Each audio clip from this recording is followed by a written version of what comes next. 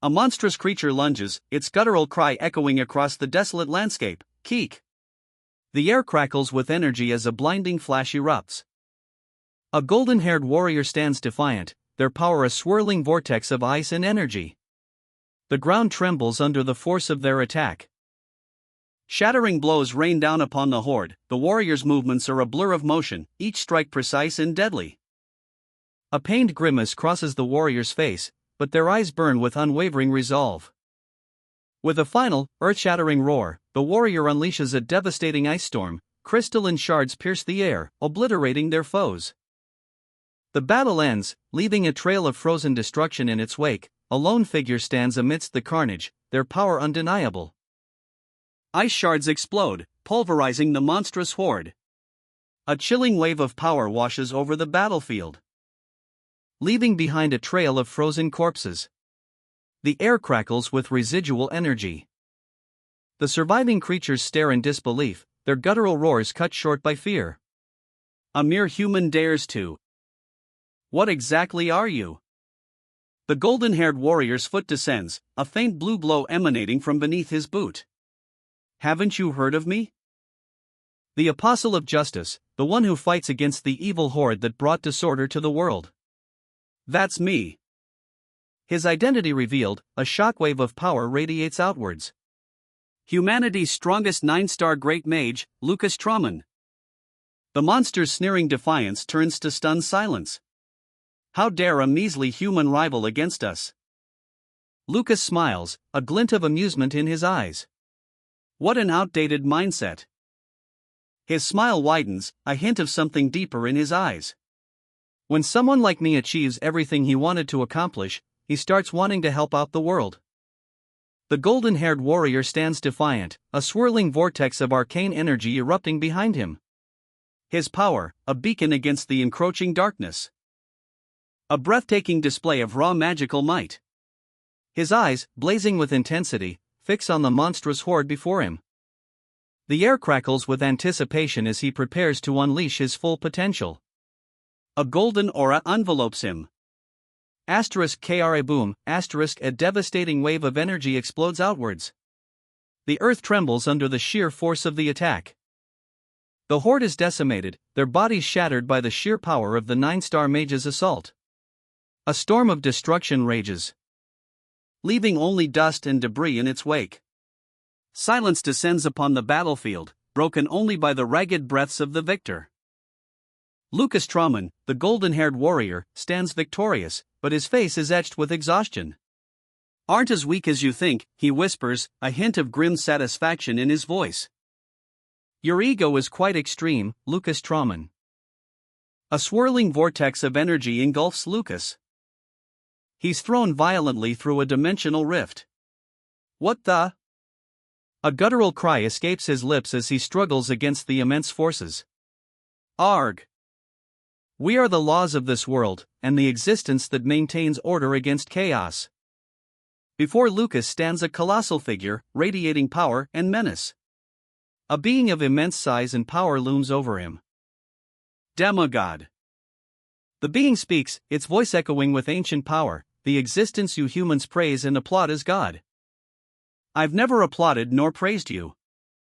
Your actions that have disturbed the long-established order and laws will be tolerated no more. Your skills have greatly surpassed the level of humans, the monstrous entity booms, its voice echoing with ancient power. A chilling revelation hangs in the air. But the cold truth cuts deeper, but in the end, a human is simply a human. The colossal eye of the being pierces Lucas, a symbol of his inevitable fate. A titanic hand clamps down. A deafening crunch as bone cracks under unimaginable pressure. Agonizing pain racks Lucas's body as he screams, Arg! His mana, the source of his power, vanishes. Despair floods his eyes. The entity's gaze intensifies, a cold, merciless judgment. I can't gather any mana, Lucas's inner voice whispers, filled with dread. The sin of opposing God. The words hang heavy, a condemnation echoing through the desolate landscape. A blinding light erupts.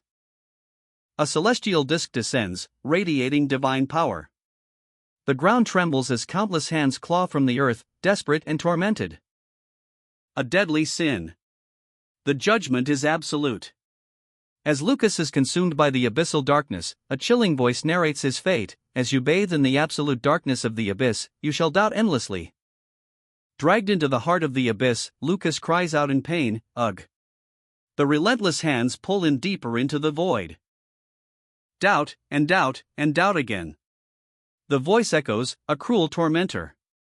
His very existence is threatened. What awaits those who dare defy the heavens? A glimpse into the horrifying consequences. Manna drains away, a crushing weight of divine punishment descends. His very essence is threatened. Present day.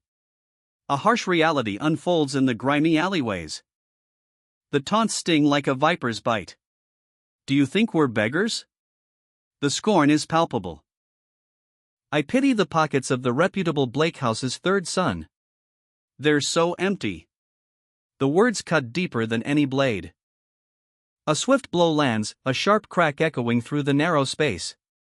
Unlike your respectable siblings, you're just some talentless trash. The insult is brutal. But I like the way you are. A cruel twist of the knife.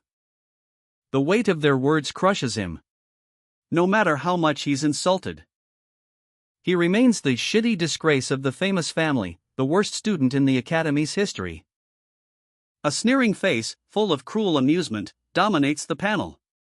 The air crackles with unspoken malice. As the words, that asshole really doesn't, hang heavy in the silence. The anticipation is palpable. But the cruel smile continues, twisting into a predatory grin. But what I like the most about you? A blur of motion. A brutal attack unfolds with shocking speed. Whoosh!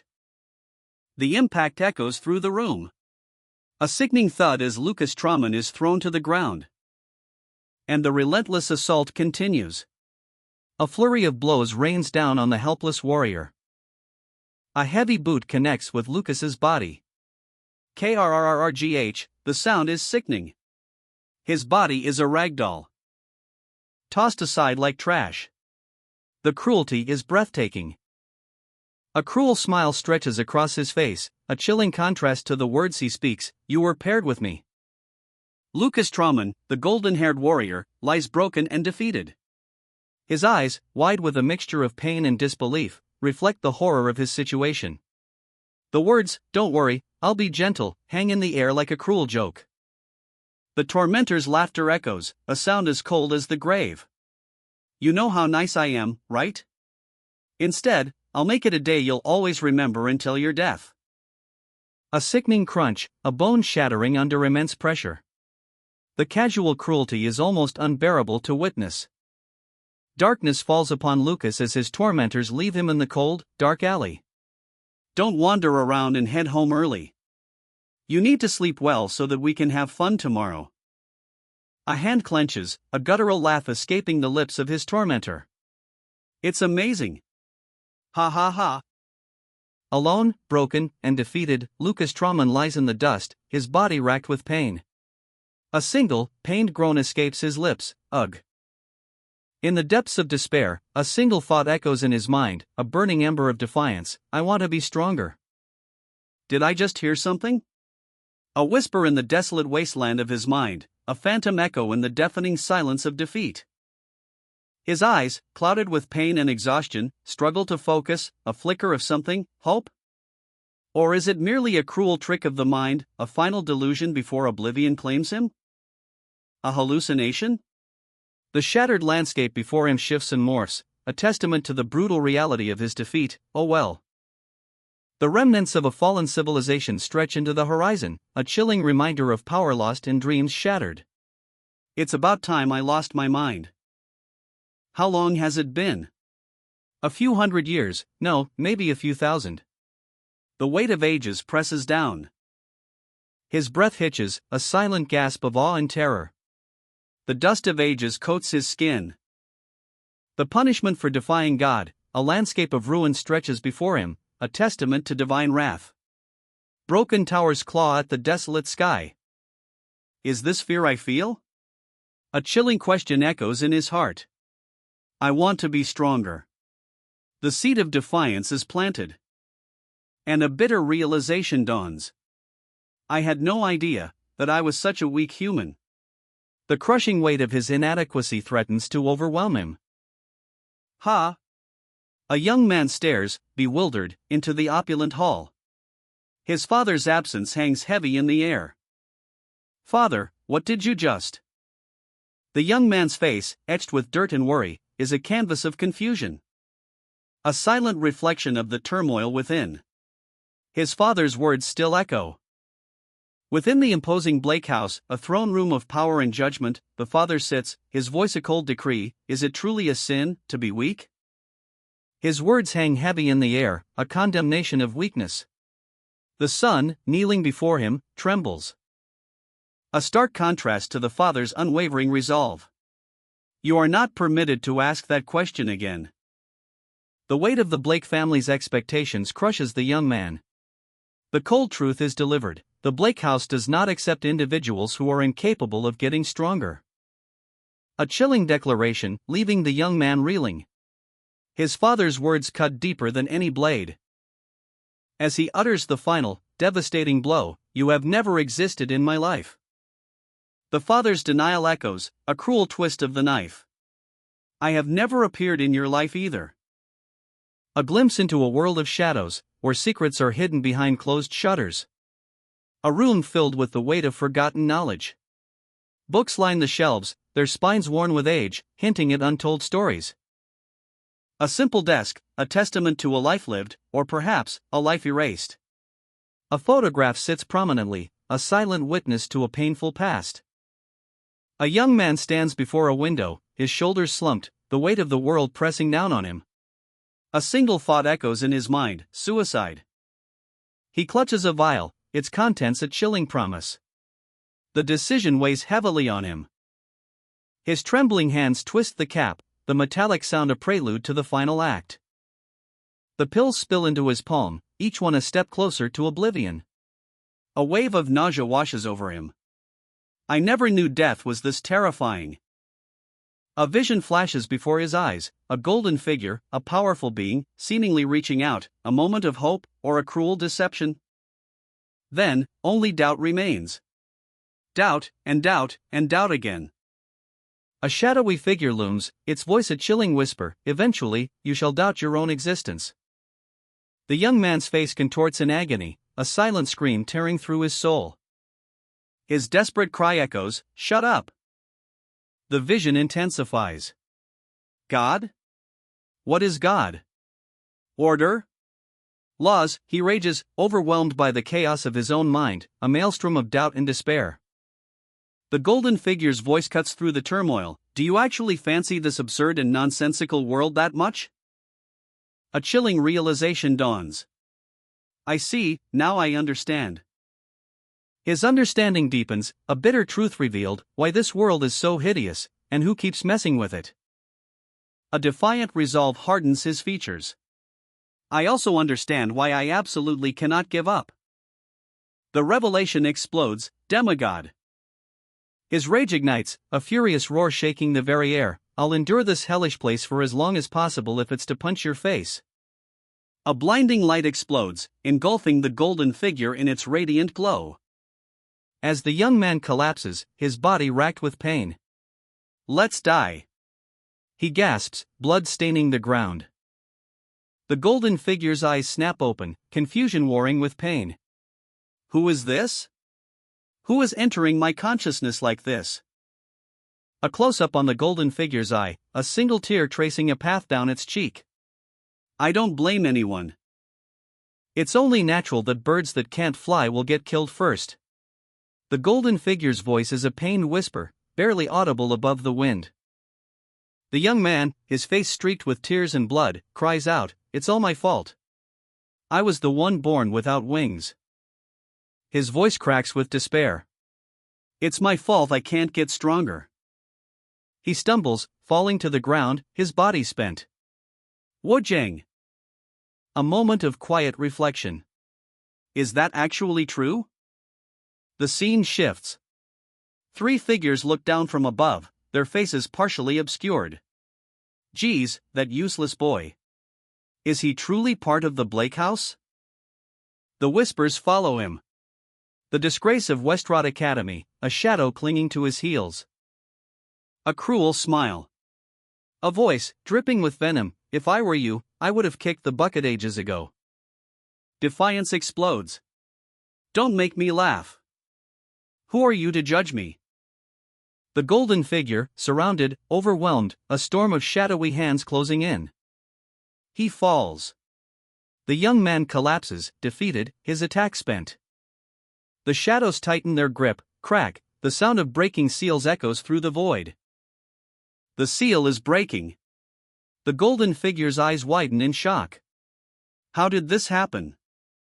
As soon as that child entered my consciousness, it was like warm sunrays shone down on me. The young man lies broken, bleeding, his despair a stark contrast to the light that once filled him. Who? The golden figure reaches out, a flicker of hope in his gaze. A gentle hand rests on the young man's brow, a stark contrast to the brutal battle just fought. His eyes flutter, barely registering the touch. A single tear escapes, tracing a path through the grime on his cheek. Defeat etched onto his features. A whisper escapes his lips, a fragile hope amidst the wreckage. If I can be reborn someday, then I hope I'll be able to leap off the ground and fly up to the highest place in existence, and watch down upon the world from above. I hope I'll have. The golden figure looms, a vision of power and might. His eyes glow with an ethereal light. Powerful. Imposing. And mighty wings. The very essence of his being radiates strength. The young man stirs, his eyes snapping open. A gasp escapes his lips. A look of dawning horror spreading across his face as he takes in his surroundings. He's alive, but where is he? A close-up on his eyes, reflecting a mixture of fear and confusion. The battle is over, but the fight for survival continues. A lone figure kneels, the weight of ages pressing down. Finally, he rises, his back to us, a silhouette against the muted light. I'm finally back. 4,000 years, a lifetime lost, a legend reborn. An ancient symbol glows, a testament to forgotten power. Fry Blake, they called him. The world's weakest human. A cruel irony, considering what's to come. But who is this? I am Lucas Trauman, he declares, a hint of melancholy in his voice. The world's strongest mage, or so I was. A sudden shift, a blur of motion, a transformation unfolds before our eyes. From now on, you are me, and I am you, he whispers, a profound merging of souls. Since you gave me freedom. A new dawn breaks. He stands before a window, moonlight bathing his form. A breathtaking vista unfolds. And with a powerful declaration, I shall give you wings, a surge of energy fills the air. He reaches out, a hand outstretched towards the limitless possibilities that await. The future is unwritten. From a weathered window, Lucas Trauman peers out, a glint of defiance in his eyes. His gaze sharp, focused on some unseen target. The air crackles with barely contained power. A finger points towards the heavens, a celestial body glowing faintly in the distance. The word demigod echoes in the silence. Just you wait. It won't take long. I'll definitely get back at you, he mutters, a chilling promise hanging in the night air. See you soon, he adds, his voice laced with an icy certainty. The scene ends with a close-up on his determined face. A sprawling landscape unfolds under the pale moonlight, a village nestled beside imposing towers, hinting at a history both ancient and troubled. In the heart of the ruins, a figure shimmers with ethereal energy, a surge of power, raw and untamed. He stands, muscles coiled, a tempest of blue energy swirling around him, the raw power is almost palpable. The energy dissipates, leaving behind only lingering wisps, a silent testament to the immense power unleashed. His face, etched with determination, reflects a grim resolve. I can't use all my powers in Frey's body. The weight of his words hangs heavy in the air. He focuses, channeling his energy. I must first muster the lacking energy and fortify my foundation so that I can collect mana. Each word is a step towards his goal. Frustration boils over, a silent scream trapped behind gritted teeth, the strain is visible in every line of his face. His resolve hardens, fueled by a burning need. To fight against a demigod, I need to recover my original strength as fast as possible. But even that isn't enough. A chilling declaration echoes in his mind, no. I need to be even stronger than I was before. A maelstrom of chaotic energy erupts. Crimson and cerulean clash in a breathtaking display of raw power. Fry, eyes blazing with desperate determination, reaches out, his hand straining against the very fabric of this elemental storm. The air crackles with anticipation as a figure emerges, bathed in ethereal blue flames. This is no ordinary man, this is power unleashed. Don't be hasty. It's the chance I got after waiting for 4,000 years. The weight of millennia hangs heavy in his words. A moment of profound introspection. Discard your urge and quell your rage. The inner turmoil is palpable, a battle between raw power and controlled might. Under the watchful gaze of a full moon, a decision is made. I should do what I can for now. A quiet resolve settles over him. The sun filters through the canopy of a dense forest, a new chapter begins. Fry stands amidst nature's embrace, a serene warrior channeling the earth's energy. A surge of power erupts from within, a breathtaking spectacle of raw energy. His muscles ripple with newfound strength, the air crackles with anticipation. A radiant glow envelopes him as he reaches a new level of power. It appears that I've reached 5-star with this. But the strain is immense. His eyes widen, a flicker of pain crossing his face. A sudden wave of nausea washes over him, a violent expulsion of impurities. A dark, viscous substance erupts from his mouth, a testament to the intensity of his transformation. Leaving behind only exhaustion, but also the quiet satisfaction of a job well done. The impurities that accumulated within Frey's body are gone. A wave of nausea washes over Fry, the impurities, the remnants of his grueling training, threaten to overwhelm him. He grits his teeth, a desperate resolve hardening his gaze. I need to get them out. The words are a guttural roar, a primal scream of exertion as he expels the toxic burden within him. To the last drop.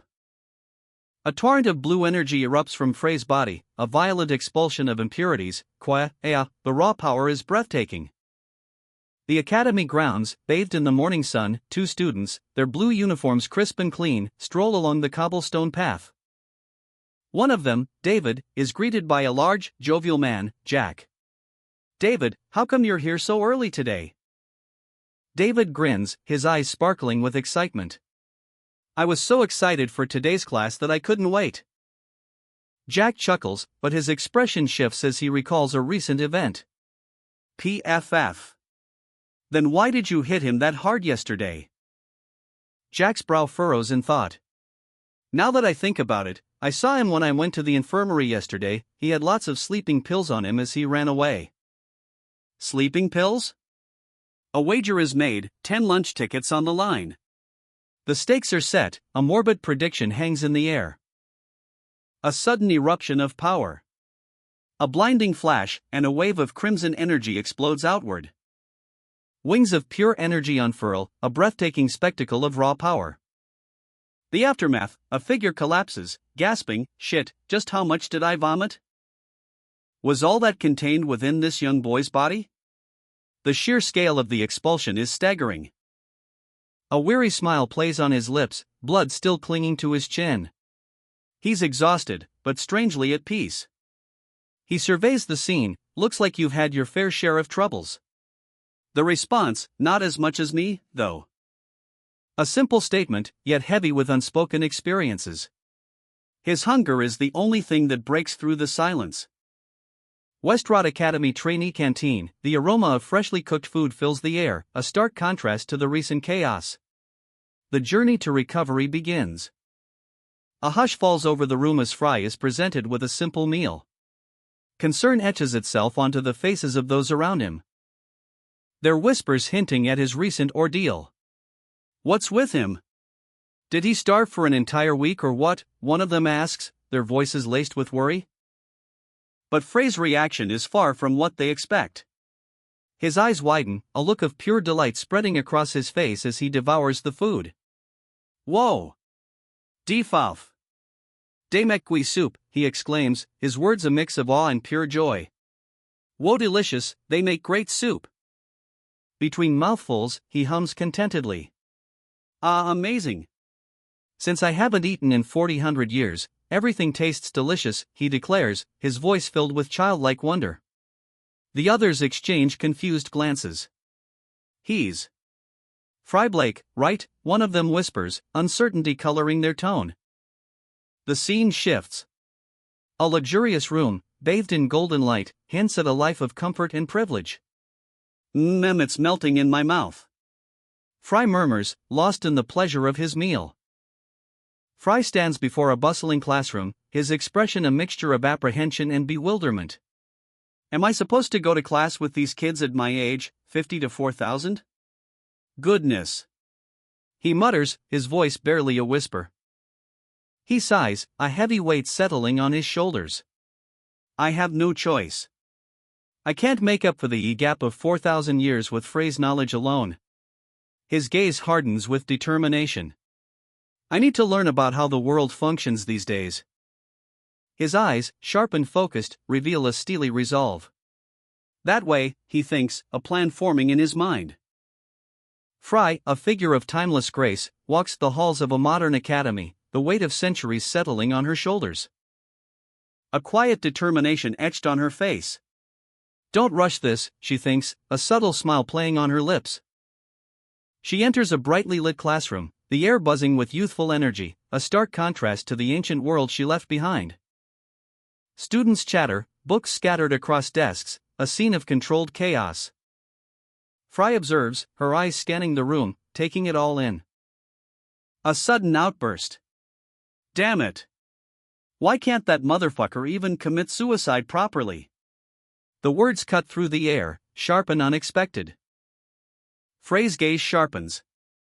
That's right, how many times have I told you to bet correctly? Frustration boils over. Fuck, I'm pissed now. Two figures stand in stark contrast, one, impeccably dressed in a sharp blue suit, exudes an air of quiet confidence, the other, slouched in a chair, radiates a more casual, almost bored demeanor.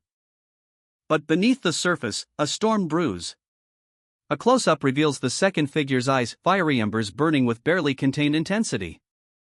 A voice, sharp and laced with barely suppressed amusement, cuts through the silence. Finally here, buddy? Buddy? The question hangs in the air, a silent plea for connection in a world seemingly devoid of it. A sinister smile stretches across his face, eyes gleaming with a cold fire. A stark contrast to the weary uncertainty etched onto Frey's features. Oi, Fry. The demand is blunt, the tone devoid of warmth, gimme 10 lunch tickets. Frey's frustration boils over. I lost my tickets because of you, you know? That's why you should pay me back. The scene explodes into chaos. A cacophony of voices rises as Frey's outburst draws attention. Who are you to hit my head like this? A flicker of doubt crosses Frey's face. Is this man truly his friend? The question hangs heavy in the air. Nope, probably not. The chilling certainty dawns as a furious expression contorts the man's face. Fry, the usually unflappable, feels a tremor of unease. A heavy hand rests on his chin, the pressure unsettling. And a wave of self-doubt washes over him. Am I trembling? Because of this insignificant person, star. The question hangs in the air, a testament to his inner turmoil. The man's sneering face is a mask of barely contained rage. Oi!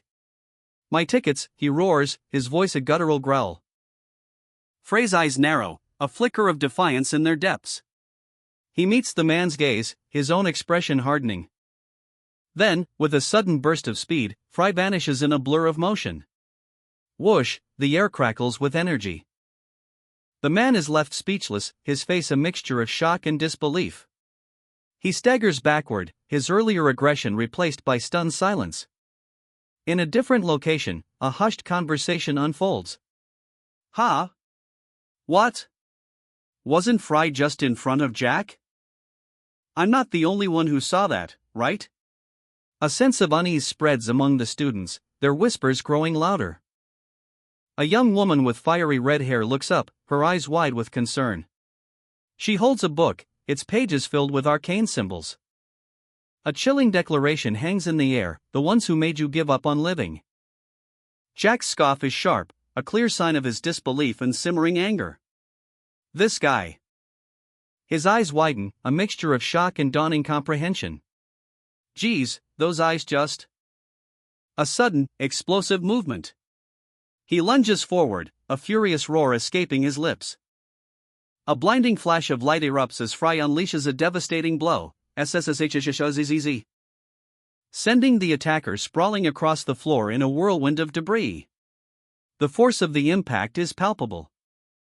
He crashes to the ground, defeated and stunned. The attack was swift, precise, and utterly overwhelming. The scene shifts to a chaotic classroom. Desks are overturned, papers fly, and the air crackles with tension. A fierce battle rages. Another devastating blow. The impact sends a shockwave through the room, crash. He sits defeated, the dust settling around him in a cloud of defeat. The fight is over. Blood streaks across a face, a grimace twisting into a sinister smirk. The defeated opponent lies broken. Dust settles, revealing Fry and Jack. Fry stands, seemingly untouched, a quiet intensity in their eyes. Jack stares, speechless, at the scene of devastation. Why was he sent flying? What happened to him? He's unconscious. Fry, in a sharp blue uniform, stands with an air of quiet confidence, a stark contrast to the chaos around them. Gosh, so embarrassing. Why did I do that to a kid? Fry, this is a special service for you. I'm humanity's strongest great mage Lucas. Wait, did that bastard Fry do that just now? There's no way he's capable of doing such things. A gasp escapes her lips, eyes wide with disbelief. A silent question hangs in the air. A sudden uproar echoes through the halls. What's the commotion? And there they are, Jack and Lucas, looking utterly stunned. Something's clearly wrong. It was me, Dio. A confession, but what exactly did he do? Jack collapses. A wave of shock washes over the onlookers. He's not moving. Lucas's eyes widen, reflecting a growing sense of dread. What happened? The aftermath. Two figures lie still, the weight of an unseen force heavy in the air. Traces of martial skills infused with mana. This is no ordinary fainting spell. Lucas's gaze sharpens, a dawning realization. The sheer power displayed. There shouldn't be anyone this talented, not even among the professors. The implications are staggering. A lecture hall, filled with students, silent and watchful. The ripple effects of Frey's actions are only just beginning. Just who, exactly? The question hangs heavy in the air of the Academy's hallowed halls. Professor Dio's absence is noted. Trainee Jack, it seems, is merely unconscious, his life is not in danger. A collective sigh of relief sweeps through the room. Professor Kevin, a jovial yet shrewd figure, oversees the class. His eyes, however, betray a hint of something more, a subtle apprehension. A nervous energy crackles in the air. Even amongst the students, a sense of unease settles in. Amidst the whispers and nervous glances, a different kind of energy emanates from Professor Kevin. A subtle smirk plays on his lips, so many female trainees, he thinks, his eyes lingering on Isabel. His thoughts, however, are quickly interrupted. A sudden, sharp intake of breath, pervert teacher alert. Someone whispers. Professor Kevin's gaze shifts, his smile fading as he catches sight of someone unexpected. Fry. The name hangs in the air, unspoken, yet heavy with significance. A ripple of unease spreads through the room. A hushed warning cuts through the sudden silence. Shush. Don't make eye contact, or he'll target you. Professor Kevin's eyes narrow. How odd to see you here, Fry. Since when do you attend all your classes? A beat of silence hangs in the air as Fry remains silent, her expression unreadable. Frey's quiet demeanor only fuels the professor's suspicion. Fry, you brat. And here I thought you were studying properly from how delicate you looked. But you were ditching class? Frey's response is immediate and composed. Please be lenient, Professor. Looks like I was busy. Whispers erupt among the students. What? Busy? Two students exchange worried glances. How sickening. It's because he would bully him whenever he came. Professor Kevin's expression shifts. Oh ho, is that so? So there were things more important than my class, you say? Fry smiles serenely. Seems like that's the case. I'm at the age where children are sensitive to everything. A student giggles nervously. PFF. What is he talking about? Professor Kevin, a glint of amusement in his eyes, addresses Fry. But I have a question, trainee Fry. He got properly marked. He gestures towards a fellow student. Poor him. You've been properly following the lessons, haven't you? The professor's smile widens, a hint of mischief in his tone. Let's give you a quick quiz. If you fail to answer even a single question, the consequences will be severe. You will have to take responsibility for that defying attitude, just now as a trainee of the academy. The weight of his words hangs heavy in the air. The first question is posed, a seemingly simple query about King Cassigen's artifacts. Now, the first question. Name 3 items that were used by the magic warrior King Cassigen.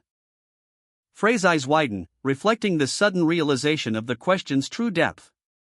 A close-up on her eye reveals a flicker of understanding, a spark of something more. A shocking revelation dawns on her. What did you just say? Frey's voice trembles slightly as a crucial detail sinks in. A subtle change in her expression. Did you say Cassigen? A breathtaking vista unfolds before us, towering peaks pierce the sky, their snow-capped summits gleaming under the sun. Lush forests blanket the valleys below. And a lone figure stands on a precipice, gazing out at the world. His powerful physique is evident, even from this distance. He turns, his back to the viewer, revealing a muscular frame and a long, braided ponytail. A palpable tension hangs in the air. A golden energy begins to emanate from his hand, growing brighter with each passing moment. The air crackles with power. With a sudden burst, hap, a shockwave erupts as he clenches his fist. The raw power is almost tangible. His body is now engulfed in golden flames, a testament to the immense power he wields. This is no ordinary man. The warrior unleashes a torrent of raw power. A blinding blue energy erupts. A searing blast that cuts through the very landscape. The force of the attack is breathtaking. Trees shatter, rocks crumble, and the earth itself trembles under the sheer might of the blow. The impact reverberates outwards in a shockwave of pure energy, leaving a trail of devastation in its wake. The dust settles, revealing the extent of the destruction. A vast chasm scars the earth. And the warrior stands amidst the ruins, panting but triumphant. Phew! A voice cuts through the silence, do it moderately. You'll erase all the mountains at this rate. Will you look after the wild animals after they lose their homes? Lucas. Hap. Hap. The sound of powerful fists slamming against wood echoes through the air, a testament to the raw power contained within these blows. Meanwhile, Lucas sits calmly, a picture of serene contemplation. His friend's intensity is palpable, yet he remains unfazed. The scene shifts to a training ground. Cassigen, muscles rippling, performs a kata with explosive precision. Are you really going to train when a friend came to visit for the first time in years? Lucas asks, a hint of playful exasperation in his voice. I've prepared tea. Drink. Kassajan offers, his focus unwavering. The conversation continues, the tension subtly shifting. The air crackles with unspoken words. How will you get married when all you can do is train? Lucas presses, his concern evident. Kassajan's response is immediate, a flash of frustration. A heated exchange ensues. You no understand women's hearts either. Kassajan retorts, his voice laced with anger. I don't have any problems, jerk. Lucas counters, his patience wearing thin. The argument escalates, fueled by years of pent-up emotions. Love and affection are evil thoughts, perturb composure, Kassajan declares, his words revealing a deeply ingrained philosophy. Those who can't tame their desires won't be able to stand. Kassajan continues, his voice heavy with conviction. I got it, asshole. I've heard that so many times already. Lucas snaps back, his frustration boiling over. A martial artist must see women as mere rocks, Kassajan states, his words blunt and uncompromising. Lucas's expression hardens. Magicians, different? Lucas questions, a subtle challenge in his tone. The panel reveals Lucas's full title, Great Mage Lucas Trauman. Tears stream down Kassajan's face, a mixture of exhaustion and bittersweet relief. The news of Kassajan's legendary status breaks in the classroom, a wave of stunned silence followed by excited chatter. But the whispers quickly turn to confusion and concern as the discussion veers into the unknown aspects of Kassajan's past. Isabel, a sharp-tongued trainee, cuts through the speculation, her words precise and unwavering. She challenges the assumptions of her peers, her voice carrying an unexpected authority. The other students react with surprise, their initial amusement giving way to curiosity. Isabel's bluntness is noted, a stark contrast to her refined appearance. Professor Kevin observes the scene with a knowing smile, his eyes twinkling with amusement.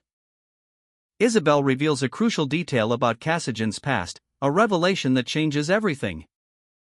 The truth about Kassajan's martial arts mastery is unveiled, a testament to his unwavering dedication. Therefore, we cannot call him a magician. The statement hangs in the air, a challenge thrown down. Isabel's eyes, sharp and unwavering, meet the viewers. A quiet intensity radiates from her. Trainee Isabel. The introduction is crisp, formal, a stark contrast to the storm brewing. Are you insulting all the practitioners who are training the magic warrior techniques? The question is a pointed jab, a defense of her beliefs. I merely believe that it is an incorrect interpretation. Isabel's voice is calm, yet resolute. She stands firm in her conviction. The scene shifts to a library. Students observe, their expressions a mixture of surprise and intrigue. The air crackles with unspoken questions. A student whispers, insulting, her voice is barely audible, yet the weight of her words is heavy. I'm martial artist. Not magician. Kassajan's roar echoes through the room. His muscles tense, radiating power. A golden aura crackles around him. When I called him a magic warrior, he would fight me to the death. How funny, a chuckle escapes Lucas' lips, laced with amusement and a hint of menace. Isabel's eyes, sharp and intense, fix on the unfolding drama. This is going to be interesting. Professor Kevin, a picture of calm amidst the brewing storm, addresses Isabel directly. What do you think? He asks, his tone measured but curious. Isabel's challenge is met with a counteroffer. Do you want to have a debate in my laboratory, just the two of us? The professor's voice drips with subtle menace. A sudden, sharp movement. Isabel's hand shoots out, a swift, precise strike, a clear sign of her martial arts prowess. The professor recoils, surprised. The professor's expression shifts from surprise to disappointment. I didn't think you would be this disrespectful. His voice is laced with disapproval. The tension ratchets up. Then why don't you answer instead? Isabel presses, her eyes unwavering. The professor sighs, defeated. The professor reveals a crucial piece of information, 3 items used by the magic warrior Kassajan, the Tiger King's glove, the giant's belt, the Gale necklace. A close-up on the professor's face, his expression a mixture of anger and resignation. He's clearly frustrated by Isabel's actions. Lucas leans back, a smirk playing on his lips. Cassian was a minimalist, so those were the only ones. He comments with amusement. The professor looms, a mountain of a man, his gaze heavy with unspoken judgment. While elsewhere, a triumphant Lucas declares, "All right. There's no way I'd be wrong." His confidence is echoed by a classmate, "Yeah, he's very weird." But Isabel, ever the observant one, senses something more. A sharp rebuke cuts through the air. "I believe that you lack respect and manners." The professor's hand snaps out, a warning, snap. And Isabel recoils, her eyes wide with a mixture of fear and defiance. The professor's command follows, "Follow me to my laboratory immediately."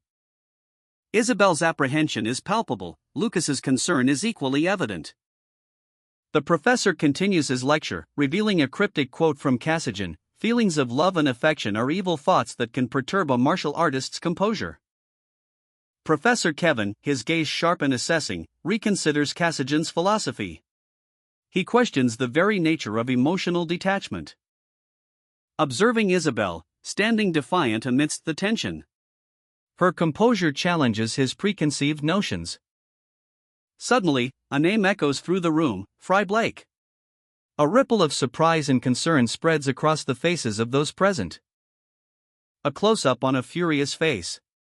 The veins in his neck bulge as he clenches his jaw, a storm brewing within. Isabel faces a new challenge, a series of questions, each a potential misstep towards expulsion. The stakes are high, the pressure immense. Did you lose your mind after answering correctly? Let's see how long you can keep up that attitude. The weight of the Academy's judgment bears down on her. One wrong answer, and her future hangs in the balance. The professor's smirk hints at the severity of the situation. Wide eyes, beads of sweat trickling down his temples, pure terror etched onto his face. The shock ripples outwards, his companions mirroring his stunned disbelief. A young man, his jaw slack, stares in utter astonishment. A young woman, her hand flying to her throat, gasps in disbelief. The scene shifts to an examination hall. A hush falls over the room as the professor, aghast, stares at the test results. "He answered everything correctly," he sputters, his voice barely a whisper.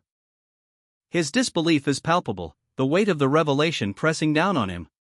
How can this be, even about the light ages that most professors at the Academy don't know much about? The question hangs heavy in the air. Is this truly Fry Blake, the Academy's worst trainee? Fry, unfazed, calmly replies, "Oh, Professor. Is there anything else you want to ask? Even though it's a fun quiz, I'm feeling hungry." The professor's face is a mask of disbelief. How can such a young brat know so much about events from 400 years ago? Fry, a hint of a smirk playing on his lips, remains calm amidst the storm of the professor's bewilderment. The weight of the professor's unspoken questions hanging heavy in the air. His brow furrows, sweat beading on his forehead. Class dismissed. A sigh of relief escapes the professor's lips as he announces the end of the grueling exam. "Thank you for everything." The students erupt in a flurry of activity, a wave of joyous chaos washes over the classroom. Food. Food. The professor, still reeling from the events of the exam, is left alone, his mind racing. As he watches the students depart, a single figure catches his eye. A young woman with fiery red hair, her expression unreadable. Outside, the campus bustles with life. Students stream out of the building, their conversations a vibrant hum against the backdrop of the sunny day. Fry, his stomach rumbling, declares his intentions. "I'll eat a whole lot of food." Approaching him, a voice cuts through his thoughts. "Are you going for lunch?"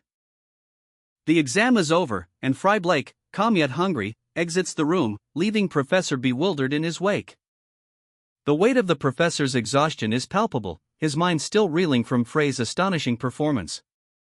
Meanwhile, a red-haired woman, polite and observant, approaches Fry, ready to engage him in conversation. But Fry, lost in his own thoughts, completely ignores her. "He ignored me," she exclaims, a mix of surprise and slight offense coloring her expression. Her initial surprise gives way to a thoughtful frown. What could he be thinking about? A single foot falls to the ground, a soft thud breaking the silence. Fry and the red-haired woman walk side by side, their paths unexpectedly converging. The red-haired woman, still slightly perplexed, finally speaks up. "What? Why are you following me?" Frey's response is unexpected. "I am also on my way for lunch." The academy looms large, a stone behemoth against the pale sky. Students stream out, their day of trials concluded. But for one, the ordeal is far from over.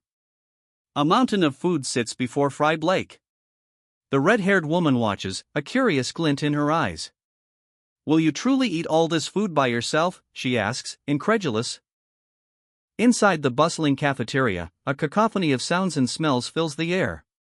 Fry, amidst the chatter, quietly thanks the staff for the meal. Another day, another feast, he thinks, a hint of weariness in his eyes. The red-haired woman presses on, her persistence unwavering. "Why have you been following me everywhere since earlier?" she demands, her voice sharp. Fry, mid-chew, simply replies, "No need to know." She tries a different tactic, attempting to smooth things over. "Please don't misunderstand. There simply were not many empty seats." Her explanation hangs in the air, a fragile peace offering. The conversation takes an unexpected turn. "How are you so knowledgeable about the light ages?" she inquires, genuine curiosity replacing her earlier annoyance. Frey's eyes widen slightly. And he reveals a surprising depth of historical knowledge. 4,000 years ago, the time when the four great masters were active. It was named like that because it was the era in history when magecraft was the most advanced and shone the brightest. His words hang heavy with unspoken implications. He chews thoughtfully, a small crumb clinging to his cheek. "Good grief," he thinks, a sigh escaping his lips.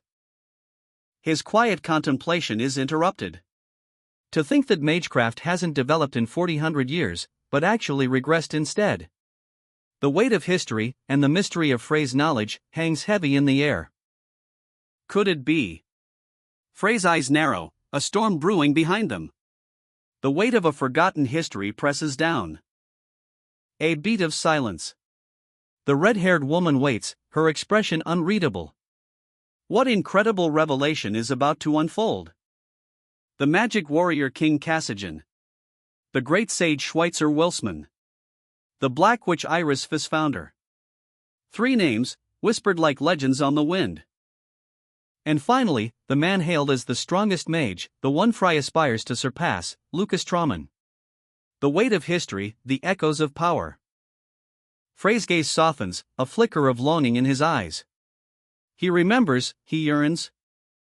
The red-haired woman listens intently, a hint of understanding dawning on her face. She's captivated by his story, by the echoes of a lost era. A casual lunch takes an unexpected turn. If he were still alive. She muses, a wistful smile playing on her lips. A bold proposition hangs in the air. Suddenly, a spray of bread and a burst of laughter. Frey's shocked expression is priceless. The unexpected levity breaks the tension. A little kid talking about marriage? The red-haired woman's amusement is infectious. Frey's cheeks flush crimson. But her laughter fades as she delivers a firm, yet polite rejection. "I'm not interested in children." The mood shifts, becoming serious once more. Whispers ripple through the academy cafeteria. A hush falls as students exchange shocked glances. What kind of pairing is that? Isabel's eating lunch with Fry? But the surprise deepens. One student reveals a shocking truth: she was chasing after him earlier. The revelation hits like a bombshell. Really?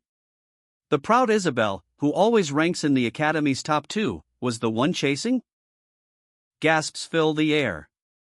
Even the infamous David, known for his relentless pursuit of romance, is overshadowed. Even that infamous David gets rejected every day. Suddenly, a voice cuts through the stunned silence. David. The students scramble to backpedal. Their hushed apologies fill the void left by the explosive revelation. We didn't mean it that way, ah. Meanwhile, elsewhere in the academy, Isabel unleashes her frustration. That asshole is very annoying today. Back at the table, a different kind of tension simmers. Fry, seemingly oblivious to the earlier commotion, focuses on his meal. I'm talking about Professor Kevin's last question. The scene shifts to Isabel and Fry, their lunch a silent battleground. The unspoken words hang heavy in the air as they eat. And then, a pointed observation cuts through the quiet. To that question, you answered assimilation. The renowned instructor, Professor Kevin, casually mentions assimilation, amplification, and battling training methods. A seemingly simple comment, yet Isabel's expression shifts.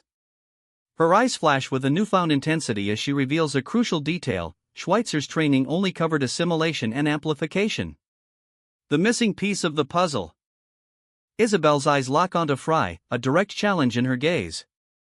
Will you give me the honor of learning the battling method you mentioned? She asks, her voice laced with a subtle urgency. The scene shifts. Professor Kevin inquires about Isabel's current stage of training. The tension ratchets up. As Isabel casually reveals she's a competent 3-star. A seemingly impressive feat, but Kevin's response is unexpected. Wow, aren't you talented?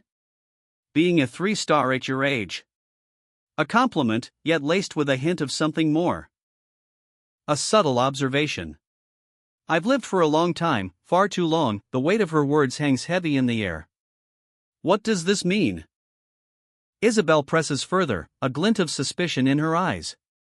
Are you not the same age as me? She probes, her voice sharp. Kevin's response is curt. And no. The mystery deepens. Professor Kevin, a mountain of a man, sits surrounded by a towering stack of plates. He barely registers Isabel's presence as she approaches. Isabel's curiosity is piqued. She's determined to get answers. You have yet to answer my question, she demands, her voice sharp. The professor pauses, a slight smile playing on his lips.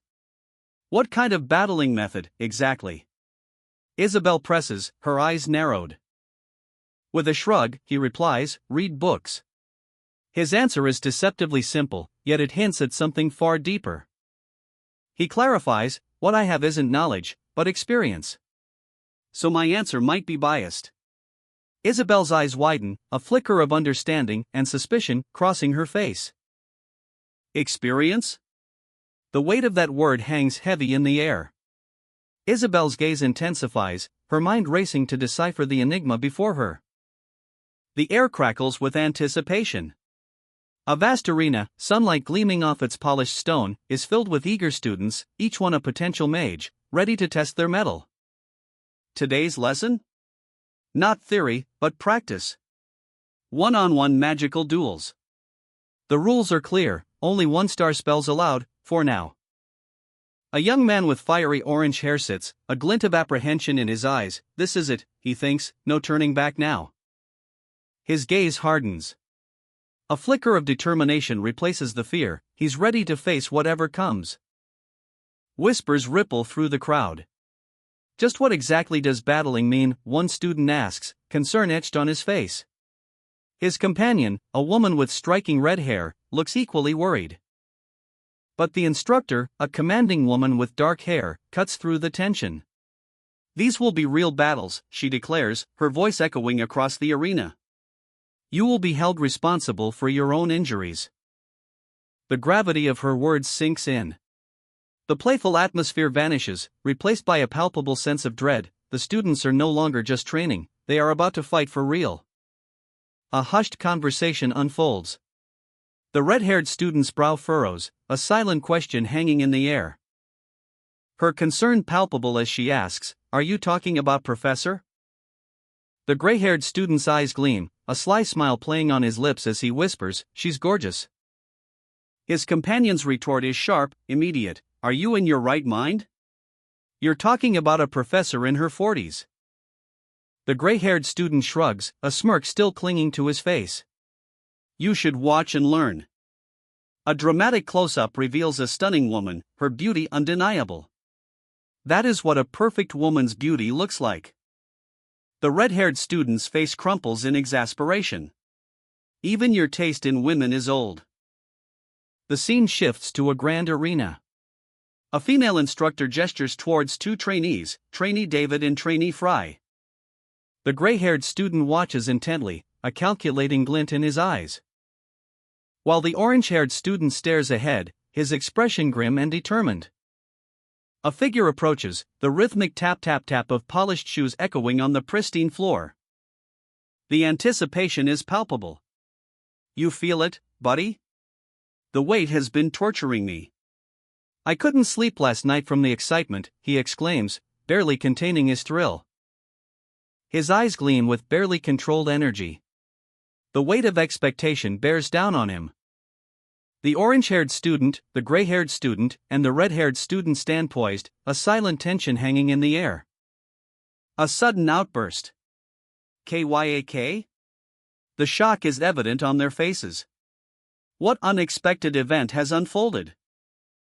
I now realize why I opened my eyes after my eternal slumber. Trainee Fry? A breathtaking display of grace and power. The gray-haired student effortlessly lifts the red-haired student, their movements fluid and captivating. It was all to meet you. A sly smile plays on the gray-haired student's lips. Do not worry. The red-haired student's question hangs heavy in the air. What do you think? Will you? A bold proposition. Do me the honor of taking you out for dinner tonight? Return to your position. This is my last warning. The gray-haired student's voice rings out, a challenge echoing in the tense air. Meanwhile, the other students watch in stunned silence as the bold proposition unfolds. If I win the match, allow me to take you out for dinner. The red-haired student's eyes widen, a mixture of shock and intrigue swirling within them. The tension ratchets up a notch.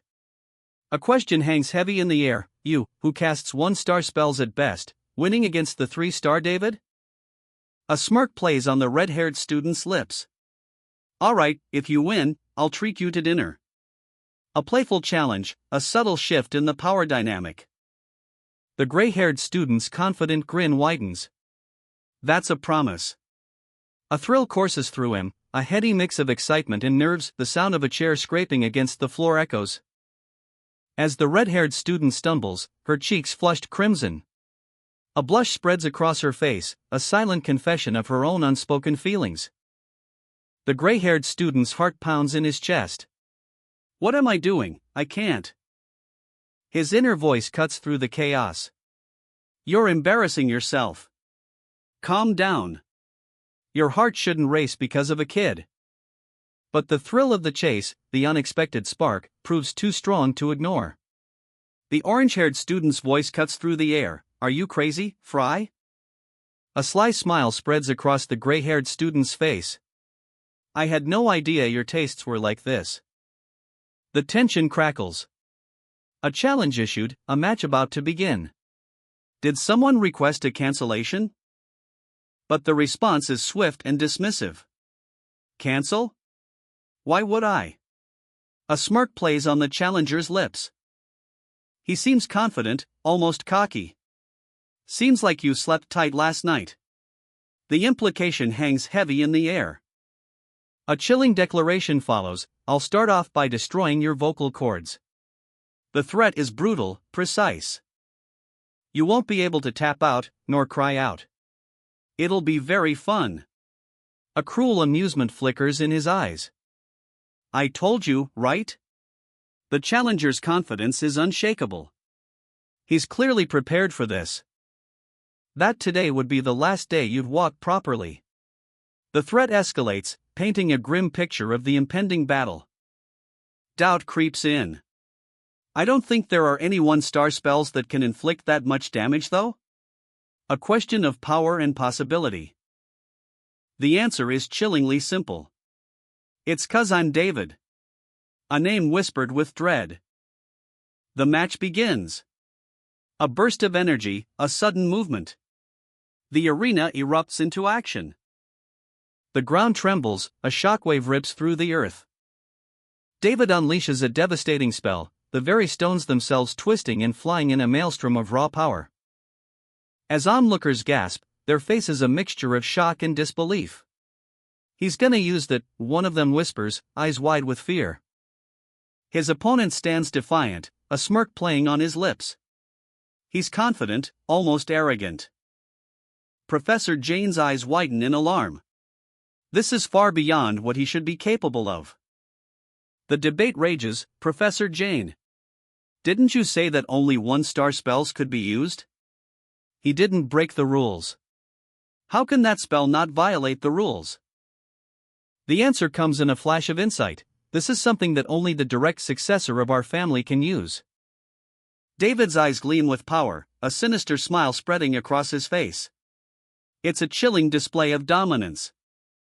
The spell's destructive force continues to unleash itself, shattering the earth with a deafening crash. A surge of power, raw and untamed. The very air crackles with energy as a spell of immense power takes shape. A colossal, jagged shard of earth erupts from the ground, a testament to the spell's destructive potential. David, a triumphant gleam in his eyes, unleashes his might. His opponent, momentarily stunned, stares in disbelief. Is this really happening? He thinks, a flicker of apprehension crossing his face. Professor Jane steps forward, her expression a mixture of concern and confusion. "Magic missile," she explains, her voice laced with a hint of unease, a spell only accessible under very specific conditions. The tension ratchets up as the spell's true nature is revealed. A student murmurs, "That's a nice glow." David laughs, a chilling sound that sends shivers down spines. "Magic missile," he sneers, his amusement laced with menace. The sheer audacity of it all. He's clearly enjoying the shock and disbelief of his opponent. Asterisk, he's going to face stone rage with a magic missile? Asterisk, someone gasps. Professor Jane sighs, "Well, it's the only spell Fry can use." A flick of the wrist, a subtle gesture, barely perceptible to the untrained eye. But from David's fingertips, a bolt of pure energy erupts. The air crackles with power, a searing blue light slicing through the sky. The ground itself seems to tremble as the magic missile streaks towards its target, a devastating display of raw magical force. The sheer intensity of the spell is breathtaking, a spectacle of light and power that leaves the onlookers speechless. The opponent, caught completely off guard, can only watch in horror as the missile closes in, his eyes wide with disbelief. Impact! The force of the blast sends a shockwave through the air, shattering the very ground beneath his feet. A cloud of dust and debris obscures the scene. The aftermath of David's spell is nothing short of spectacular. The opponent is sent flying, a broken, defeated figure, hurled through the air like a ragdoll. He crashes into a wall, the impact echoing through the arena, a final, resounding testament to the power of David's magic missile. The aftermath. Dust and debris hang in the air. A testament to the raw power unleashed. Below, the opponent lies defeated. His body sprawled, a grimace etched onto his face, the impact clearly taking its toll. A wave of pure terror washes over her face, her eyes wide with disbelief. As a chilling premonition grips her heart. A regal figure stands tall, radiating an aura of quiet confidence, a stark contrast to the chaos unfolding. A guttural sound rips through the air *SSSK*, as a devastating blow lands. Leaving its victim gasping for air, his voice stolen by the force of the impact. "My voice isn't coming out." From a distance, two figures observe the scene, their expressions a mixture of surprise and amusement. What a racket! One of them, his brow furrowed in thought, clutches a mysterious stone. Using vision magic without knowing how, shameful. The impact. A sickening crunch as the regal figure unleashes a devastating blow. Leaving the young man writhing on the ground, tears welling in his eyes. The regal figure's smirk widens. "So, what were you saying earlier?" A chilling response, destroying the vocal cords, then. The observing figure's hand glows with power, slowly breaking the limbs, one at a time, right? Agony etched on his face, the young man cries out, "Stop! I'm sorry. I was wrong, please."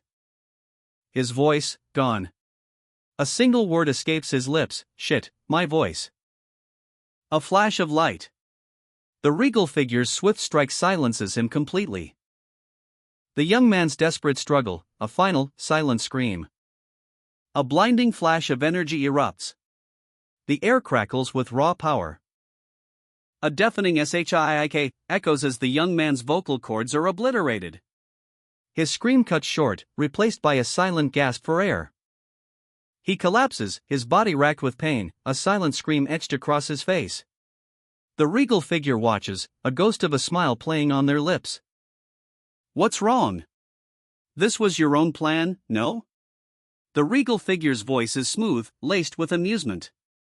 "You're not feeling well?" A young woman watches from afar, her hand flying to her mouth in horror. "This is too much." Meanwhile, the defeated young man struggles to breathe, reaching out a trembling hand. His eyes, wide with disbelief and agony. "Professor Jane, we already have a winner. I request you to bring this match to a halt." Another woman, her voice sharp and authoritative, responds, "He still hasn't declared his voice." "Trainee Isabel. Didn't I say so already?" The regal figure sighs, their expression shifting to one of weary patience. To fight the match while expecting a real battle.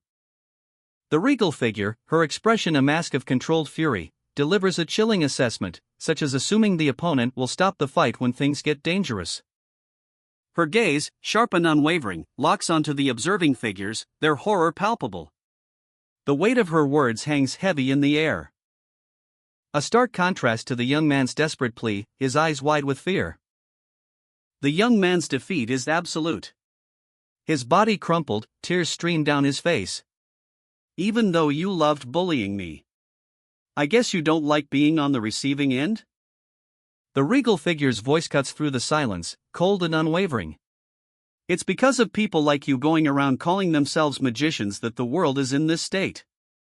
You shouldn't be allowed to use magic." His eyes blaze with righteous fury. The weight of his words is crushing. "For the rest of your life, you'll help society."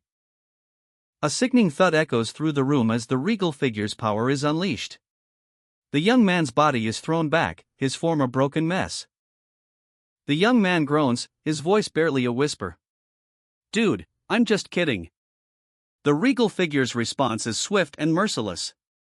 "Did you really think I'd break your limbs? You know I'm nice. I'll stop at your legs since I pity you." Tears well up in the young man's eyes as he lies defeated on the ground, his body broken, his spirit crushed. The lesson has been learned, the price paid. Tears stream down his face, a torrent of regret and despair, the weight of his actions crushing him. But the regal figure remains unmoved, a cold glint in their eyes, a stark contrast to the young man's anguish. His legs, shattered. The full impact of the attack hits home, leaving him broken and vulnerable. A cruel smile spreads across the regal figure's face as they prepare their next move. Magic missile. The words hang in the air, heavy with menace. A surge of power, raw and untamed, the prelude to a devastating blow. The magic coalesces, forming a skull of pure energy, a chilling spectacle of impending doom. And the world explodes in a flash of blinding light. The regal figure's hand descends, swift and merciless, a final, crushing blow. The impact echoes through the desolate landscape, seek, the sound of pulverized stone. Agony contorts his face, a silent scream etched into every line, tears stream down, a testament to the searing pain. A hiss escapes his lips, a sound of pure suffering, the impact reverberates, a violent tremor shaking the very air. Two figures stand overlooking the scene, their conversation a low murmur against the backdrop of nature's tranquility. One, a flicker of concern in his eyes, the other, a cold assessment of the situation. A subtle shift in their body language, a silent acknowledgement of the gravity of what they've witnessed. They turn and walk away, their steps measured, leaving the aftermath behind. Within the Academy's hallowed halls, whispers spread like wildfire, news of a decisive victory, a shocking defeat. The details paint a grim picture: shattered limbs, silenced voice, a future stolen, a life irrevocably altered. Opinions clash, some judging, others sympathizing, but the Academy's atmosphere, once tense, now feels strangely lighter. A casual conversation, a pointed glance, the young man's fate is the subject of hushed discussions. Did he sign a contract with the devil or what? The whispers follow Fry Blake, a figure of unsettling power, down the Academy halls. His mere presence commands attention. A young man, Duman Milist, approaches cautiously. "Are you Fry Blake?" he asks, a hint of apprehension in his voice. Frey's response is a simple, almost bored, "Yeah, who are you?" Duman introduces himself, a fourth-year trainee, his voice laced with a mixture of awe and trepidation. He's clearly heard the legends. Fry acknowledges Duman's status, a subtle shift in his demeanor. Fry Blake. The name hangs in the air, heavy with unspoken power. A close-up on Frey's eyes reveals a chilling glint, a symbol subtly etched within his iris. A mark of something other. Duman, seemingly unaware of the unsettling detail, extends an invitation: "Join us in the Traman Rings." Fry turns, his back to Duman, a silent consideration passing over his face. The weight of the request settles upon him. Traman? The name sparks a flicker of recognition in Frey's eyes. A subtle, knowing smile plays on his lips. Duman presses on, explaining the Traman Ring's significance within the Academy. "As a trainee, you must have heard of it, right?" he says, hopeful. "It's the assembly of trainees that represents Westrot Academy, a prestigious institution, steeped in history and tradition. The Traman Rings stand before us, an elite group of graduates, their power and influence undeniable. This isn't just any gathering, membership is by invitation only, a testament to their exceptional skills and potential. A rune ring, crafted by the master craftsman Proteus himself, a symbol of power and prestige, forged from pure gold. With this ring, you'll never go hungry, a guarantee of employment and a life of comfort after graduation." Duman, overwhelmed by the offer, struggles to contain his shock. The leader of the Traman Rings is none other than. Fry Blake's eyes widen in disbelief. The implications of this revelation are staggering. Duman's plea for guidance falls on deaf ears. The decision is made, and there's no turning back. Lord Peruvian June, a figure shrouded in mystery, observes from the shadows. His motives remain unclear. A figure stands silhouetted against the warm light, their features obscured, revealing a sly smile, a glint in their eyes. Intrigue hangs heavy in the air. The blond man's eyes narrow, a hint of recognition, perhaps? "We've never met before, right, trainee Fry?" he states, a question laced with something more. A grand hall, opulent and imposing, the very air crackling with unspoken power. "I am the manager of the Traman Rings, Peruvian June," he declares, his voice echoing with authority. "I am the manager of the Traman Rings, Peruvian June." The words hang in the air, a formal introduction in a scene brimming with unspoken tension. But there's a twist. "However, I also wish to invite trainee Fry to join the Traman Rings." An unexpected offer, a ripple in the still waters. Frey's eyes, narrowed, betray a flicker of calculation. What will he choose? A beat of silence. Peruvian June watches, a hint of amusement playing on his lips. And then, a smirk. Look at him. His composure is impressive for someone so young, or is it? "Geez, not interested." Frey's rejection is sharp, immediate. "Nothing will change even if I join that group." His tone is final. He leans back, a picture of nonchalant defiance. Fry stands defiant, his icy blue eyes unwavering. The air crackles with unspoken tension. Peruvian June, his face etched with frustration, offers a mumbled apology. The weight of his failed recruitment hangs heavy. Frey's gaze is unwavering, a silent rejection echoing in the space between them. A shadow falls over Peruvian June, his shoulders slumping. As he walks away, his footsteps echoing the finality of his defeat. The scene shifts.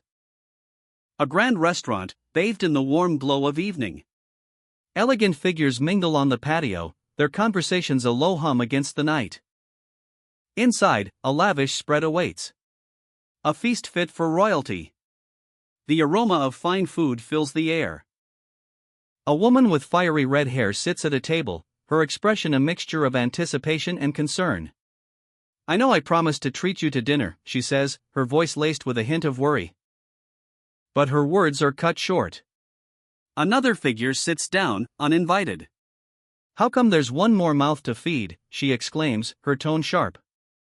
The tension crackles. A luxurious dinner is interrupted. "Oi, can't you just leave? There's a limit to how dense you can be," the gray-haired man snaps, his voice sharp as a knife. The dark-haired woman, her expression thoughtful, leans back. "No matter how much I searched, I didn't find any info on battling." The red-haired woman's eyes widen. "What do you want me to do when you're not even teaching me?"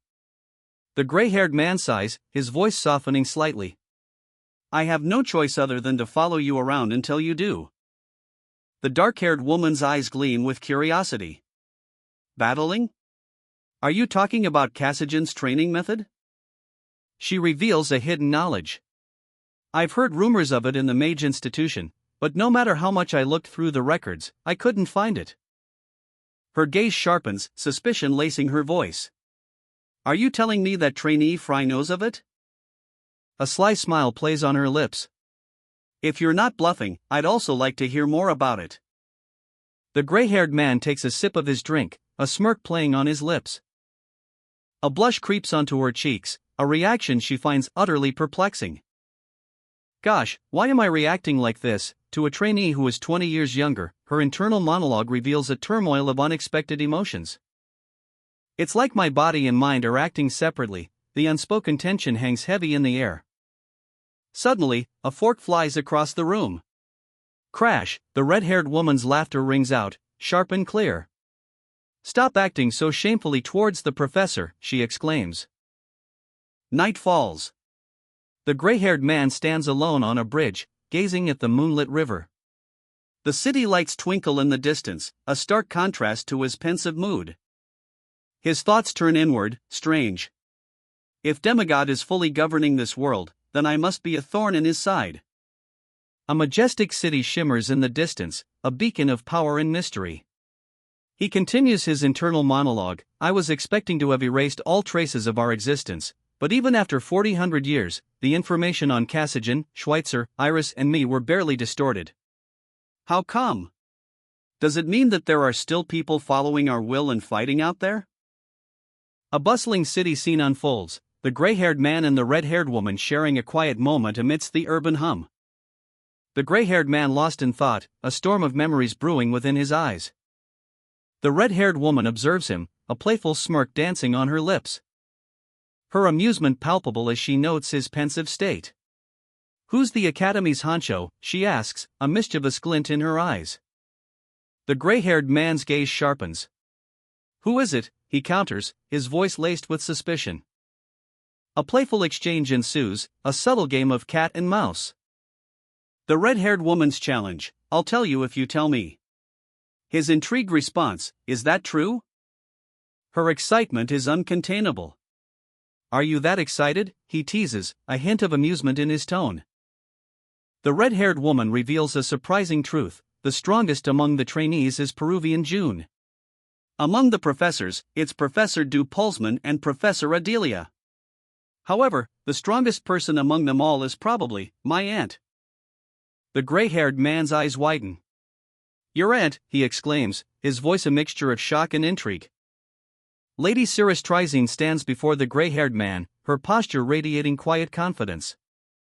A 6-star mage, a title bestowed upon her by the Empire, ice synthesis. Who? 6-star? The gray-haired man's eyes widen, a hint of disbelief in his voice. A mage's potential is vast, they can theoretically reach 9 stars, but the last to achieve that was 3 millennia ago. Even 8-star mages are legendary, fewer than 10 across the globe. Reaching 9-star is a myth, a whispered legend. Could the Academy's protective spell have been cast by someone of such immense power? Cirrus Trizine's expression shifts subtly, a knowing glint in her eyes? A 6-star mage's power is impressive, but it's not enough to create such a formidable barrier.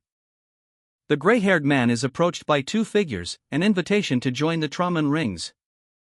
I must meet her. The words echo in his mind, a burning resolve.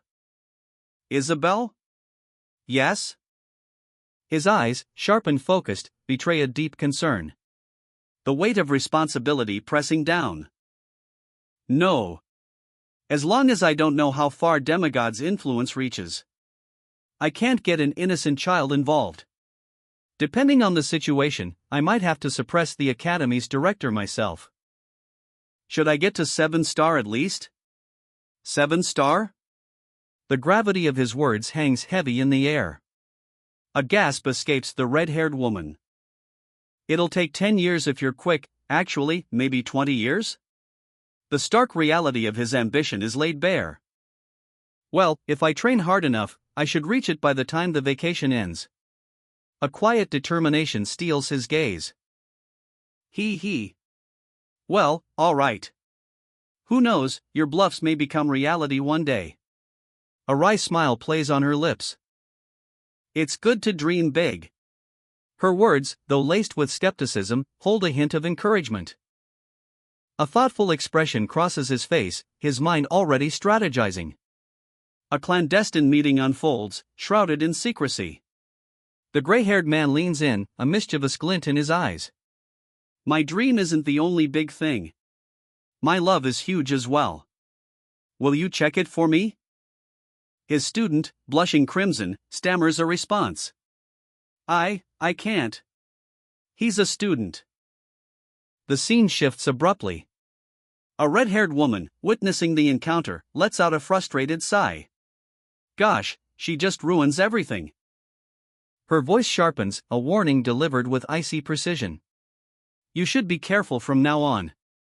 If you keep acting shamefully to the professor, I will report about it to my aunt. The gray-haired man, unfazed, turns his back, a dismissive wave of his hand. I don't like little kids. The red-haired woman's face flushes, a mixture of anger and embarrassment. I know, right? Excuse me? He dismisses her with a curt response, his gaze fixed on the cityscape below. Nothing, it's nothing.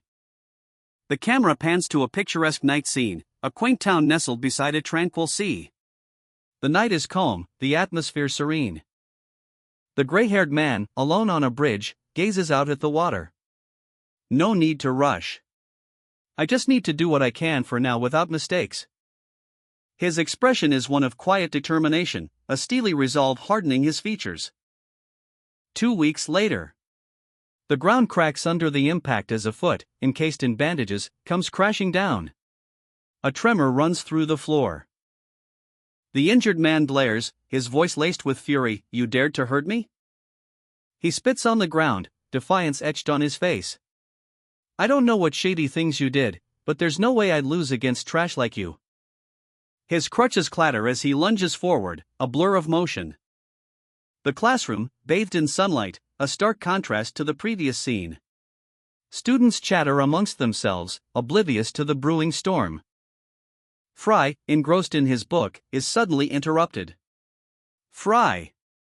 Did you think I'd let it slide? His eyes blaze with barely contained rage. I'll make you regret being born. A sinister grin spreads across his face as he whispers, I'll order all the boys to. A flash of blue energy. Magic missile booms across the room. The injured man is sent sprawling, his body a blur against the arcane blast. He crashes into a nearby table, sending chairs and books flying in a chaotic explosion of wood and paper. The impact echoes through the room. Gasps ripple through the onlookers, shock and disbelief etched on their faces. This is unexpected, one thinks, eyes wide with alarm. The injured man lies still, his body broken and defeated. A pained groan escapes his lips. His face contorted in agony. Rearrange his nose properly, a voice states flatly, devoid of emotion. The scene shifts. His nose, excuse me, a voice questions, incredulous. The Westwood Academy's hallowed halls echo with the absurdity of the situation. A figure rushes into the frame, a blur of motion. A muffled sound escapes. The aftermath. A tall figure stands silhouetted in the doorway, radiating an aura of quiet power. How silly, he muses, a hint of amusement in his tone. Another scene unfolds. Well, I didn't expect anything from these kids, but you should at least have some class. I mean, isn't this place the prestigious Westwood Academy? A voice scolds. The scene shifts again. Geez. I'm in a bind. I need to get more practical experience to get used to handling mana in Frey's body. A voice thinks, worry etched on his face. The scene opens with a tense confrontation. A stern-faced man, his expression a mixture of suspicion and challenge, levels a pointed question at Fry. Are you the son of a beach who wiped the floor with David and made a rag out of him? His words hang heavy in the air, a challenge, a threat, and a hint of grudging respect. The camera angle shifts, revealing Fry, injured and surrounded by a group of menacing figures in a dilapidated warehouse. The air crackles with unspoken hostility. The weight of their presence is palpable, a silent threat hangs in the air. Suddenly, a confident voice cuts through the tension. Beach, don't you know me? I'm Alex Drimid. Alex, a man radiating arrogance, steps forward. His words drip with condescension. I'm your upperclassman. You should be praising me. His smug expression hardens into a sneer. The threat is clear, I can destroy a brat like you with a single scratch, Beach. Alex's anger boils over. His voice rises, laced with fury. So what exactly did you do to David, your gracious upperclassman, cared for like a brother of a beach? Frey's face falls. The weight of his actions crashes down on him. I smashed his legs and nose. Alex's fury explodes. How will you pay for that, you mustard? Is that how you talk to your upperclassmen? Pay your respects. The challenge hangs heavy in the air, a sneer playing on Alex Drimid's lips. Frey's eyes narrow. These little brats, the simmering anger is palpable. Alex Drimid presses his advantage. What? Does nobody seem important in your eyes now that you beautifully dealt with David? Do you know me or not? I went up to the round of 16 during the previous Glatied Magic competition. Do you still not understand? Alex Drimid's laughter echoes. It means that today's your funeral, brat. The scene shifts to a dimly lit warehouse. Alex Drimid, surrounded by his cronies, addresses Fry. Seems like you're really just singing praises to yourself as you threaten a poor underclassman with your friends. Alex Drimid dismisses his concerns. Don't be afraid. They're just here to spectate. Alex Drimid's eyes gleam with malicious intent. Why would we gang up together to deal with a weak and puny boy like Magic Missile? The warehouse explodes in a flurry of motion. A blinding flash of blue energy erupts as Fry unleashes a devastating counterattack. Yow. The impact sends a shockwave through the warehouse, bodies flying. The fight has begun. The warehouse explodes into chaos. A flurry of blows, a whirlwind of motion, bodies are sent flying. Alex Drimid, a smirk playing on his lips, watches the scene unfold. His opponents are stunned, scattered, but not defeated. A desperate cry rings out, Alex! The sound of splintering wood echoes through the warehouse. As the dust settles, revealing the brutal aftermath of Alex's attack. His foes lie broken and defeated. One of Alex's opponents, defiant even in defeat, spits out, "You shameless bastard." He was still talking. Another chimes in, "You're not supposed to attack when your opponent is talking or transforming." Alex sighs, "Sorry, my bad." I suddenly realized that this situation was silly and asked myself what I was doing with these kids. Suddenly, the air crackles with tension. A new threat emerges from the shadows. A hulking figure, seething with rage, roars, "Bastard!" There's a certain limit to insolence. The newcomer reveals himself, "I'm the second son of the Pinalark house, Fricks." Fry and his goons, hot on Alex Drimid's trail, corner him. The air crackles with tension. But before they can strike, a flash of blue energy erupts. Magic missile, the name echoes as the spell unleashes its fury. The aftermath, Fry and his crew lie scattered, defeated. Dust motes dance in the shattered silence. A chilling assessment from Magic Missile, how meaningless, they were just a bunch of foolish kids. Even victory leaves Magic Missile feeling jaded. At this rate, I might get infected by their stupidity. A sweeping shot reveals the scene, a grand, imposing academy. The epicenter of power, perhaps? Back inside, Magic Missile slumps in defeat, muttering meaningless over and over. Exhaustion and disillusionment weigh heavily on him. A sudden voice cuts through the silence. Just what exactly are you doing these days? Oh, it's you? The air crackles with unspoken tension. You've been creating bloodbaths everywhere you go with your magic missile, the accusation hangs heavy in the air. Are you aware that the other trainees are calling you Death Missile? The weight of those words crashes down on the weary mage. Death Missile. Ugh, how embarrassing, his shoulders slump under the crushing weight of his reputation.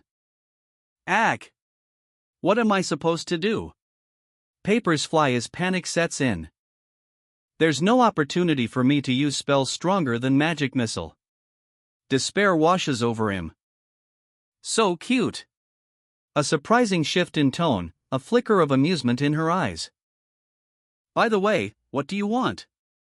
The question cuts through the tension. I followed your advice. A quiet confession, laced with exhaustion. While I was aware that Troll's blood could be used when engraving circles to increase the efficiency, a deep voice cuts in, revealing a new piece of lore. A grizzled old mage lies on a table, his words barely a whisper. Try using a half-troll's blood while you're at it. It should work better. The secret to enhanced spellcasting? It's in the blood. Magic Missile stands in a grand hall, the air thick with anticipation. He's surrounded by students, their faces a mixture of awe and curiosity. The revelation hangs heavy in the air, an extreme breakthrough. The red-haired woman, her eyes sparkling with mischief, leans in. Then what will you teach me this time, she asks, a playful challenge in her voice. A moment of shared understanding passes between them, a silent exchange of knowledge. The weight of expectation shifts. As the old mage's eyes widen slightly. When did I start tutoring her, he thinks, a hint of surprise in his expression. The red-haired woman's smile widens. Oh well, she is a talented kid. If I raise her properly, I could make her a 7-star mage, no, maybe an 8-star mage. The old mage sighs, a hint of weariness in his voice. Isabel. The name hangs in the air, heavy with unspoken history. I'll talk about battling this time. The red-haired woman's eyes burn with intensity, a fiery glint reflecting her unwavering resolve.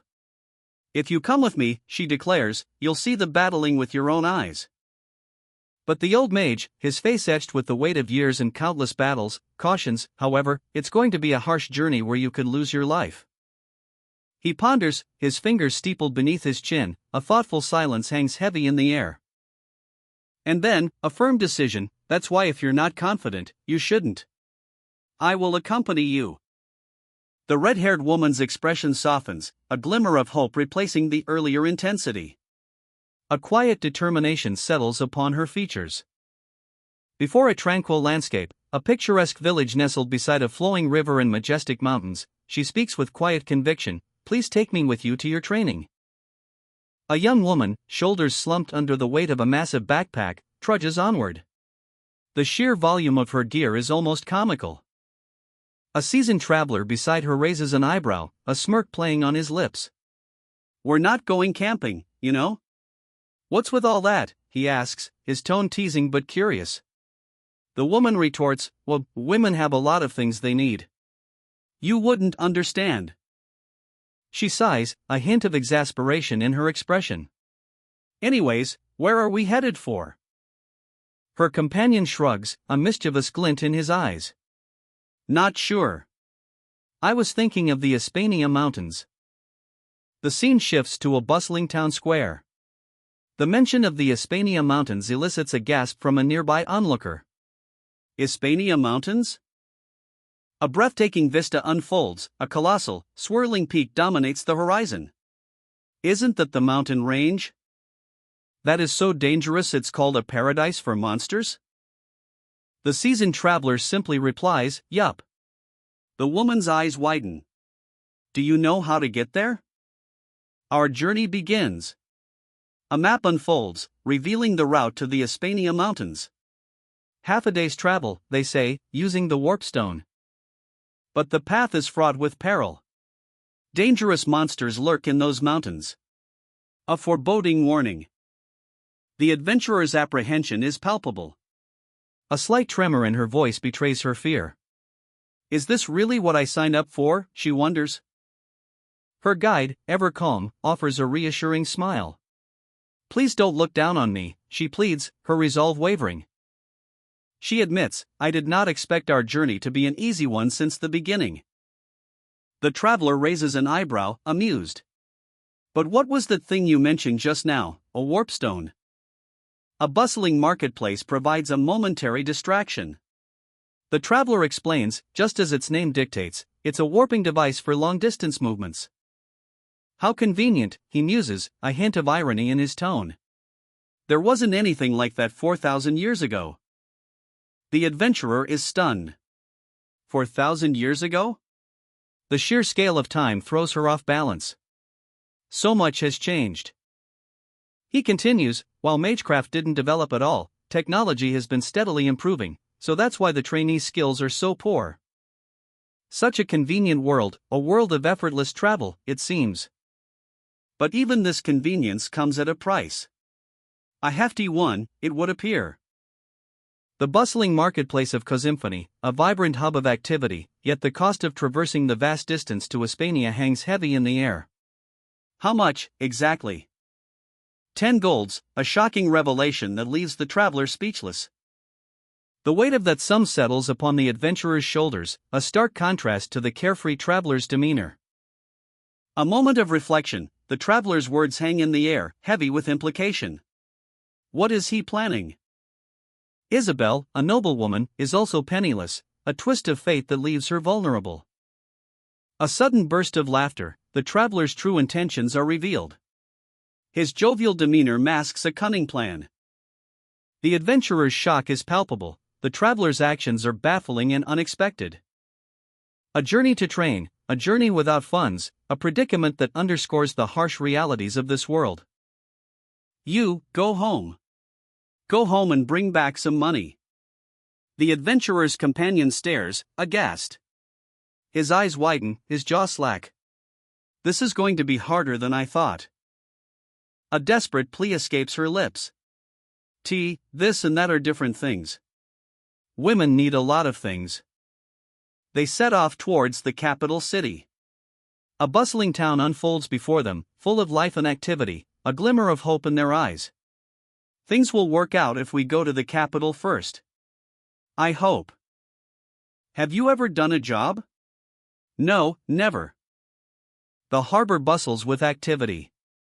A massive cargo ship dominates the scene, a symbol of their journey's potential. And a look of disbelief crosses the adventurer's face. This is free? It's free of charge for academy trainees. The weight of their worries lifts slightly. A wave of relief washes over them. A long line of trainees boards the ship, their faces a mixture of excitement and anticipation. That's why there are so many trainees here. Anticipation hangs heavy in the air. The adventurers, stomachs rumbling, discuss the legendary cuisine of the capital. Drool practically dripping from the male traveler's chin at the mere thought of it. His enthusiasm is infectious. But their journey takes an unexpected turn. The ship to the capital is full. A sudden collapse. The male traveler stumbles, his face pale. But the female adventurer is quick to his aid. Hope remains. A glimmer of hope appears on the horizon. The resourceful traveler suggests an alternative, the Corteso. A ship that seems almost too good to be true, majestic against the vast ocean. The adventurers exchange a look of cautious optimism. Their relief is palpable. The ship, it turns out, offers free passage for trainees like them. A weight lifts from their shoulders. Gratitude washes over them. A hearty feast is underway. A motley crew of pirates, their faces lit by candlelight, share a table laden with roasted meat and vegetables. The air is thick with anticipation. As one of them, a grizzled captain with a mischievous glint in his eye, receives a report, "Everything is ready, Captain." A sinister smile spreads across the captain's face. "Good, good. We move tonight. Let's make it memorable." His words hang heavy in the air, promising a night of thrilling action. While another pirate, a one-eyed man with a chilling laugh, Keek, devours a piece of roasted meat with unsettling glee. A sudden question cuts through the jovial atmosphere. "Hey, why did you pluck your eye out? Such a pain." The one-eyed pirate shrugs, a hint of defiance in his expression. "Geez, Captain, isn't it the pirate symbol to only have one eye? And that's why you plucked out a perfectly functioning eyeball? This bat's hit crazy." The captain, unfazed by the bizarre explanation, turns his attention to a map spread across the table. "Hoo-hoo-hoo, is there anyone in their right mind amongst us, the blood-red raiders?" His finger traces a route across the map, pointing towards a specific location. Today's target is revealed, the ship that will stop by Geothanbul. The plan is set in motion. We'll aim for the moment they pass right next to the Oskal archipelago. The anticipation is palpable. Tonight's raid promises to be a lucrative one.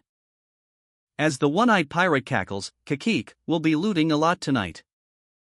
"Welcome aboard the Corteso." Captain Mac Martinez himself greets our adventurers, a confident smile playing on his lips. The adventurers, a female and a male, exchange a glance, a silent acknowledgement of their precarious situation. A crewman points out the impressive size of the ship, but notes the surprisingly small number of passengers, a detail that doesn't escape the adventurers' notice. Captain Martinez reveals that their route passes through the Oskal archipelago, a known pirate haven. The female adventurer's eyes widen. And her concern is palpable as she utters a single word, "Pirates?" But the captain remains unfazed, assuring them there's nothing to worry about. His confidence is almost unsettling. He explains that while only 2 warships are escorting them, each carries a 4-star mage for protection. A powerful image flashes across the screen, 2 ships, each surrounded by a protective magical barrier. The captain adds that they also have battle mages from the magic tower as additional support. The scene shifts to a powerful mage unleashing a torrent of water magic. The final panel shows a powerful mage unleashing fire magic, leaving no doubt, this convoy is heavily protected. No matter how many pirates attack, they won't stand a chance. A masked figure, eyes blazing with icy determination, stands opposite a man consumed by inner fire. The air crackles with unspoken tension. Meanwhile, aboard the ship, a jovial announcement cuts through the quiet. "Mages, how relieving." The crew seems relaxed, oblivious to the impending danger. But the captain's expression shifts. His words, sharp and laced with grim determination, "If those bastards had a brain, they wouldn't aim for a ship like ours, escorted by Empire warships." A sudden, sharp intake of breath.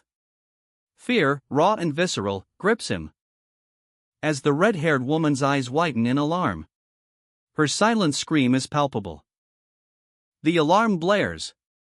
The pirates are here. Panic erupts as pirates swarm the deck. A colossal warship, its icy form piercing the stormy seas, cuts through the waves. A symbol of power and might. But even this imposing vessel cannot mask the growing dread. That's a pirate ship? Captain Mac. This is bad. The red-haired woman's terror intensifies. Her voice barely a whisper, "The warships have." A grim realization dawns on the silver-haired man's face. His expression is one of dawning horror. The ocean boils. A maelstrom of icy blue energy erupts from the depths, engulfing the warships, leaving only splintered wreckage and the chilling silence of destruction in its wake. Have all been destroyed?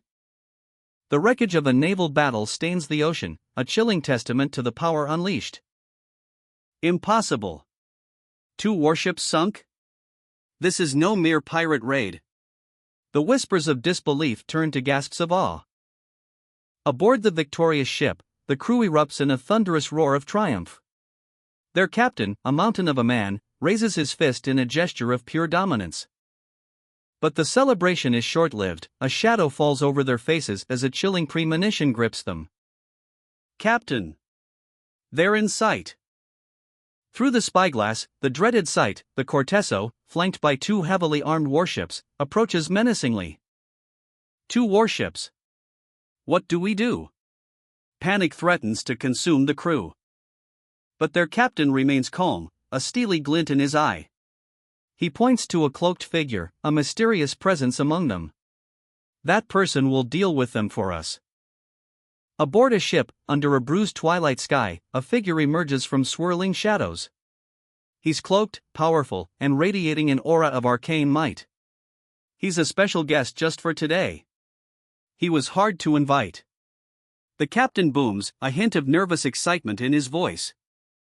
The newcomer's face is obscured, but a terrifying visage slowly coalesces from the darkness. Glowing eyes pierce the gloom, and a gaping maw filled with jagged teeth opens, revealing a horrifying skull-like face. The spectral form rises, a chilling presence that seems to warp the very air around it.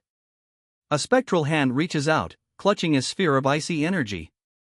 The air crackles with raw power. The being's power is palpable, a chilling force that leaves the onlookers breathless. The very air seems to vibrate with its presence. Remember that person. That's the Lich, Lord Dullard. An exceptional person who will help us with one raid. The captain explains, his voice laced with a mixture of awe and apprehension. A crew member, his face etched with fear, stares at the Lich with wide, terrified eyes. A tendril of dark energy snakes out from the Lich, causing the man to recoil in horror. It's like I'm in a nightmare. Another crewmate, his face contorted in a mixture of fear and disgust, mutters, "This fucking moron." An undying being. I had only heard of them, but seeing one for real gives me the chills. The crew member continues, his voice trembling. I was thinking that our captain had finally gone bats **** crazy when I heard we would attack the Corteso warships, but... One crew member nervously explains his concerns to the captain. Keep talking. You just might lose your eyeball though. The captain retorts, a smirk playing on his lips. The Lich, a swirling vortex of dark energy, raises its skeletal hand, unleashing a power that chills the very soul. From the depths of the Lich's being, an ice spear takes form, a weapon of pure, glacial power. The spear hurtles towards the unsuspecting fleet, a harbinger of icy doom. On the deck of one ship, a crew member spots the approaching threat, their eyes wide with terror. Fear grips the crew as the ice spear descends, a wave of icy destruction about to crash upon them. But wait! A figure leaps into action, a blur of motion against the icy onslaught. The ice spear explodes upon impact, shattering into 1,000 icy shards. The ships are engulfed in a blizzard of ice, a scene of breathtaking destruction. A monstrous figure, muscles bulging with raw power, unleashes a furious roar. His hand, a blur of motion, reaches out. As a colossal spear of ice erupts from the sea. Shattering waves and splintering wood, the icy projectile obliterates enemy ships in a breathtaking display of power. Crash! The cloaked figure, the source of this devastating magic, raises their arms in triumph, a chilling smile playing on their lips. The swirling vortex of energy subsides, leaving only the wreckage of the fleet and the echoing silence of destruction. A gasp escapes the captain's lips. The sheer scale of the Lich's power is undeniable. Massive ice shards pierce the sky, a testament to the Lich's might. The captain's eyes widen. A manic grin spreading across his face. Let's go make some money, lads, he bellows, his voice echoing with avarice and excitement. His crew, a mix of fear and greed etched on their faces, charge forward, weapons drawn. The thrill of the plunder outweighs their apprehension. A chaotic rush towards the spoils. As the captain approaches the Lich, bowing deeply. That was truly impressive, Lord Dullard. You destroyed those huge warships with a single hit. The Lich's response is chillingly simple, odd. One of the crew members mutters, "Fucking hell, that scared me." His voice trembles with a mixture of awe and terror. The Lich stands before the captain, his skeletal face grim. I had definitely summoned 3 ice spears. The aftermath of the Lich's attack is revealed, shattered enemy ships, yet one remains afloat amidst the icy wreckage, a mystery unfolds. The captain, nervously, tries to justify his actions to the Lich. Lord Dullard? Without being disrespectful, I believe that I had told you of our circumstances, and that you shouldn't attack that ship. The captain's desperation grows. We need to use the passengers on that ship as hostages. The Lich's power surges, silencing the captain with a chilling display of might. Hick! My apologies. The captain's inner thoughts boil with frustration. This irritated, bone-headed bastard. He attacked them to prevent them from escaping, since it would be a pain to deal with, but it wasn't strong enough to sink the ship. The Lich's gaze sharpens, piercing the captain's pretense. What are you trying to say? The Lich's chilling visage fills the panel, his red eyes burning with an unsettling intensity. There's something on that ship. Please calm down, trainees. Please. The captain barks orders, a desperate attempt to maintain control amidst the chaos on deck. His voice rings out, but the crew's faces are etched with fear. Meanwhile, the cloaked figure sits calmly, a chilling smile playing on his lips. His amusement is palpable, he's clearly enjoying the captain's predicament. On the deck, 2 crew members exchange worried glances. The weight of the situation is heavy upon them, their fear is a tangible presence. The words hang in the air, heavy with the weight of destruction, the warships, annihilated. A gasp escapes the crew member's lips, reflecting the sheer horror of the revelation. A subtle shift in focus. The silver-haired man's expression hardens. His concern is not for the lost ships, but for something far more sinister. As he gently touches the red-haired woman's head, a silent communication passing between them. His words are sharp, what concerns me more is. The red-haired woman's question cuts through the tension, just pirates. Her voice is laced with disbelief, a hint of fear underlying her words. The scene shifts to a breathtaking vista of destruction. 3 ice spears pierced the sea, but one, aimed at this very ship, vanished without a trace. The scale of the unseen power is terrifying. The question hangs heavy in the air, did you intervene? The red-haired woman's eyes are wide with a mixture of fear and awe. The silver-haired man's response is a grim admission, even though I sensed the mana fluctuations, I couldn't block it. Fry, the silver-haired man, stands silhouetted against a backdrop of swirling purple energy, a chilling echo of power whispers in the air. His mind, a battlefield of memories, the weight of 4,000 years in the abyss pressing down, a presence, similar to a demigod's, shatters his composure. Frey's face, etched with the strain of a hidden burden, sweat beads on his brow as he grapples with an unseen force. His hand trembles, a chilling revelation, that's undead mana, a power beyond comprehension. On the ship's deck, a tense exchange, the red-haired woman questions the source of the attack. Frey's cryptic response hangs heavy in the air, who knows? Frey's eyes, a flicker of something dangerous, a calculated risk, a silent vow. The crew, bracing for battle, their resolve hardened by the threat, a desperate defense. Suddenly, a cataclysmic impact. KYAK, the sound of splintering wooden screams, warships explode in a fiery maelstrom. The ship shudders violently, chaos reigns as the crew fights to maintain control amidst the destruction. A desperate struggle for survival, the ship's structure groans under the strain, pieces of the ship break apart. Aboard a ship, chaos erupts. Pirates swarm the deck, blades flashing under the stormy sky. One lone figure, defiant, cuts a swathe through the invaders. But they are relentless. The pirates are invading, screams a terrified passenger, their plea echoing the growing panic.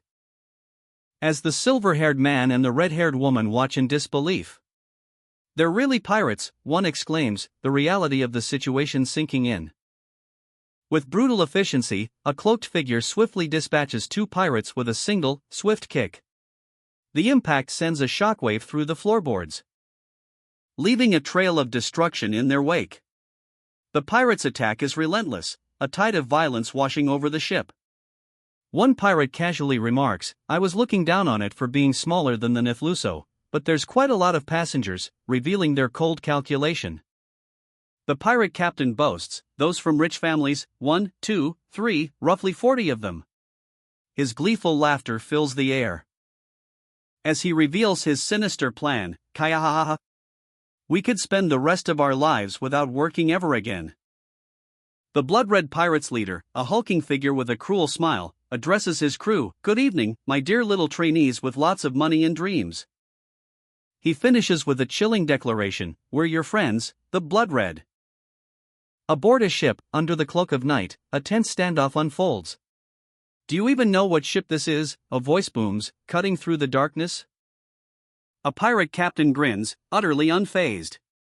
"Of course I do." His laughter echoes as he reveals their target. It's a treasure chest filled with the relatives of rich families. Kahahaha. But their smugness shatters. "How dare you dirty pirates talk like that?" The pirate's confidence falters, a sudden shift in the atmosphere. A figure emerges from the shadows, revealing a stern-faced man in a chef's uniform. His eyes blaze with righteous fury. "Looks like you don't know what you've gotten yourselves into." He reveals the truth: this ship is filled with excellent trainees who will one day become great mages. "Unfortunately, you guys chose the wrong ship to raid." The pirate captain's face contorts in shock and fear. His eyes widen as he realizes the gravity of their mistake. The pirate captain, eyes wide with a dawning horror, unleashes a torrent of arcane energy. His attack, a desperate gamble, is aimed at the seemingly defenseless mage trainees. But a blinding flash of light erupts, shattering his assault. The air crackles with residual magic, a testament to the raw power just unleashed. The captain staggers back, his face contorted in disbelief. He's been outmatched, outmaneuvered, utterly humiliated. "You don't know what you've gotten yourself into, brat," roars a powerful voice. A figure emerges from the shadows, radiating authority and menace. "No one will stop this magic from being cast." A wickedly sharp blade, aimed at the captain's neck, whizzes past, missing by a hair's breadth. The trajectory was slightly off. Sweat beads on the captain's brow, terror grips him. Panic erupts among the pirates. Screams pierce the air as the students watch in stunned silence. The chef/instructor, however, remains calm, a subtle smirk playing on his lips. The chef/instructor's eyes narrow. "Why did it have to be this ship?" he mutters, a hint of grim determination in his voice.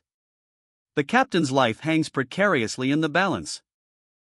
A cloaked figure stands in the background, their face obscured by shadows. Was it him? The one who blocked the attack aimed at this ship? The captain's eyes widen in terror as he realizes the true power he has just faced. He is utterly outclassed. He is not an opponent you can face. The cloaked figure's voice is cold, devoid of emotion. The captain's fate is sealed. "Captain, how could you miss that?" The first mate's voice is sharp, laced with disbelief. The captain, however, remains unfazed, a chilling smirk playing on his lips. "Silence. I missed on purpose. He's a valuable hostage." His eyes narrow, a glint of cold determination replacing the earlier arrogance. "I'll stop messing around, and get serious now." A new plan forms in the captain's mind, a cruel glint in his eyes. "Good. That Four Eyes. Let's use him." Suddenly, chaos erupts. The student, eyes wide with terror, is thrown to the ground. A wave of panic washes over his classmates. As a puddle of, well, let's just say it's not seawater, spreads across the deck. The pirate captain's gaze falls upon the unfortunate mess. A chuckle escapes his lips. "Our baby pee his pants? Get him washed." A burly pirate approaches the terrified student, his hand reaching out. But suddenly, a blur of motion. A figure in a cloak appears, stopping the pirate in his tracks. Stop!" With a mighty roar, the pirate ship is sent crashing into the waves. The impact sends a shockwave through the water, leaving the student gasping for air, sputtering in the churning sea. A student, barely afloat amidst the wreckage of a shattered ship, gasps for air, the salty spray stinging his eyes as he fights to stay above the waves. The storm clouds gather overhead, mirroring the turmoil in his heart. A lone barrel bobs nearby, a grim reminder of the chaos that has passed.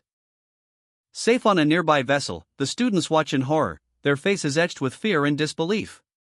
The two-star orca was so cruelly. But their terror is cut short. Two figures, cloaked in power, emerge from the shadows. "You detestable pirates! How dare you do that?" The pirate captain, sneering, dismisses their outrage with a dismissive wave.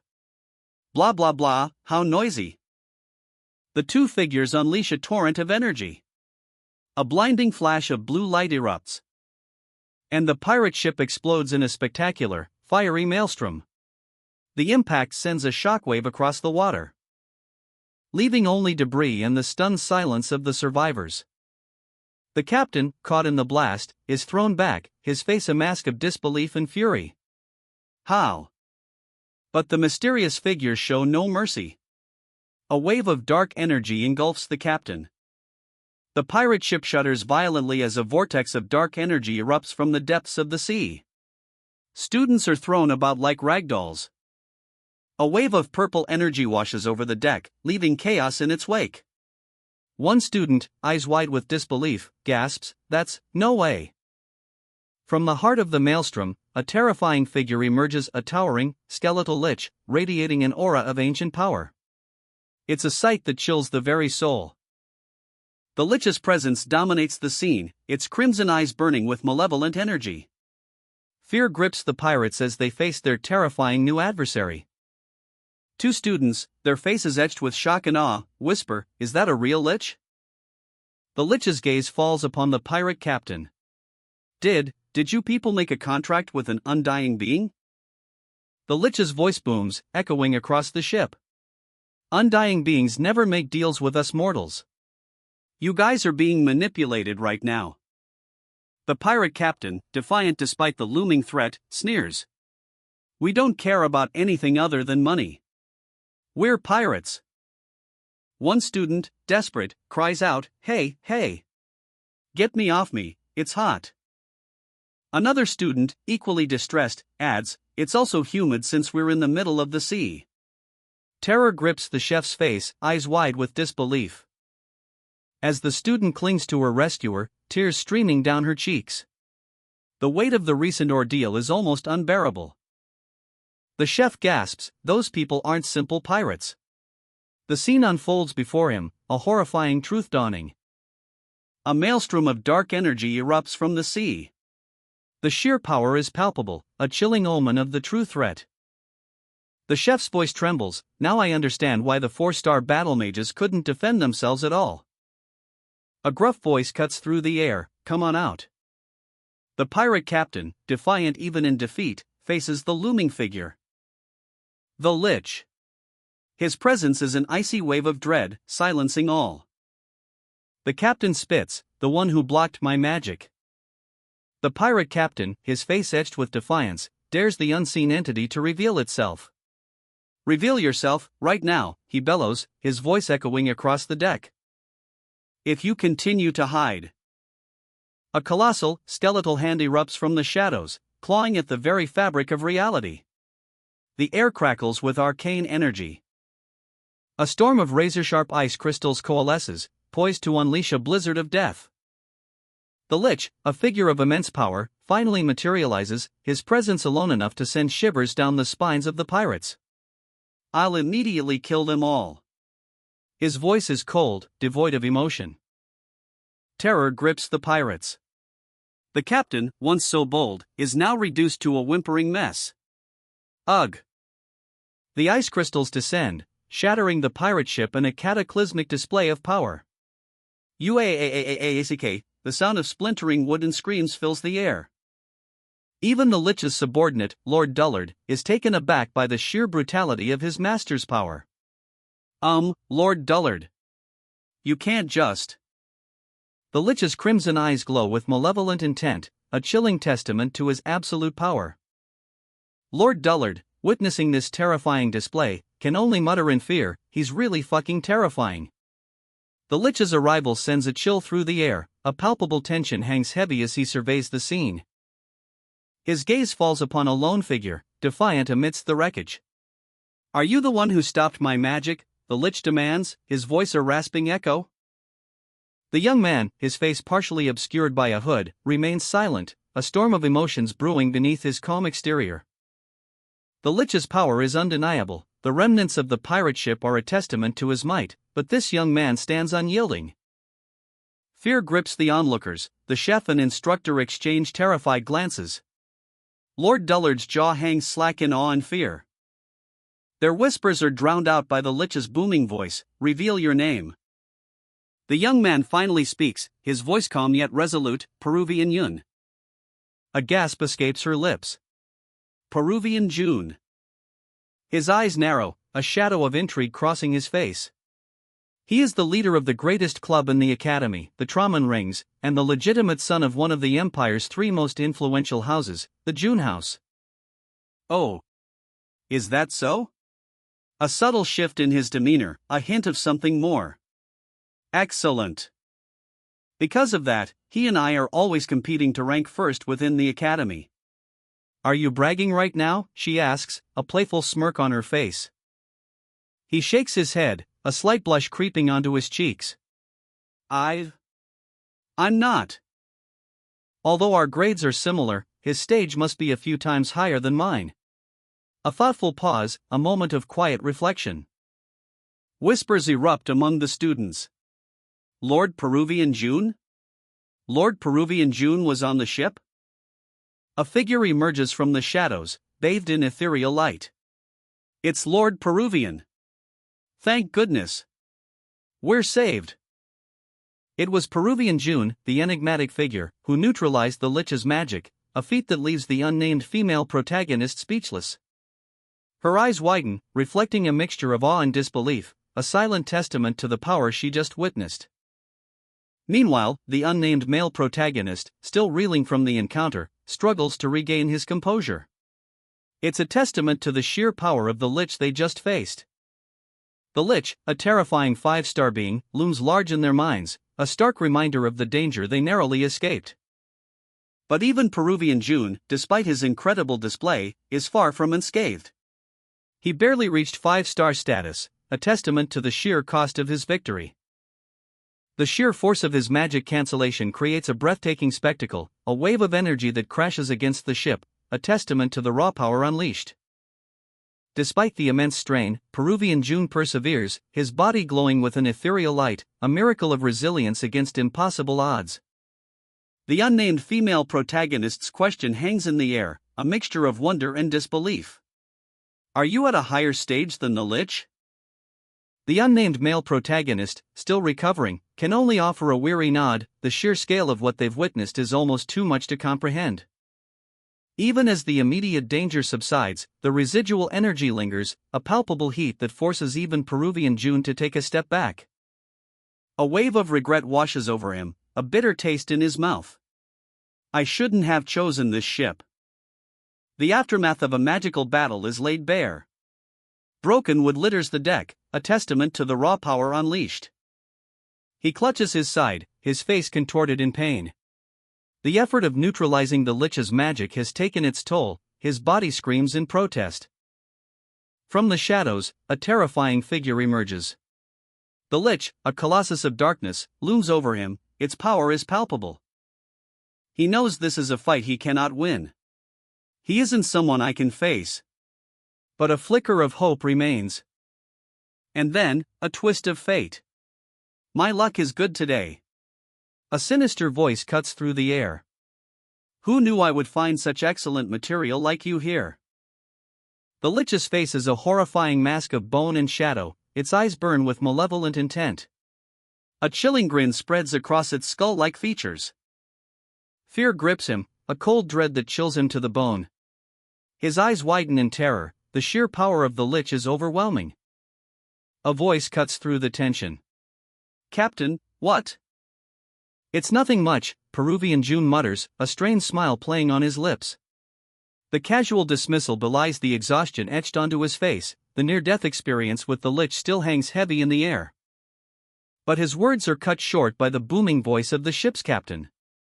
All these precious children were passing through the dangerous Oskal archipelago, he explains, his voice laced with a paternal concern that feels oddly out of place given the circumstances. The captain gestures dramatically, his crimson coat gleaming under the dim light. So we couldn't stop ourselves from interfering. His words hint at a deeper motive, a hidden agenda lurking beneath the surface of his seemingly benevolent actions. A motive quickly revealed by his crew's boisterous laughter. Because we are everybody's friends, one of them shouts, the statement dripping with sarcasm. Another adds, geez, our captain is such a busybody. The captain chuckles, a hearty sound that barely masks the glint of shrewdness in his eyes. Of course, we'll escort you. After we get the advance payment for your safety. The truth, cold and calculating, is finally laid bare. The male protagonist's face falls. So it was indeed for money. The realization hangs heavy in the air, a bitter pill to swallow. The scene shifts. The male protagonist stands alone, his shoulders slumped, a stark contrast to the bravado he displayed moments before. His silence speaks volumes. A silence broken only by the sudden appearance of the captain, who has now taken on a more menacing demeanor. The air crackles with tension as he makes his demands. Keep me as the only hostage, the male protagonist declares, his voice surprisingly firm despite his fear. He's willing to sacrifice himself to protect the others. The captain strokes his beard, considering the offer. The June house can pay double the amount you expected to gain today. Therefore, please release the other trainees. The captain's cruel laughter echoes across the deck. We could take the amount you offer, and take the others too, to profit even more.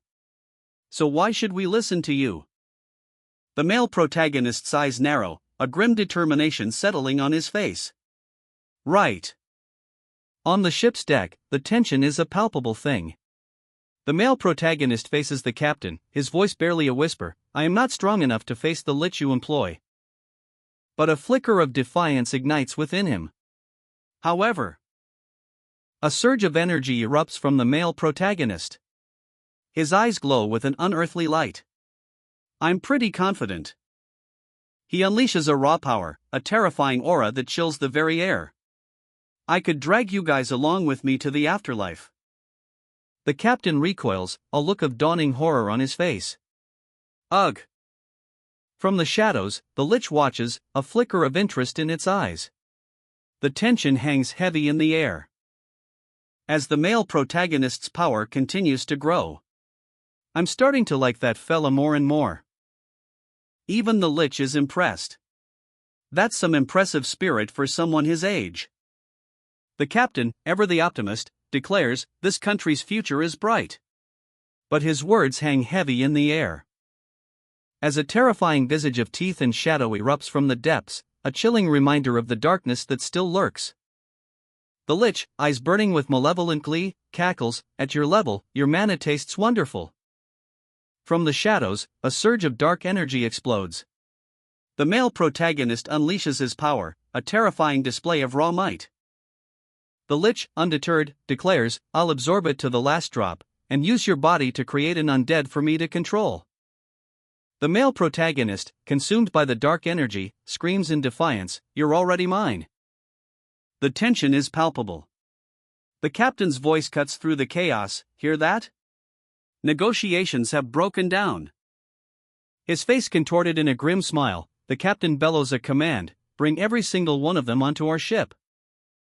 A desperate struggle erupts on deck. The crew fights back against overwhelming odds. As cries of terror echo across the sea. The female protagonist is caught in the fray, her fear evident in her eyes. The Peruvian June is captured. He struggles against his captors, his face a mask of defiance. While aboard the ship, chaos reigns. Screams echo as the crew rounds up the remaining passengers. I'm about to puke, cries one terrified woman. The lich watches the scene unfold from the shadows, a cruel smile spreading across his face. Ka ha ha ha ha. Nice job, boys. His gaze falls upon the female protagonist, his eyes gleaming with dark intent. Wow, what an extremely cute one. Fear grips her as she's roughly handled by one of the Lich's henchmen. She struggles, but it's no use. Meanwhile, the male protagonist, still under the Lich's control, approaches the female protagonist. "Wanna go play with me why over there?" he asks, a chillingly unnatural calmness in his voice. "Don't worry, I'm not a bad man." The Lich's henchman, observing the scene, makes a subtle request: could the twig in front of her just move a little bit to the side?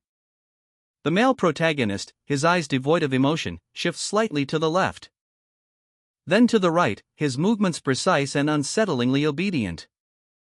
His expression remains blank, a chilling testament to the Lich's complete control.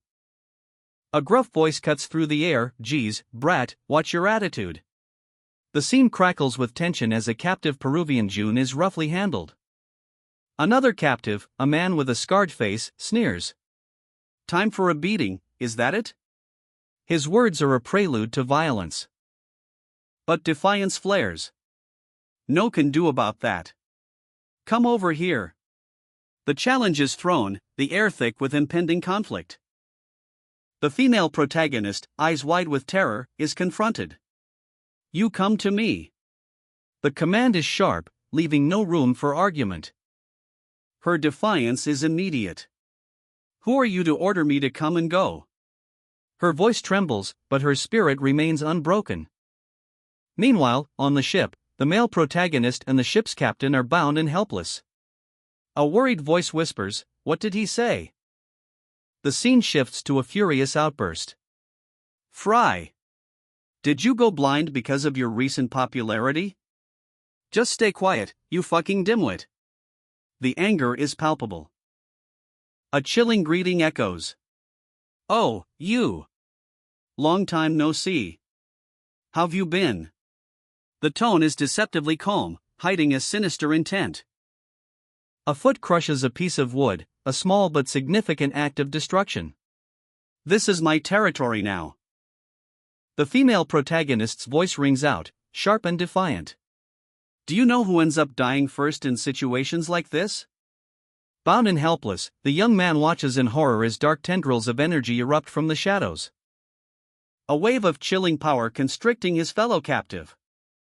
The gray-haired warrior, his eyes blazing with fury, unleashes a torrent of righteous anger. "The ones who can't read the mood, you gray head." A blur of motion. A crimson flash as the warrior's blade cleaves through the air. The impact echoing with a bone-jarring crack. The female protagonist's eyes widen in terror as she witnesses the brutal display of power. Her silent scream a testament to the fear gripping her heart. With a mighty heave, the gray-haired warrior sends his foe sprawling.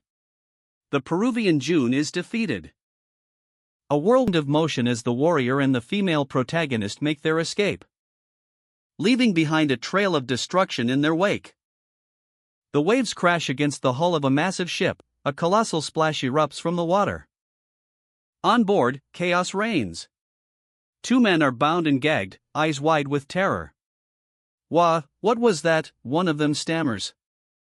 Suddenly, two figures appear on deck, silhouetted against the stormy sky. "Our Academy's eternal loser," one of them sneers, a woman with fiery red hair. A third figure, blonde and grinning, watches from afar, his eyes gleaming with curiosity. That move just now, it was breathtaking. The sheer speed, the raw power. He kicked his opponent before the blade could even reach him. An instant amplification of mana, a blur of motion, it was incredible. I was aware that he was talented, but to think he could manipulate mana to that unbelievable extent. A powerful mage, his silver hair catching the dim light, gently places a hand on the red-haired woman's head. His touch lingering, a silent assessment of her strength. Her eyes widen, a blush rising on her cheeks. "None of them are stronger than you other than the Lich," he states, his voice a low rumble. The weight of his words hangs heavy in the air. "You should be able to defend your own body yourself," he adds, a hint of challenge in his tone. His gaze is intense, unwavering. A beat of silence, then, a subtle shift in her expression. A flicker of determination ignites in her eyes. The scene shifts.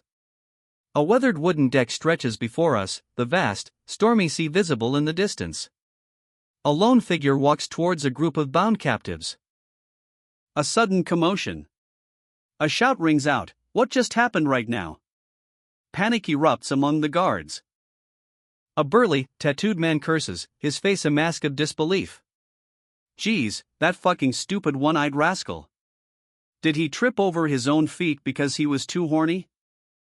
A powerful gust of wind erupts, a dark energy swirling around the silver-haired mage as he confronts the confused guard. The air crackles with raw power. A guard's eyes widen in terror, his voice a strangled gasp, "Wah, what the fuck?" From the shadows, a terrifying figure emerges, a skeletal visage with burning red eyes, radiating an aura of immense power. A blinding flash of crimson light explodes, fast. The guard's face contorts in agony, a silent scream etched across his features. A wave of blue energy erupts as Fry intervenes, a powerful counterforce against the unseen attack. Q. The impact sends another guard sprawling, blood spraying from his mouth. Coorg. You should have agreed when Peruvian asked to negotiate. Frey's eyes glow with an icy determination. Because, unlike him, I'm not as gentle. Guys like you don't look like humans to me. The words hang in the air, heavy with contempt and a chilling certainty. The attack begins. A flurry of blades descends upon Fry. Did he gain some balls of steel? A brutal strike. The force of the blow sends the attacker sprawling.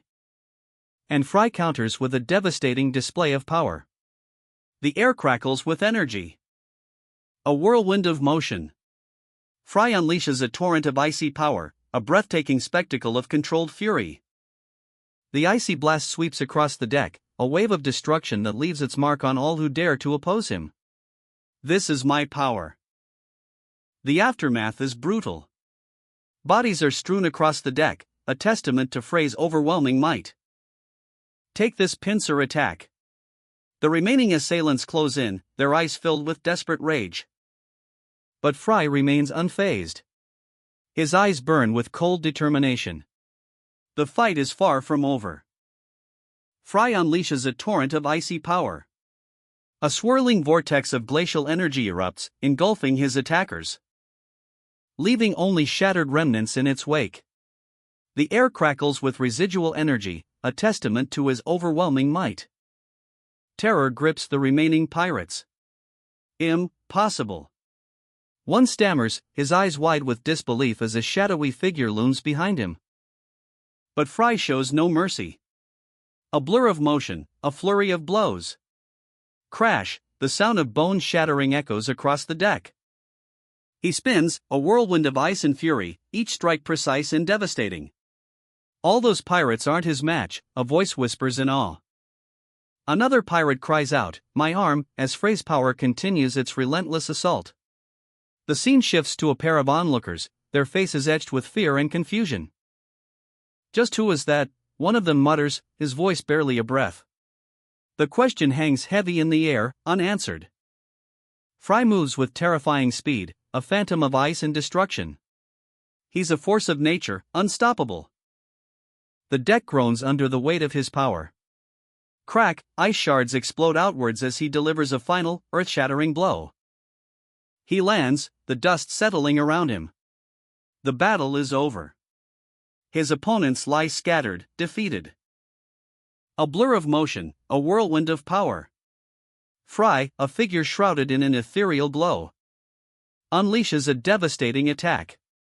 The air crackles with energy as he moves with impossible speed. His fist connects with bone-jarring force, a pirate is sent flying, a human projectile launched across the deck. Another pirate, caught completely off guard, is thrown into the sea with a resounding splash.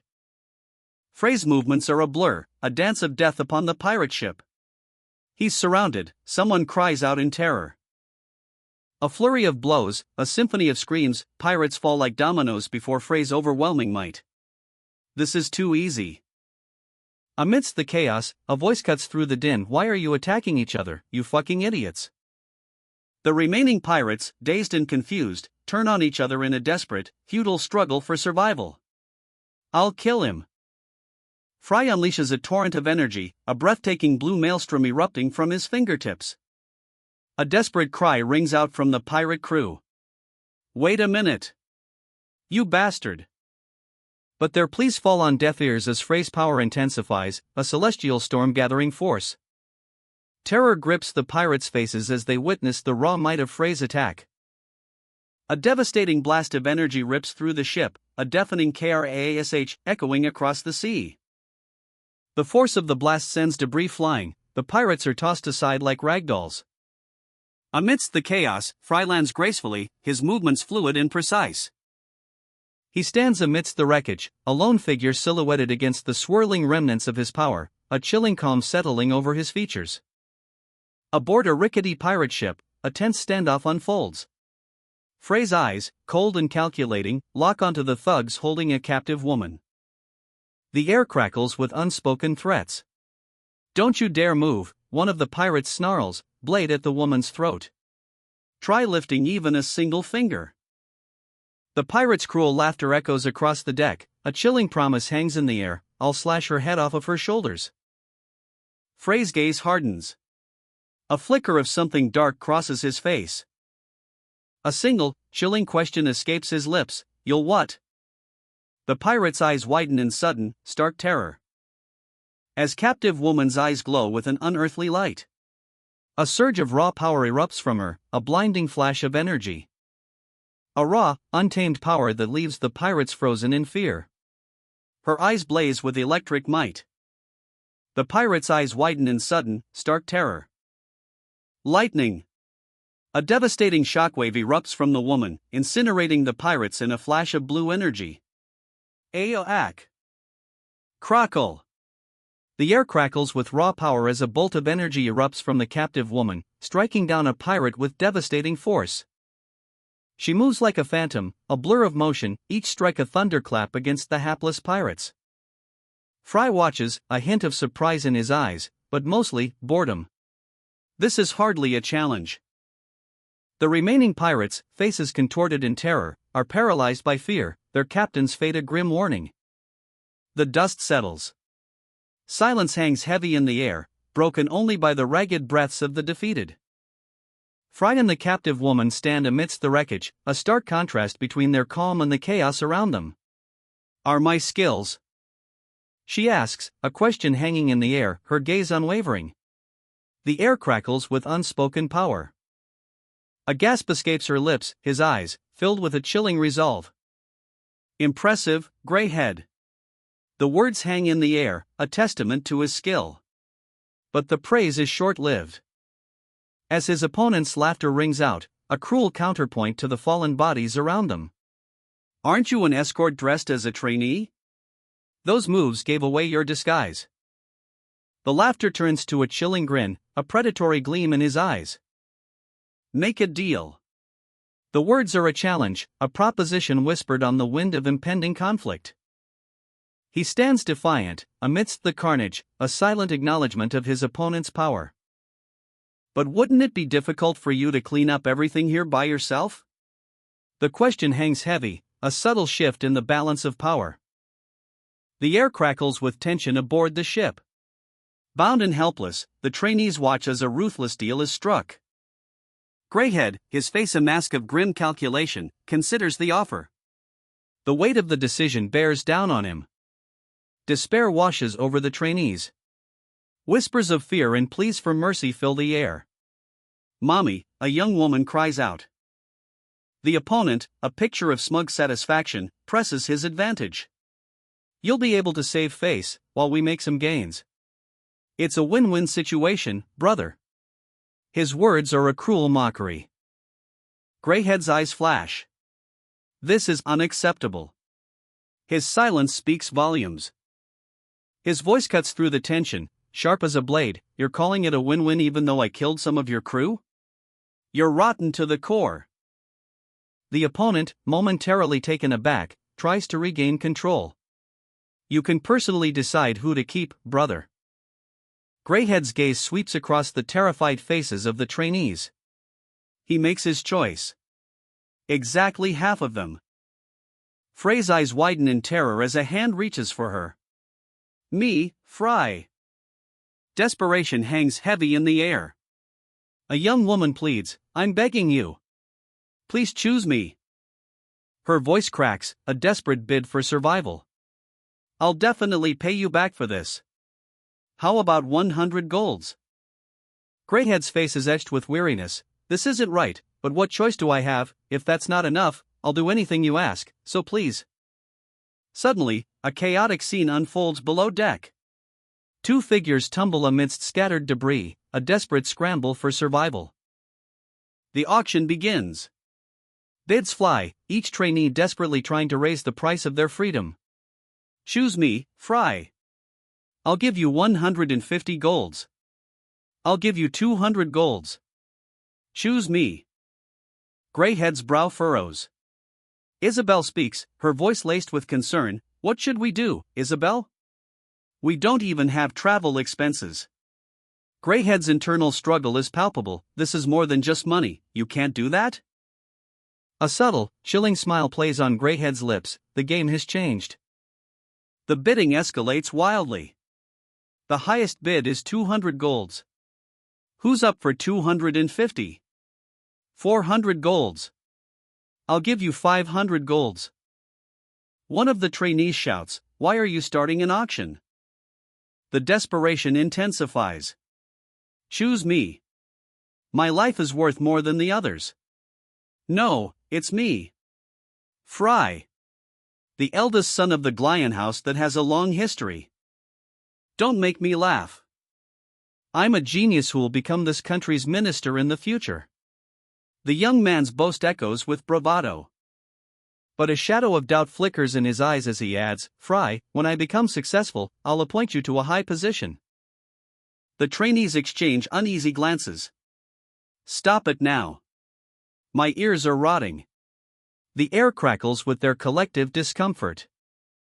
A young woman approaches Greyhead, her voice laced with apprehension. Ever stop, do you? He gestures dismissively, the heat radiating off impalpable. Move away, it's hot. The humid sea air hangs heavy. The harsh words cut through the humid air. You little brats really learned how to use money very early, haven't you? But a flicker of guilt crosses her face as she continues, But is that your own money? It's the money your parents earned after working painstakingly. Disgusting. Is that how a mage acts? The trainees whisper amongst themselves, their faces a mixture of shock and disgust. Greyhead smirks, his eyes glinting with amusement. Listen well. A mage is a hero that protects the weak. His words hang in the air, a stark contrast to the previous scene. No matter how life-threatening a situation becomes. Are you fucking bipolar? The accusation hangs in the air, a challenge thrown into the heart of the tense auction. Greyhead's opponent, a figure of imposing size and simmering rage, stares down the challenger. His silence speaks volumes. The air crackles with arcane energy, a shadowy figure emerges, cloaked in darkness and power. He's as silent as the dead, a chilling observation that underscores the growing tension. Could this bonehead be outmatched? Nonsense. There is no human I cannot win against. The shadowy figure's voice booms, a declaration of unwavering confidence, but a flicker of surprise crosses his face. He read my mind. The realization dawns on the opponent, a mixture of shock and dawning fear. Then why aren't you answering me, you fucking bonehead? The frustrated outburst reveals the opponent's growing desperation. God damn it, now I have to be careful about what I think. A muttered curse underscores the growing threat. His mana shines in a glow that I've never seen before. The observation from a bystander reveals the true extent of the shadowy figure's power. He cannot compete against me. The words hang in the air, a chilling declaration from a figure shrouded in dark energy. A skeletal figure, augmented with dark technology, stands defiant. Power crackles around him, a storm of purple energy. I I knew I could trust you, Lord Dullard. A desperate plea, a glimmer of hope amidst the gathering darkness. I've killed countless magic warriors like you. The skeletal warrior's voice is a death knell, his red eyes burning with cold fury. Give up and be mine. The threat is palpable, a chilling command backed by overwhelming power. The ground trembles, a living missile, a terrifying weapon of pure dark energy, takes shape before the skeletal warrior. That spell. Horror etched on her face, a witness to unimaginable power. Die. The command echoes as the living missile unleashes its destructive force. But Greyhead stands firm, a defiant silhouette against the purple storm. The clash of wills is imminent. The living missile explodes from the opponent's hand. Purple energy whips and cracks, a terrifying display of power. Greyhead barely dodges the initial blast, his eyes wide with the shock of the attack. The ground trembles beneath the sheer force. A worried voice cuts through the chaos, "Be careful, Fry. That's a tracking spell, so it'll keep following you." Greyhead grits his teeth, a grim determination etched on his face. I know. The scene shifts, revealing another character, their face etched with fear. Dangerous, they whisper, the gravity of the situation weighing heavily on them. A chilling explanation unfolds. Tracking magic isn't controlled by Dullard, but moves by itself as it aims for the target. Dullard can now cast additional magic. The final panel shows a terrifying close-up, a monstrous moth filled with razor-sharp teeth, a bone hand reaching out. Bone hand. Greyhead, under relentless assault, weaves through the deadly tendrils of the living missile. Purple energy whips around him, a terrifying dance of near misses. The living missile's horrifying form takes shape, a vortex of writhing, skeletal arms erupting from a dark abyss. He's trapped. The purple tendrils bind him tighter, each strike a searing blow. But Greyhead's eyes burn with defiance. He will not yield. The living missile's grasp tightens. Crack, the sound of breaking wood echoes as the tendrils tear through the ship's deck. And from the shadows, a voice booms, "That's it, get him." Fear grips the unidentified character. Fry, she whispers, her voice barely audible above the chaos. As the living missile unleashes another devastating wave of attacks. Alright, I'll join their Discord and say hi. Would that make you happy? The words hang in the air, a mixture of nervousness and genuine affection. A tender moment amidst the chaos. The air crackles with raw power. A purple tempest erupts, its tendrils lashing out with destructive force. A warrior, shield raised, barely deflects the onslaught. "Ack," she cries, staggering back from the impact. The magical blast tears through the ranks of her enemies. Ugh, Kaya. Screams of pain echo as the purple energy consumes them. With a defiant roar, the warrior channels her own power, a surge of brilliant blue energy enveloping her. Her eyes blaze with fierce determination, reflecting the storm within. The aftermath, a scene of devastation. Fry, a desperate cry cuts through the silence, as a ship splinters apart on the raging sea. Fry? Please answer me. The desperate plea echoes across the ravaged deck, a stark contrast to the chaos swirling around. Tears stream down his face, a silent testament to the fear gripping him. His bound hands tremble. As twin blades of shadow energy materialize, a harbinger of the coming storm. A monstrous figure emerges from the shadows, its crimson eyes burning with malevolent intent. The very air crackles with dark energy. A terrifying power unleashed. The impact of the attack sends shockwaves through the very fabric of reality. A purple vortex of energy consumes everything, leaving only devastation in its wake. A desperate struggle for survival. Tendrils of darkness ensnare him. A living missile explodes in a purple maelstrom of energy. The sheer force of the blast is terrifying. And the unidentified man is left reeling, his mind racing. How did this happen? He gasps, the question echoing the chaos around him. The missile was meant for someone else.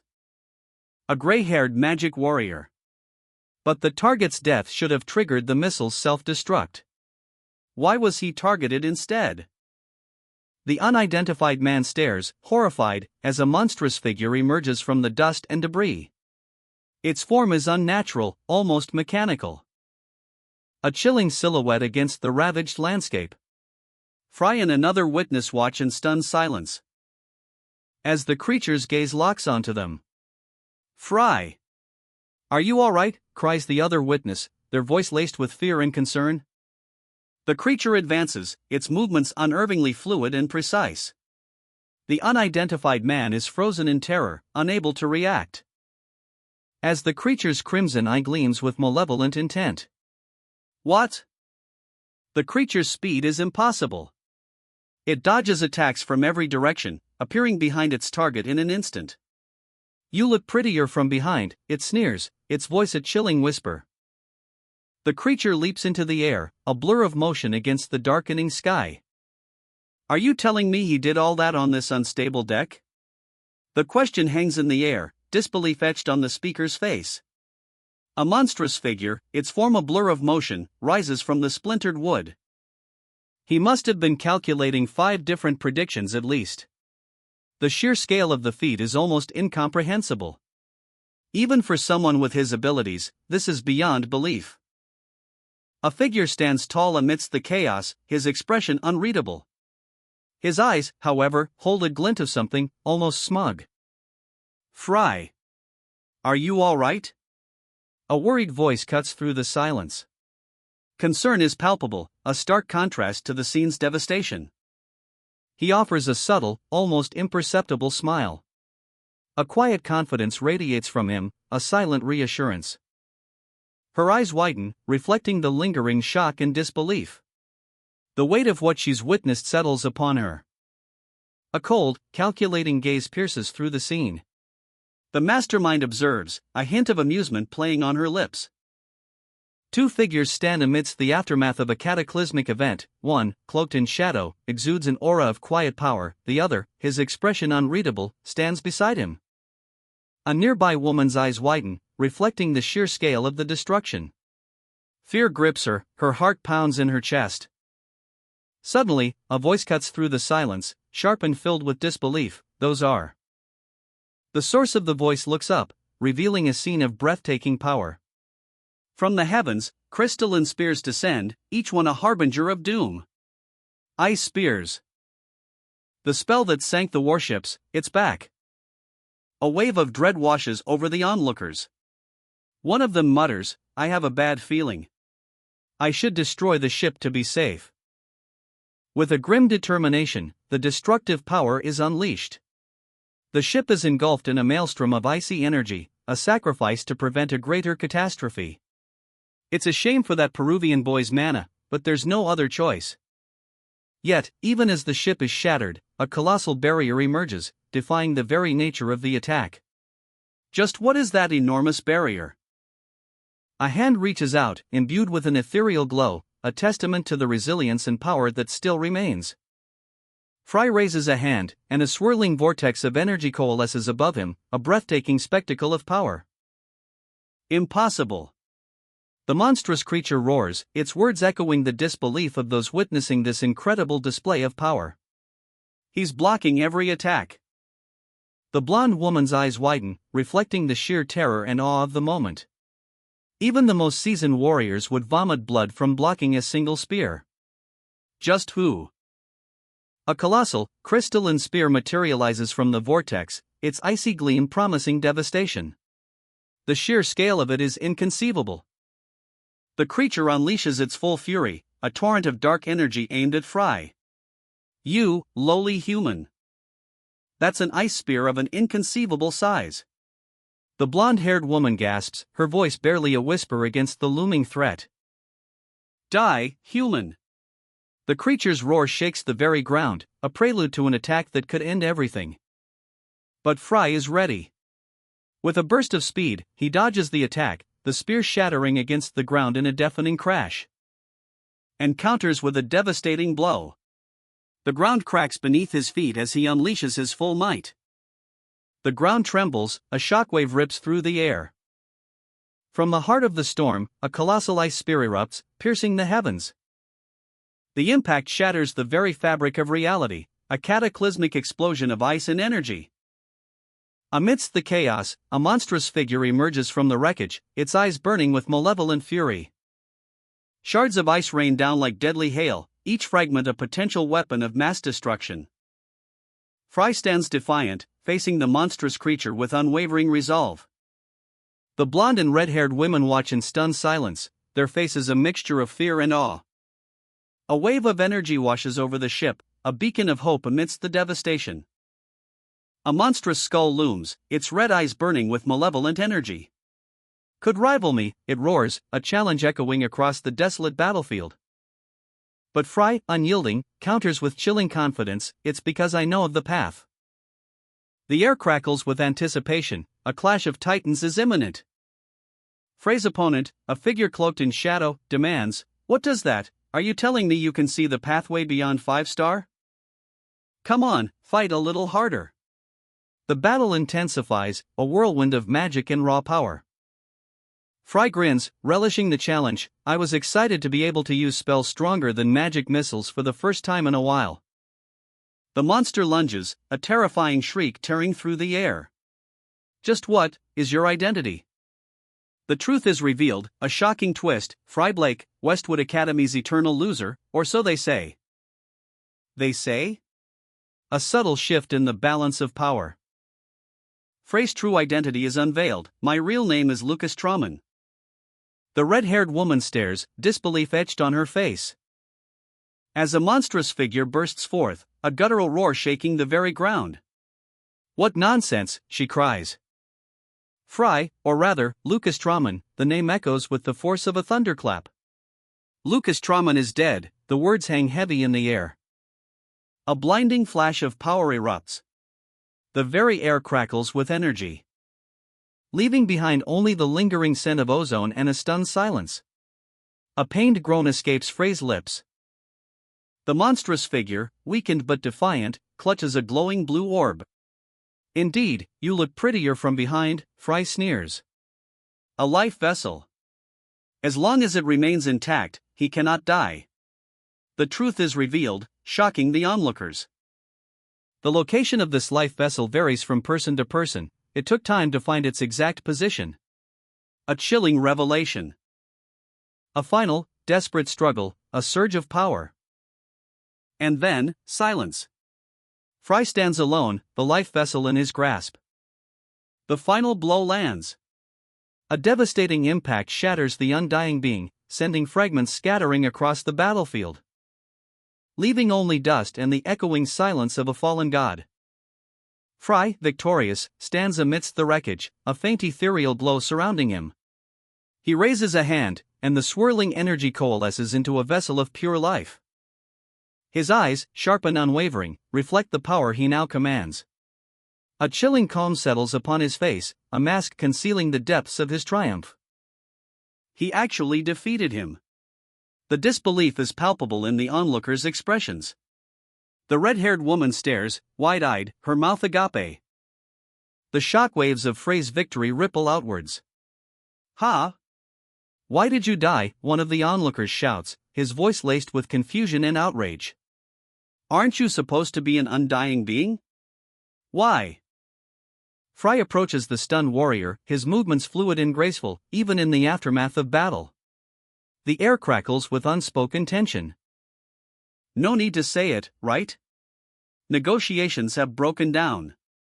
Frey's voice is devoid of emotion, a chilling declaration of war. Fry stands amidst the aftermath, the echoes of battle still ringing in the air. His eyes, though calm, hold a weight of the conflict just past. A chilling threat hangs heavy: every one of you will die here. The aftermath of a brutal battle unfolds on the deck of a shattered ship. Bodies litter the planks, a grim testament to the ferocity of the clash. A lone figure, wounded but defiant, sits amidst the carnage. His crimson coat is torn, blood staining his armor, yet his eyes burn with a fierce intensity. From the chaos, a woman with silver hair emerges, her presence commanding respect and fear in equal measure. She surveys the scene, her expression unreadable. A silent storm brewing within her piercing gaze. The air crackles with unseen energy as she raises her hands, a dark power emanating from her fingertips. Her eyes, pools of icy blue, reflect the devastation around her, yet hold a chilling resolve. A cold fury simmers beneath the surface. A weight of untold power settling upon her shoulders. She is a force of nature, unleashed. Across the ravaged battlefield, a group of figures stands, their faces a mixture of apprehension and awe. Among them, a woman with fiery red hair stands out, her eyes wide with disbelief. Her shock is palpable, a silent scream frozen on her face. The weight of what she witnesses crushes her. The aftermath of battle unfolds on a dockside, bodies strewn across the cobblestones, a testament to the silver-haired woman's devastating power. That was some extraordinary prowess, the red-haired woman breathes, still reeling from the display of raw power she just witnessed. The tension hangs heavy in the air as the three stand silhouetted against the setting sun, a stark contrast between the exhausted survivors and the approaching figure. A blond man approaches, bowing deeply. He ignored him? The red-haired woman's surprise is palpable. The silver-haired woman's expression hardens, a flicker of annoyance crossing her face. The red-haired woman pleads, "Please don't be like this. Prithee, raise your head." A subtle shift in the silver-haired woman's demeanor, a hint of weariness, perhaps even regret, softens her features. "How do you feel?" she asks, her voice laced with concern. "Your organs must be in chaos after blocking the Lich's magic," she observes, her gaze intense.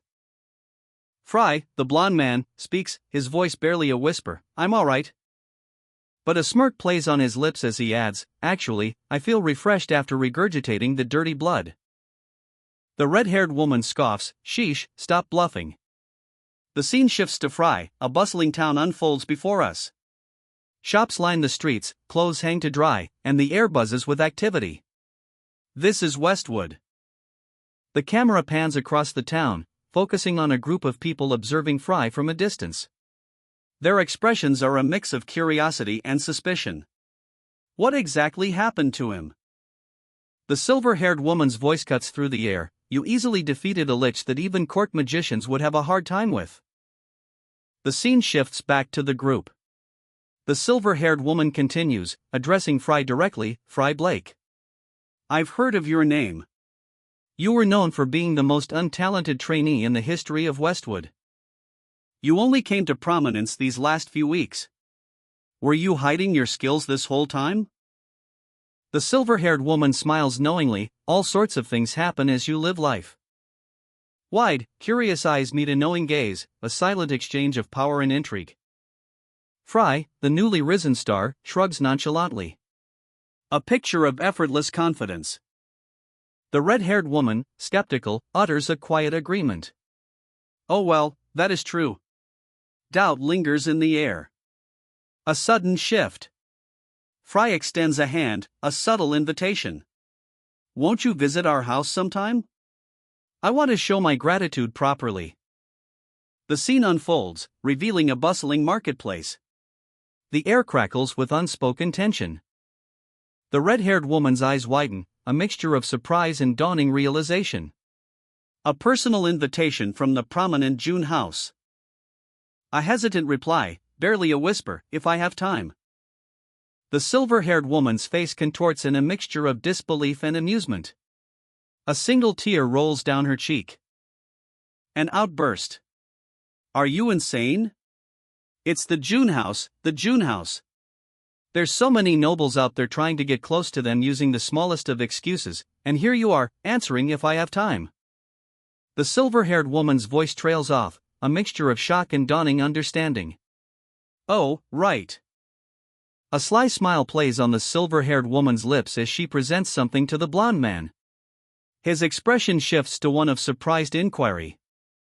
Frey's casual attitude towards the June house invitation is met with disbelief by the silver-haired woman. The red-haired woman, meanwhile, stares at an invitation in her hands, a mixture of surprise and intrigue evident on her face. The silver-haired woman's voice rings out, sharp with disapproval, "How could you ask for money using the favor as a pretext? Can't you behave properly as a magic practitioner?" The blond man, unfazed, retorts with a smirk, "Wow, aren't you a funny one? Whose fault do you think it is that we're in this situation? Who told you not to bring a single penny? He shrugs, feigning innocence. I don't mind, but why do you need money?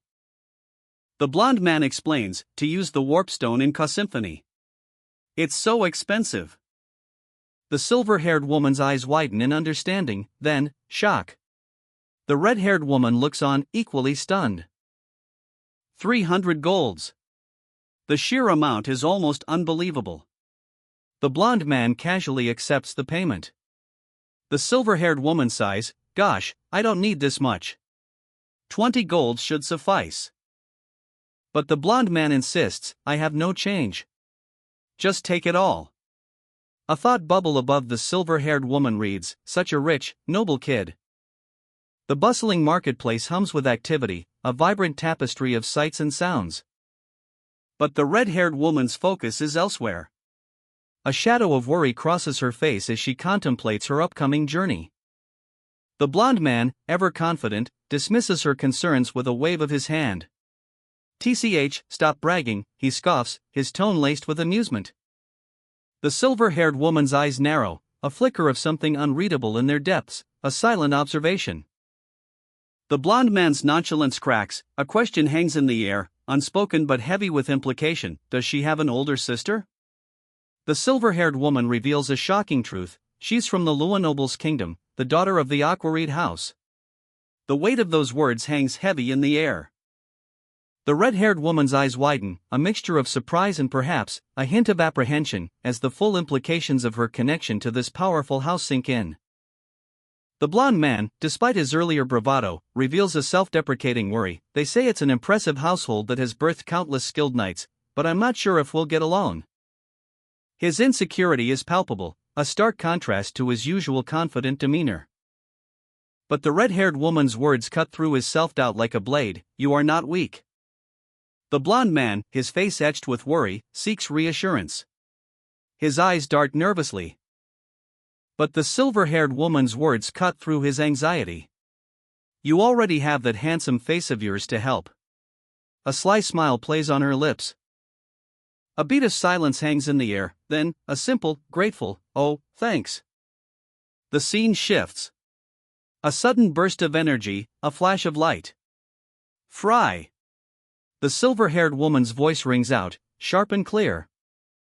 The blond man's eyes widen in shock, a mixture of surprise and, is that amusement? Amidst the chaos, a hearty laugh erupts.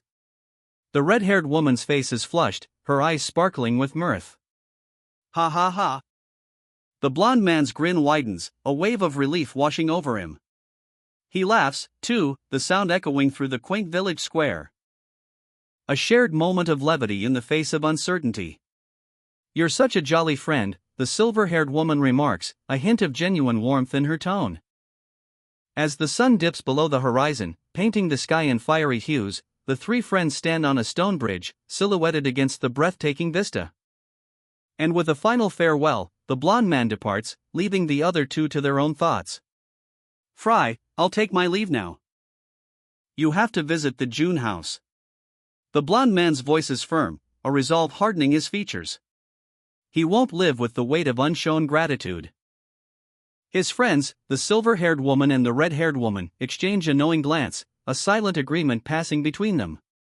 Yeah, why not, if I have time? The blond man adds, a hint of a smile playing on his lips. A moment of quiet contemplation. The weight of his decision settles upon him, a thoughtful expression replacing the earlier determination. The silver-haired woman observes him, a hint of amusement in her eyes, a silent understanding between longtime companions. The red-haired woman, her gaze fixed on the blond man, smiles warmly, a genuine affection radiating from her expression. Such a good sight, she thinks, her heart swelling with warmth, a simple scene of friendship and unspoken support.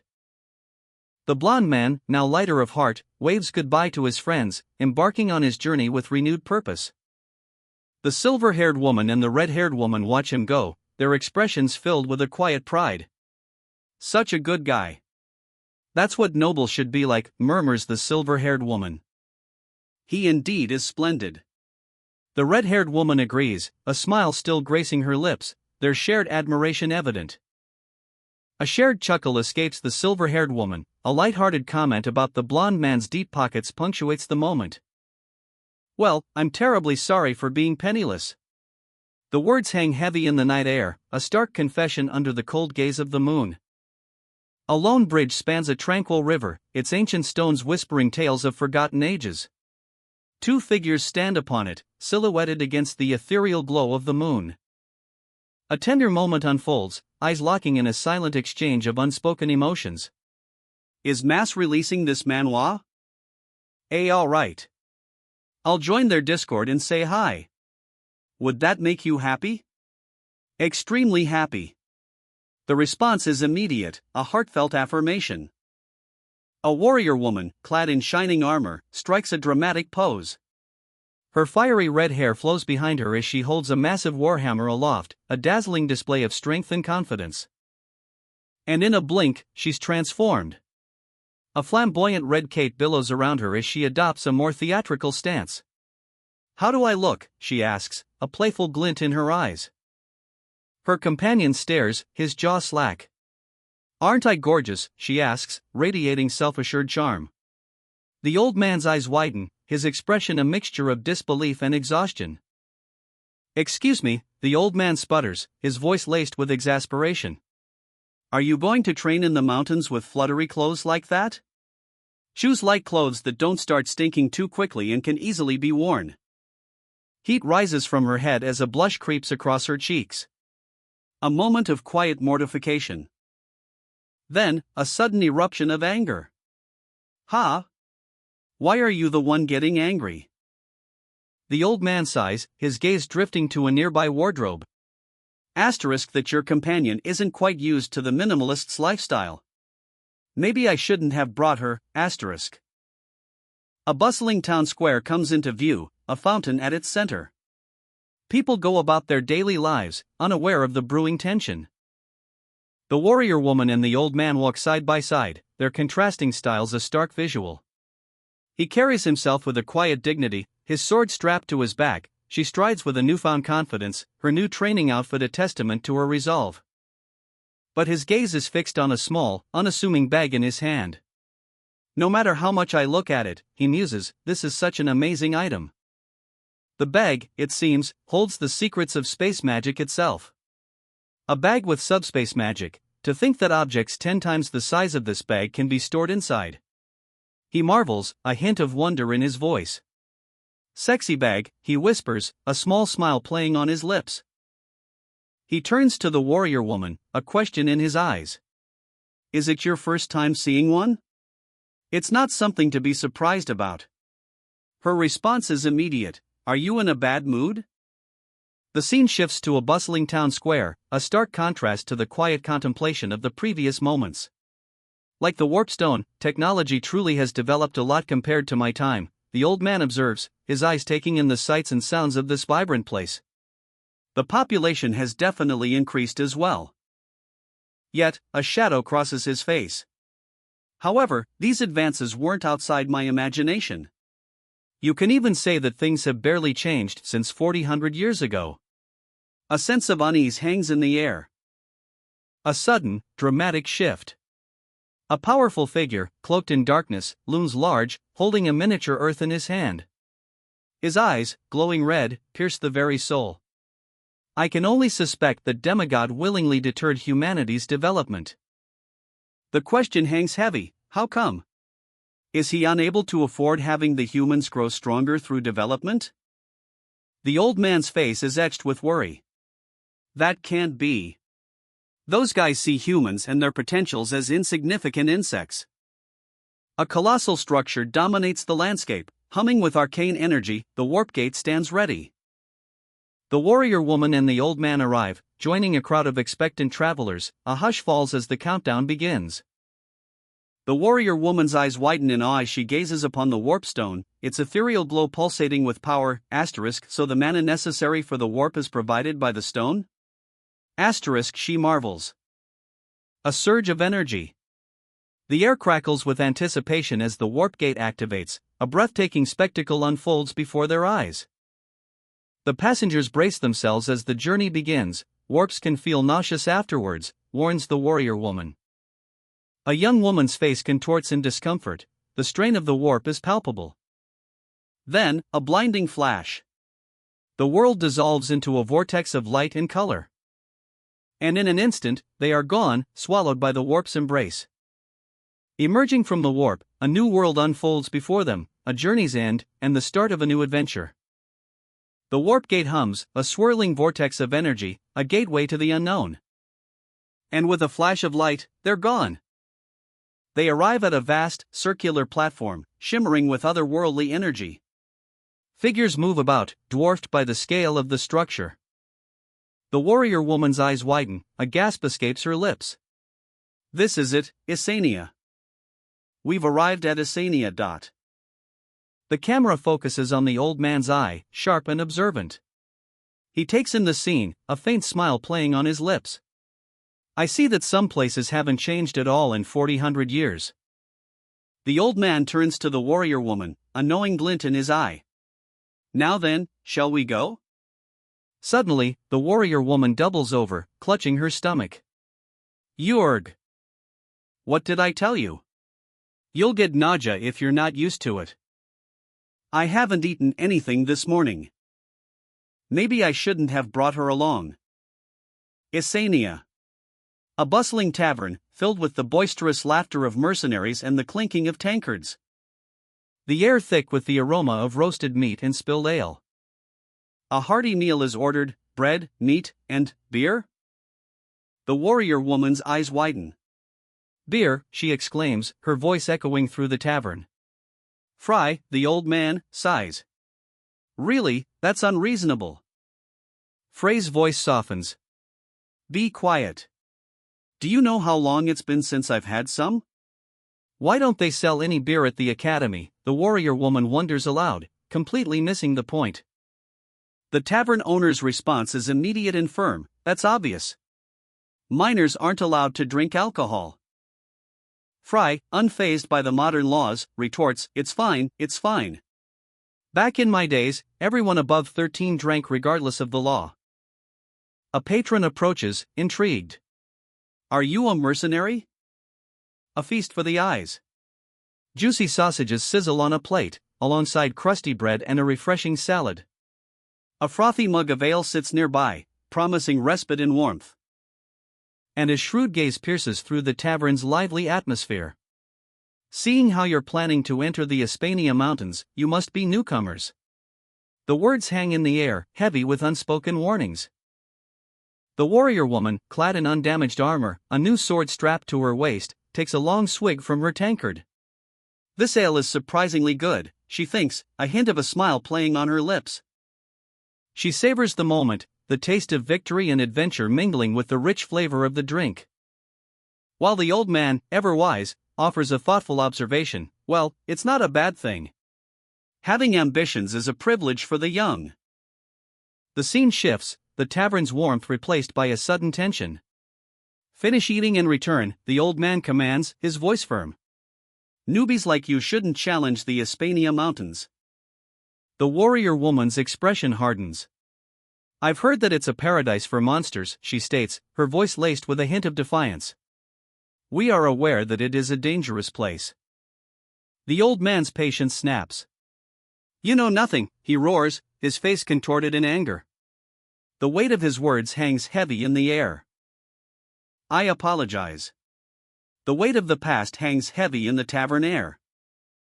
A somber memory surfaces, a young man, full of life, dreams of becoming a mercenary, a life cut tragically short. The tavern keeper's words paint a grim picture. He died in the Hispania Mountains. A gasp escapes the warrior woman's lips. Shock ripples through her, a stark contrast to her usual confidence, but she quickly recovers. The old man's tale continues, revealing a mother and daughter's harrowing journey, a daughter who returned alone, bearing the news of her escort's death. The Hispania Mountains loom before them, a jagged scar upon the landscape. A stark warning, even seasoned mercenaries rarely return unscathed. Fear, raw and visceral, grips the warrior woman's companion. Wide eyes reflect the sheer terror of the unknown. Despite the grim warnings, a defiant spirit remains. The warrior woman's hunger for adventure outweighs her apprehension, for now. A question hangs in the air, a challenge to fate itself. What dangers lurk within those treacherous peaks? The warrior woman cautiously takes a bite of her meal, a strange expression crosses her face. "This tastes weird," she exclaims, her brow furrowing in confusion. The old man watches her with a concerned gaze, a silent worry etched onto his face. His worry turns to a frustrated sigh. "Ah, fuck," he mutters under his breath. Later, the old man sits at the table, his face grim. He explains the dangers of the Hispania Mountains. The warrior woman and her companion listen intently, their faces reflecting apprehension. A wave of realization washes over the warrior woman's face. I had resolved myself, but to think that it was this bad. She turns to the old man, her expression resolute. "Thank you for everything. How much will it cost?" The old man smiles faintly, a glint in his eye. "No need for that. I'll put it on your tab, so come back alive to pay me back." The warrior woman's companion scoffs. "Does your business even work properly like this?" The warrior woman and her companion stand before a tavern, the aroma of roasted meat hanging heavy in the air. "For the special sausages," one of them says, "the chef really nailed it." Lies. This place is known for its trash food except for the beer. Her companion retorts, a skeptical glint in their eyes. The old man, however, beams, promising tastier sausages for their next visit. He'll remember them. The warrior woman smiles faintly, a hint of amusement in her eyes. "I can't wait," she thinks. The old man chuckles, a knowing look on his face. A subtle hint of something more, something hidden in his expression. Under the watchful gaze of a full moon, the Hispania Mountains loom before them, jagged peaks piercing the starlit sky. A cold wind whispers through the desolate landscape. The warrior woman and her companion begin their ascent, their figures silhouetted against the vast, unforgiving terrain. The journey ahead is long and perilous. A monstrous figure, gnarled and ancient, rises from the shadows. Two luminous blades clash against its dark form. The air crackles with raw power as the battle begins. A blinding flash of energy erupts. And the earth trembles under the force of the clash. Multiple monstrous figures emerge from the depths. Her eyes blaze with fierce determination. A battle cry escapes her lips. A grim resolve etched on her face. He watches, his expression unreadable. The Hispania Mountains, a place of immense power, where even the air crackles with energy. Particles of light rain down from the sky. As they reach the forest floor, revealing the true scale of the monstrous threat. "The Hispania Mountains are worthy of their fame," one of them observes. "We've just barely entered and strong monsters are pouring out already. The sheer scale of the threat is overwhelming." "That's not the reason, you know." The male warrior's words hang in the air, a challenge in his tone. His sword, casually held, belies a hidden intensity. The female warrior raises an eyebrow, skepticism etched on her face. Would she have journeyed this far for something so trivial? The question hangs unspoken between them, a silent tension building in the twilight forest. "We're going to Schweitzer's dungeon." The male warrior's declaration cuts through the silence. His voice is low, but carries an undeniable weight of purpose. Schweitzer's dungeon?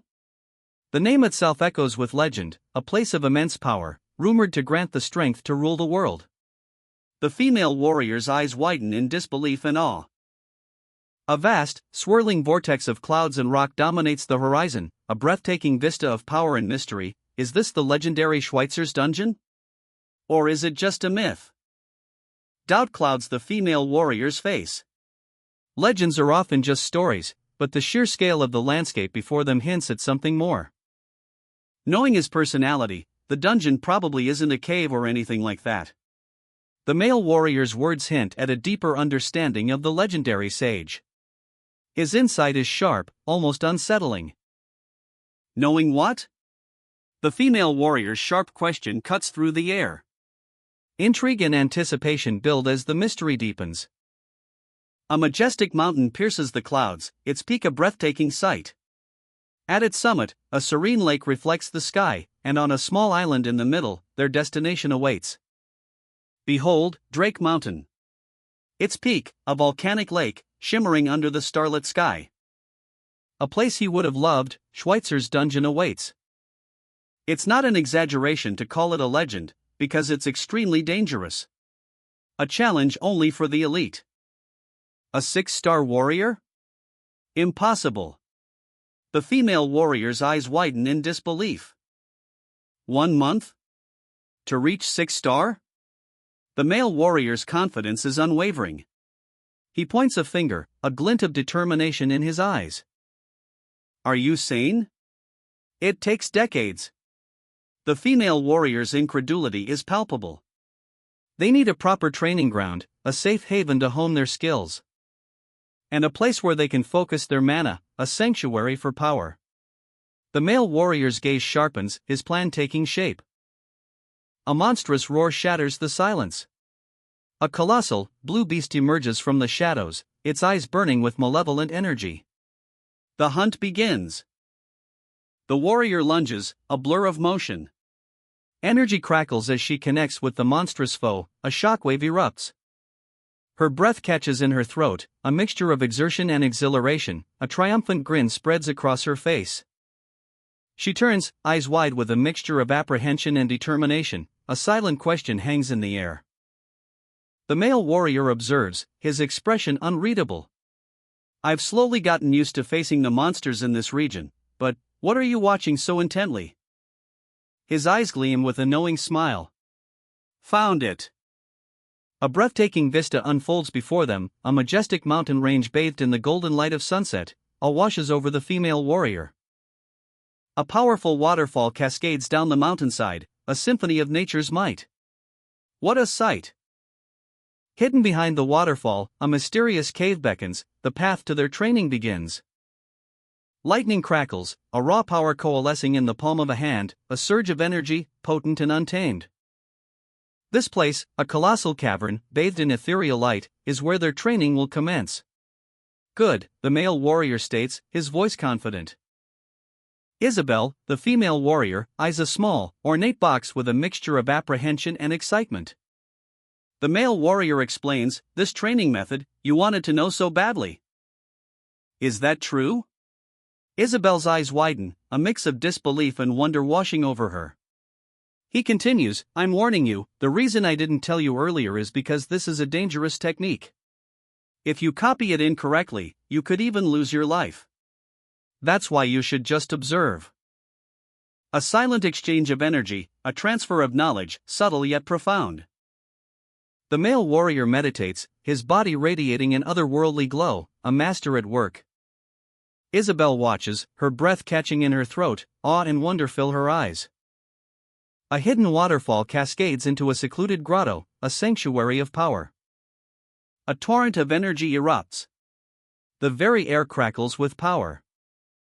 Focused, channeled, into the male warrior. He sits in a meditative pose, a swirling vortex of light engulfing him. The light intensifies, a breathtaking spectacle of raw power. He's absorbing mana from the whole Hispania Mountains, the female warrior gasps, witnessing this unbelievable feat. Drawing energy to the very limits of his mana room. Is he pushing his body beyond its limits? The energy surges, a breathtaking display of power, a waterfall of mana cascades down the mountainside. A radiant, swirling vortex of purple energy forms above him. From the heart of the Hispania Mountains, a surge of raw mana erupts. A vortex of purple energy, swirling with untold power. The male warrior sits in the center of the storm, eyes closed, absorbing the torrent. His body glows with an ethereal light, a testament to the immense energy he commands. With a deep breath, he opens his eyes.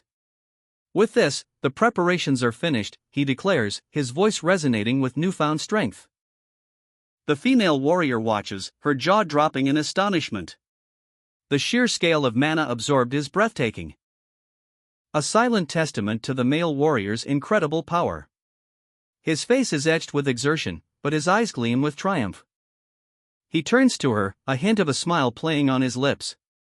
I had my predictions, but who knew her talents surpassed my estimations, he muses, his gaze drifting towards the female warrior. And more than anything, she has a great passion for learning. The male warrior's words hang in the air, a subtle acknowledgement of her potential. Her eyes widen, a mixture of surprise and delight washing over her face. A warmth spreads through her chest, a feeling of accomplishment and pride. Her eyes, wide with wonder, reflect the sheer scale of the feat. A silent gasp escapes her lips. As the male warrior, radiating confidence, casually suggests a meal. A simple invitation, yet it speaks volumes after such a display of power. A blush creeps across her cheeks, a silent testament to her lingering awe. The power she witnessed, it was breathtaking. A mystical glow surrounds the great mage as he conjures forth supplies from thin air. Food, scrolls, and potions materialize before him, a testament to his immense power. All right, let's eat, he declares, offering the bounty to his companion. But she demurs, I'm good. I'm not feeling hungry, so save it for later. A subtle tension hangs in the air. The great mage's eyes narrow. Her lack of appetite is unusual, he explains. Your brain is misinterpreting the feeling of mana repletion as satiety. His words hang heavy between them. Eat it even if you have to force it down, he insists, his tone firm but laced with concern. With a sigh of resignation, she obeys. A small cave, their temporary refuge, becomes the stage for a quiet meal. She eats, her expression shifting from reluctance to enjoyment. A blush creeps onto her cheeks. A quiet moment. The great mage savors a piece of dried meat, his expression thoughtful. His female companion, meanwhile, reflects on their unusual companionship. Until recently, I never imagined I'd spend time like this with you. A hint of surprise and perhaps contentment in her voice. The great mage observes her intently. I have always been observing you and your extraordinary willpower. You were only a student being bullied, but my eyes were drawn to your aura? Your spirit? Not sure how to call it. A subtle shift. Her expression softens, a gentle smile playing on her lips. A quiet understanding passes between them. The great mage continues, but when I see you these days, you feel like a different person. I don't know why, but... And you have not the slightest hesitation. His gaze sharpens, a question forming in his eyes. Which one do you think is the real you? She looks away, lost in thought. A flicker of uncertainty crosses her face. A soft chuckle escapes her lips. He. Aren't both versions obviously the same, real you? The great mage's response is firm, unwavering. Humans don't change. They only grow. A serene smile graces the great mage's face as he observes his companion. He reflects on her incredible journey, her transformation a testament to her strength. Either way, I need to thank you for your change. His words, a quiet acknowledgement of her growth. The female companion, now more self-assured, sits before him. Previously, you wouldn't have brought me along to train. Just the two of us. Her voice carries a hint of wonder, a reflection on how far they've come together. The weight of shared experiences hangs heavy in the air. A blush creeps onto her cheeks as a thought strikes her. Asterisk, now that I think about it, won't we spend an entire month in this narrow cave, just the two of us? Asterisk, her internal monologue reveals a sudden, unexpected wave of self-consciousness. The great mage, ever perceptive, cuts through her internal turmoil. Don't worry about useless things. Didn't I tell you? I'm not interested in kids. His words, though blunt, are meant to reassure. Despite his words, a flicker of something else crosses the female companion's face. Why do I feel so displeased? Her confusion deepens, a subtle shift in her emotional landscape. The scene shifts. The great mage begins to work, his hands moving with practiced ease. A mystical circle of light begins to glow, emanating an otherworldly energy. What are you doing? The female companion's question hangs in the air, a mixture of curiosity and apprehension. The Great Mage's response is swift and clear, setting up a barrier. It'll be a pain if monsters come in while we sleep. Relief washes over her face. Oh. She acknowledges his foresight, the tension easing. The Great Mage adds, "It's the first day, you should also get plenty of sleep." They settle down for the night. The scene is peaceful, yet a subtle unease lingers. The female companion's thoughts drift. A hidden waterfall cascades down into a secluded valley, a sanctuary of tranquility, untouched by the world's turmoil. The female companion sleeps soundly, her red hair a fiery contrast to the muted earth tones around her. Exhaustion clings to her like a second skin. A peaceful respite after a long journey. Her face, though relaxed in sleep, hints at the weight of unspoken worries. A gentle voice breaks the silence, "Awake?" The Great Mage sits in serene meditation, his silver hair shimmering faintly in the dim light. His aura radiates calm strength. Startled awake, the female companion asks, "How long was I asleep?" The Great Mage replies, "About 5 hours, maybe?" He continues, "Think of that as your last break. Today, we start the real training." The Great Mage's words hang in the air, heavy with unspoken intensity, the calm before the storm. Now, we begin Kasajan's training method, a path fraught with peril. The Great Mage explains, "Battling." The Great Mage sits calmly, a picture of serene power. His voice, though quiet, carries an undeniable weight. "Don't imitate me, and just watch." A surge of energy. The air crackles with raw power as the Great Mage begins his demonstration. A swirling vortex of purple energy erupts from within him. His eyes blaze with an inner fire, reflecting the chaotic energy. The energy intensifies, coalescing into a mesmerizing spectacle of swirling colors. Is this? A breathtaking display of raw power continues to build, a cosmic dance of fire and ice. The chaotic energy resolves itself, forming a perfect yin and yang symbol, a testament to the mastery of the Great Mage. The female companion watches, wide-eyed, a mixture of awe and apprehension etched on her face. Is he separating the mana gathered in his body into fire and water attributes, she wonders. Her eyes widen further as she witnesses the incredible feat the contradicting mana are fighting and keeping each other in check. It's almost as if a fiery demon and a serene water spirit emerge from the Great Mage's body, locked in a silent battle within his very being. A war is being waged within the microcosm of the Great Mage's body, a breathtaking display of power and control. Witness the clash. A torrent of ice and fire erupts as the Great Mage unleashes his power, a breathtaking display of raw magical might. The icy tendrils of water magic snake across his face, a stark contrast to the fiery glow in his eyes. He is the embodiment of perfect balance. From the chaos, a colossal figure emerges, a being of pure ice, radiating an aura of chilling power. It slams into the fiery beast with the force of a collapsing glacier. The impact sends shockwaves through the very air itself. But even this devastating blow is not enough to subdue the inferno. A searing pain flashes across the Great Mage's face as the fire claws back, a testament to the relentless power of his opponent. "Match the balance so that neither side can dominate the other," he mutters, his voice strained. The scene shifts. A majestic scale, tipped precariously, hangs between the icy and fiery forces, a symbol of the precarious balance the Great Mage must maintain. "It's like stabilizing a balance that won't stay aligned," the female companion whispers, her eyes wide with wonder and a touch of fear. The Great Mage's eyes close. He is completely immersed in the delicate dance of opposing forces, a battle waged not with weapons, but with sheer willpower and mastery of magic. Across the void, a celestial dance unfolds. The female companion kneels, her gaze fixed on the ethereal figure before her. Her expression a mixture of wonder and apprehension. Doubt flickers in her eyes. Is this truly the power of the Great Mage? A subtle shift in her demeanor, a flicker of understanding, perhaps? Suddenly, a radiant energy erupts from the female companion. A blinding light engulfs her.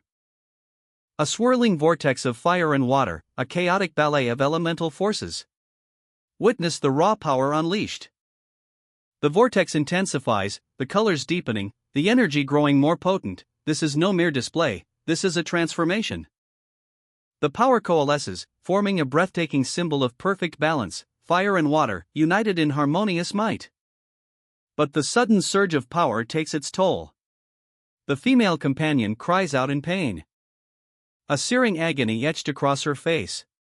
She collapses, coughing, blood staining the ground. See?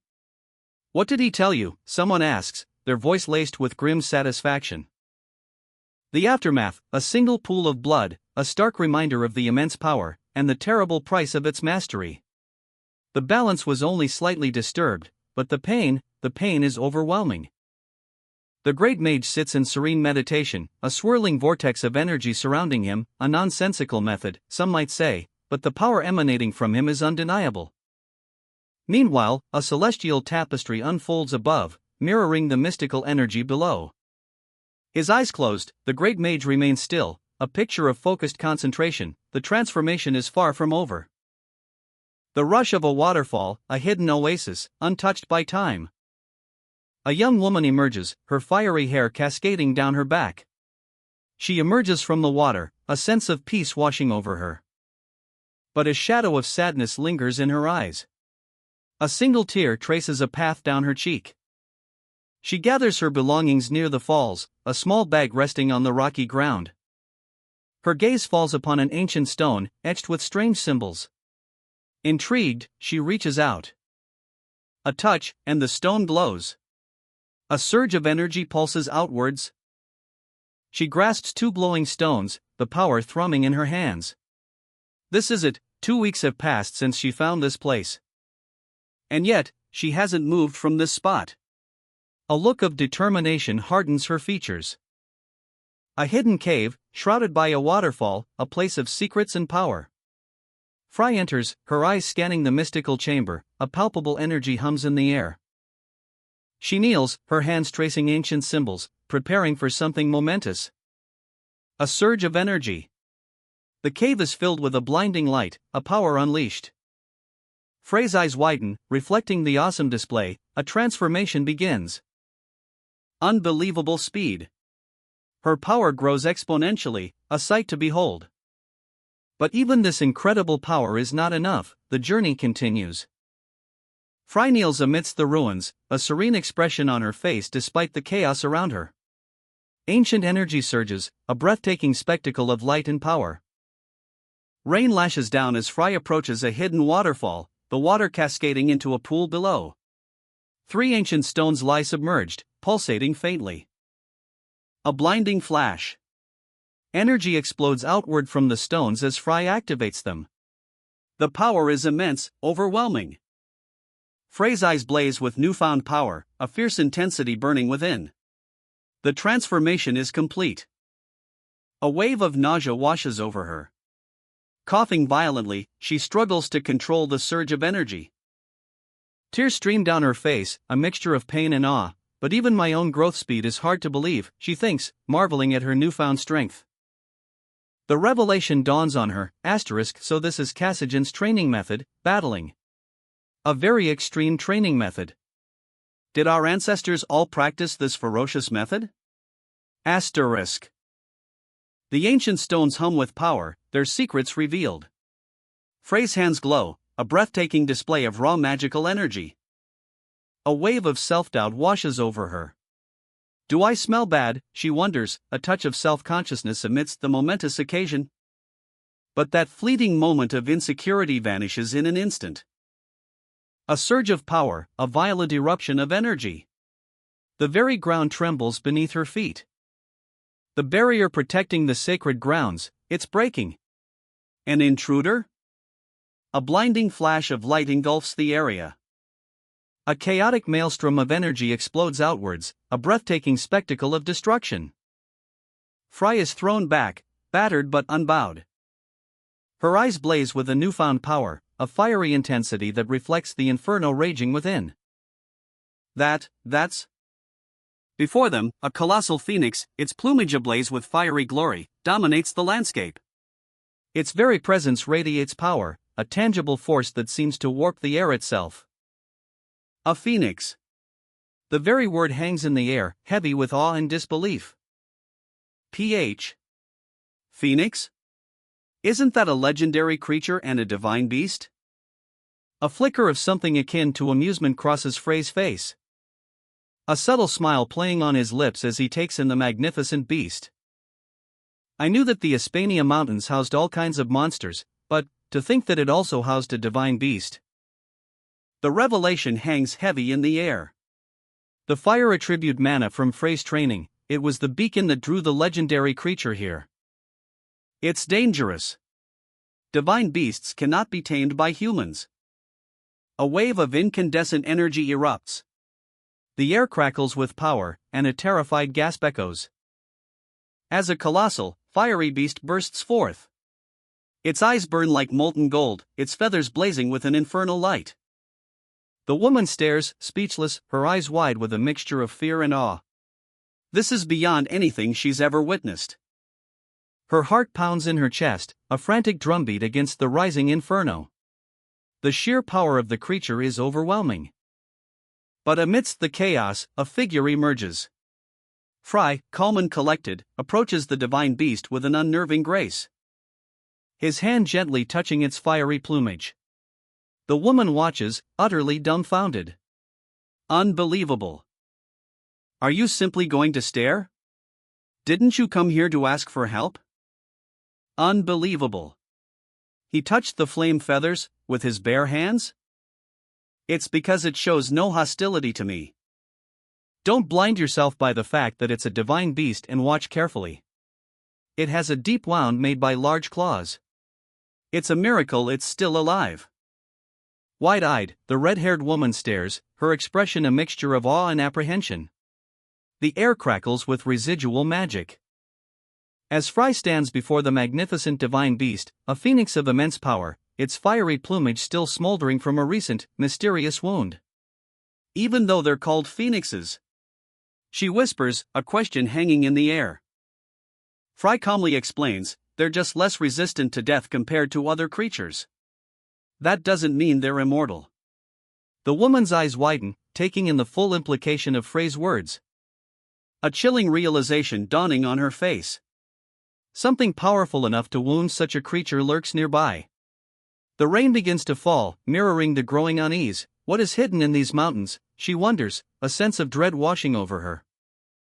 A desolate landscape unfolds under a stormy sky, the wind howls a mournful tune across the jagged peaks. From the heart of the storm, a figure emerges, battered but unbowed.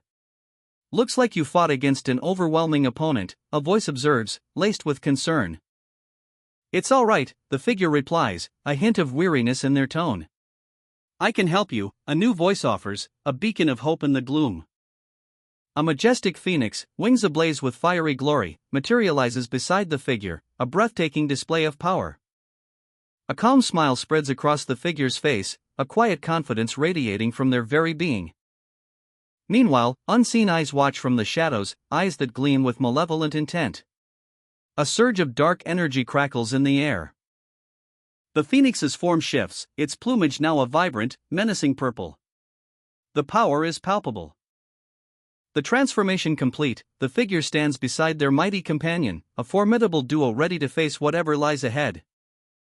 So you're taking away the fruits of my training, I see. A wave of raw power erupts, a crimson inferno unleashed. Coo. I'm just joking. Stay still, it's almost over. The phoenix settles, its fiery plumage dimming as the bond solidifies. A subtle shift in the air, a change in the very essence of the main character. So even you can wear such an expression. Not only the expression. Even your speech has changed.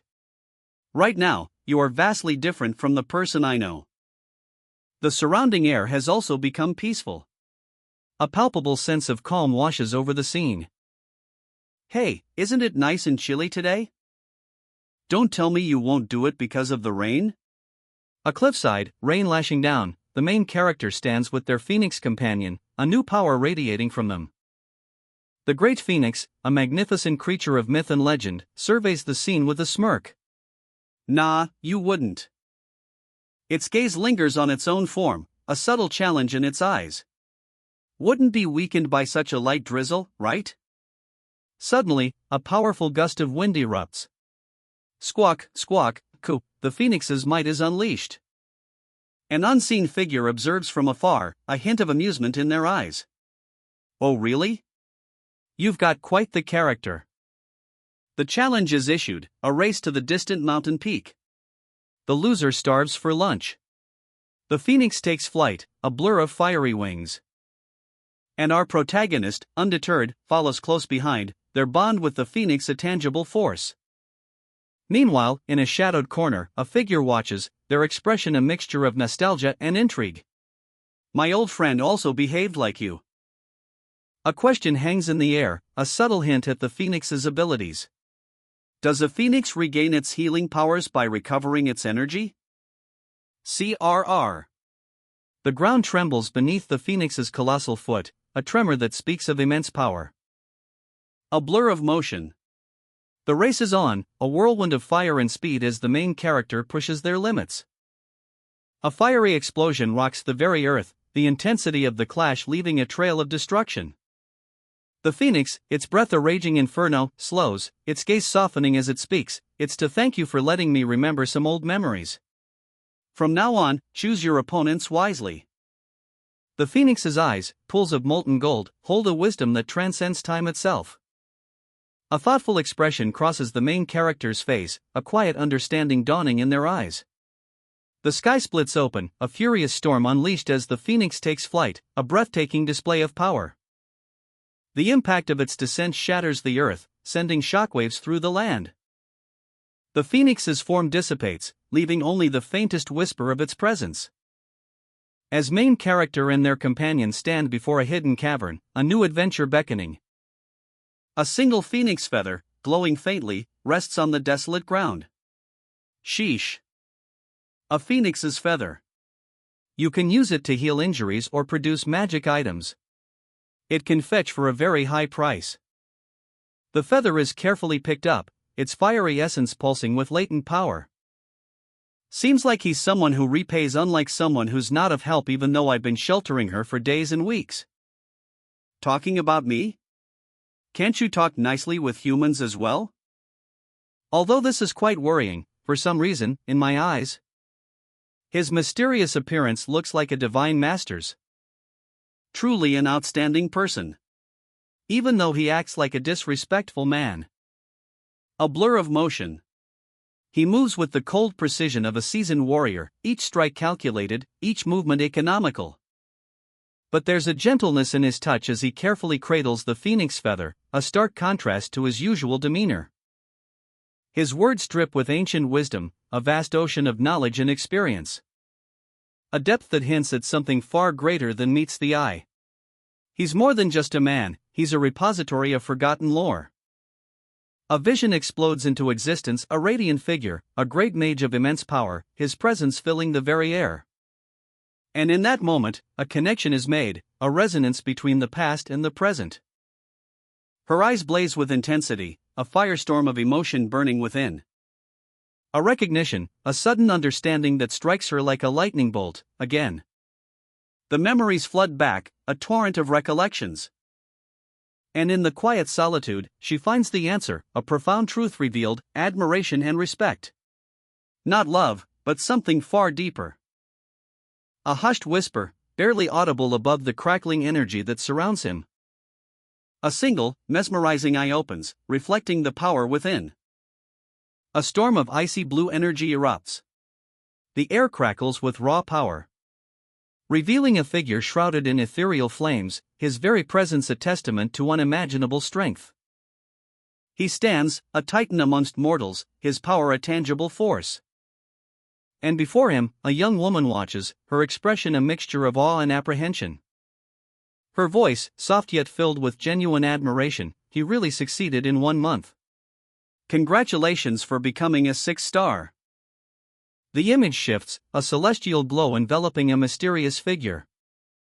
A silent testament to the monumental achievement, the weight of his new power settling upon him. A surge of raw power, a breathtaking spectacle of arcane energy, the great mage's aura crackles with untold might. Witness the impossible. eyes widen in disbelief, the youngest ever to achieve 6-star mage status, and he's still just a trainee. The implications are earth-shattering. If word gets out, the world will erupt in chaos, a trainee reaching such heights? But the great mage remains unfazed. A quiet power emanates from him. Now, I can gather mana just by breathing. His eyes blaze with newfound strength, a terrifying intensity, a transformation complete. A frantic search, a desperate plea. She finds him, weakened but alive. A wry smile plays on his lips. Ha, my body's in a mess just because I starved for a week. He's back, and he's hungry. The great mage, his eyes twinkling with mischief, declares, "No, let's go hunt. I need some oily food in my stomach." His words are met with concern. "Will you be all right?" she asks, her worry palpable. A tranquil waterfall cascades down a rocky cliff face, a serene scene in stark contrast to what's to come. As the red-haired woman's eyes widen in shock, the great mage's expression is unreadable. A horrifying sight unfolds before them, a field of slain minotaurs, their bodies scattered across the ground. "What happened here?" she gasps. Close up on a fallen beast, its lifeblood staining the earth. The scale of the carnage is immense. And the great mage sighs, "That phoenix rascal."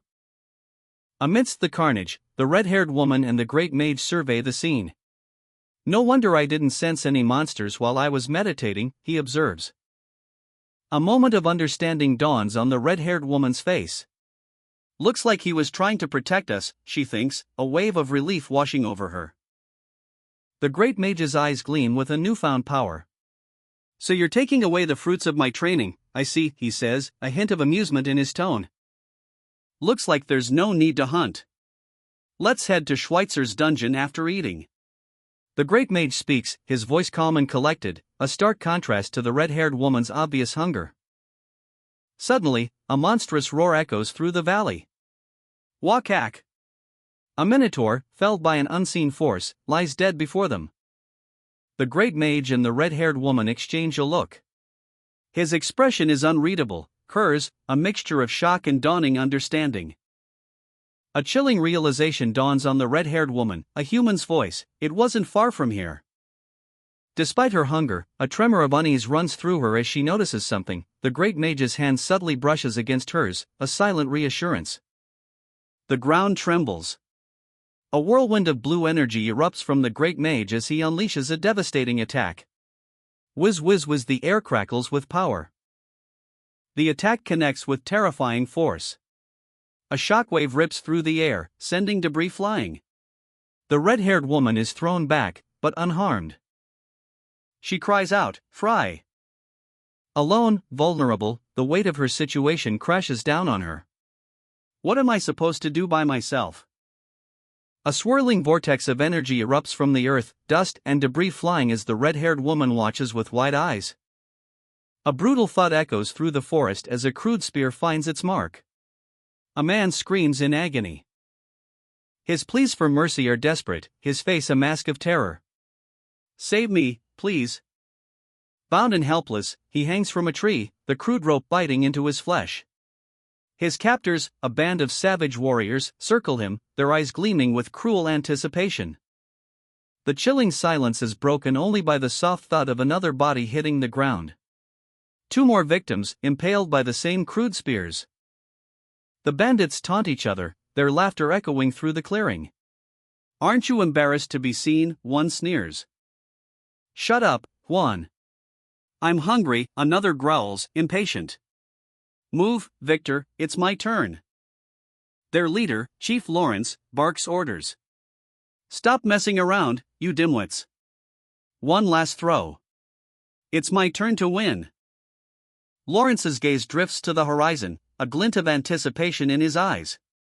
Just when will that woman pass by here, he thinks, a cruel smile spreading across his face. It's been over a month since their last victim. His patience is wearing thin. A gruff voice cuts through the mountain air. "Until when must we stay cooped up in these irritating mountains?" A weathered hand grips a crude, yet menacing, spear. And with a chilling laugh, a bandit boasts, "Watch carefully, you ugly fuckers. I'll properly stab him in the forehead. The victim's pained cry echoes through the desolate landscape. A brutal blow connects. A 10-point hit. The impact sends a shockwave of pain through the victim's body, AACK. Another blow, swift and merciless, follows. Bound and helpless, the victim watches as the spear flies towards him, thwack, and embeds itself in the tree trunk beside him. The bandits erupt in laughter. What was that just now? Po ha ha ha. Even the wind doesn't want to help you, dude. A bandit stretches, a smug grin on his face. Ag, how annoying, he exclaims, clearly unbothered by the gruesome scene unfolding before him. Another bandit speaks, his voice laced with impatience. Let's pack up and get going.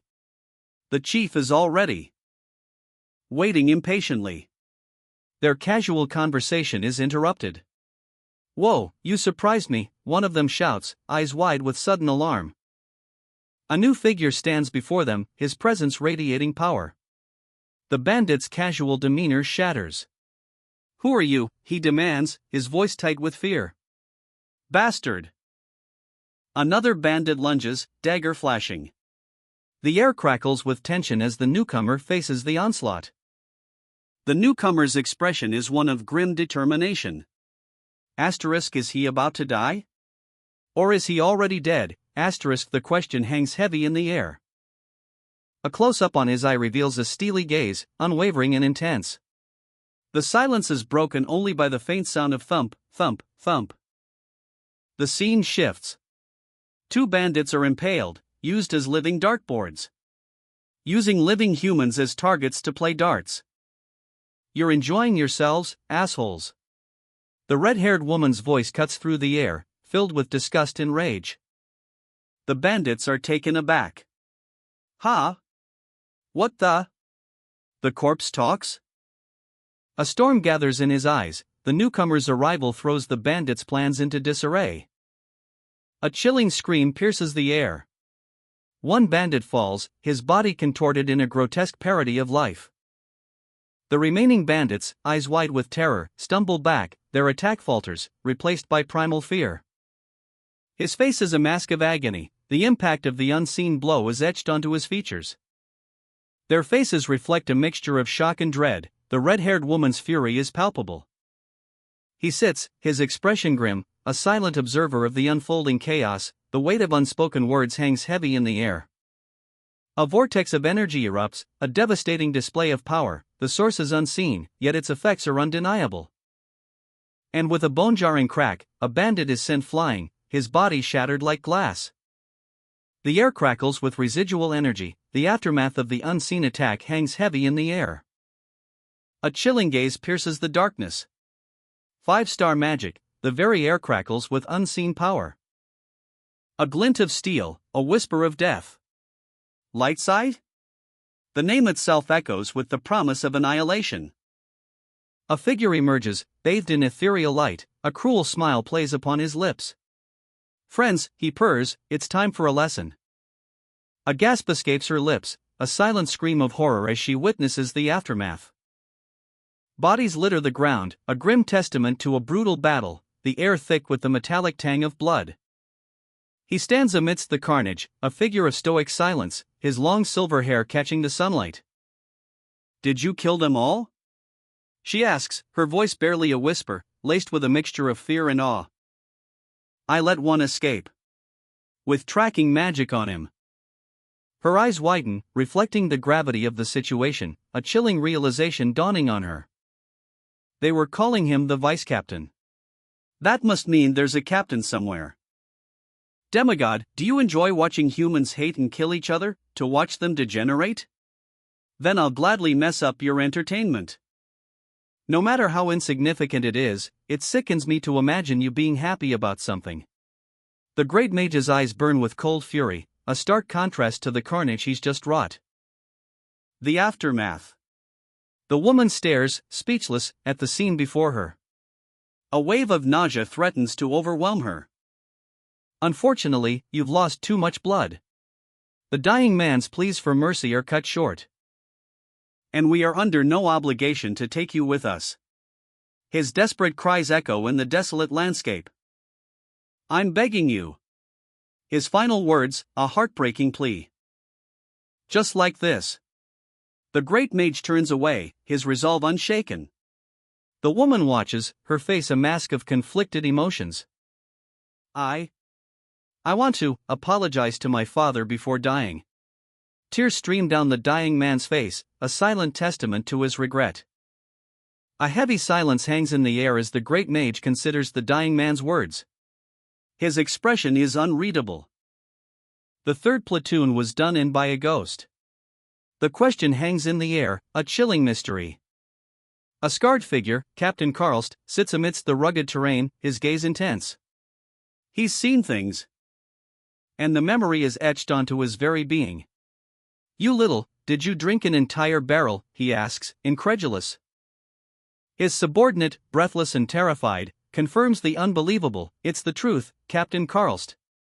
I saw it. The scene shifts.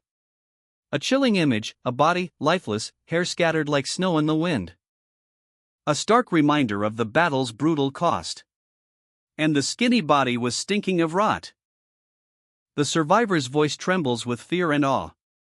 He's no ordinary guy. His mastery of fighting in the mountains didn't allow us to fight back at all. Back to Karlst and his companion. The weight of the encounter hangs heavy in the air. He sent the heads of our members flying in an instant, and I alone barely escaped with my life. Karlst's face is a mask of grim determination. He's piecing together the puzzle. And the answer is chillingly clear. A magician. His companion nods, affirmative. Captain Karlst, his face etched with grim determination, studies the lingering effects of the great mage's power. The scar across his face is a stark reminder of the battle. A battle that left his subordinate traumatized. He seems capable of double casting, Karlst mutters, piecing together the terrifying reality of their encounter. The captain's orders ring out, sharp and decisive. Increase the lookouts. The hunt for the great mage is on. His subordinate, still shaken, nods grimly. The mission is clear, find the mage and eliminate him. Amidst the rugged terrain, a discussion unfolds. Do you think the Aquareed House hired this magician? One asks, suspicion clouding his voice. Captain Karlst scoffs. That prideful knight family would never use magicians as bodyguards, he states, dismissing the idea. The conversation shifts to a more unsettling revelation. You guys were playing at human darts, weren't you? Karlst's tone is laced with disbelief and anger. His subordinate shrinks under the weight of his captain's gaze. I apologize. We were too bored, he stammers, shame evident in his voice. Captain Karlst's eyes, narrowed in suspicion, bore into the void. Just who is this mage? A desolate landscape unfolds, marked by the wreckage of a cart, the air heavy with the scent of dust and defeat. The remnants of a brutal battle scattered across the barren ground. The rhythmic huff of labored breaths punctuates the silence. Two fallen soldiers lie prostrate, their armor marred and broken, the grim reality of the conflict settling in. A sword slices through the air, a blur of steel, and in the next instant, a desperate cry escapes. The great mage emerges from the dust and shadows, a sinister smile playing on his lips. Do you know how long I searched for you? Sonia, the eldest daughter of the Aquareed Night House, stands defiant, her sword held high. She is surrounded by her loyal companions, but their faces are etched with fear. With a determined stride, Sonia charges forward, the clash of steel against steel is imminent. The battle explodes. Axes clash against swords, a whirlwind of steel and fury as Sonia and her companions are thrown into a desperate fight for survival. A brutal onslaught of attacks aimed at Sonia. She parries one blow, then another, her movements a blur of controlled chaos. The fight intensifies. Steel sings as blades meet, a deadly dance of skill and desperation. Each strike is a gamble, each parry a victory snatched from the jaws of death. But one mercenary falls, his eyes wide with disbelief as the world fades to black. Sonia's blade flashes, a silver streak cutting through the air. This is it, she thinks, I have to win. The impact sends a shockwave through the air.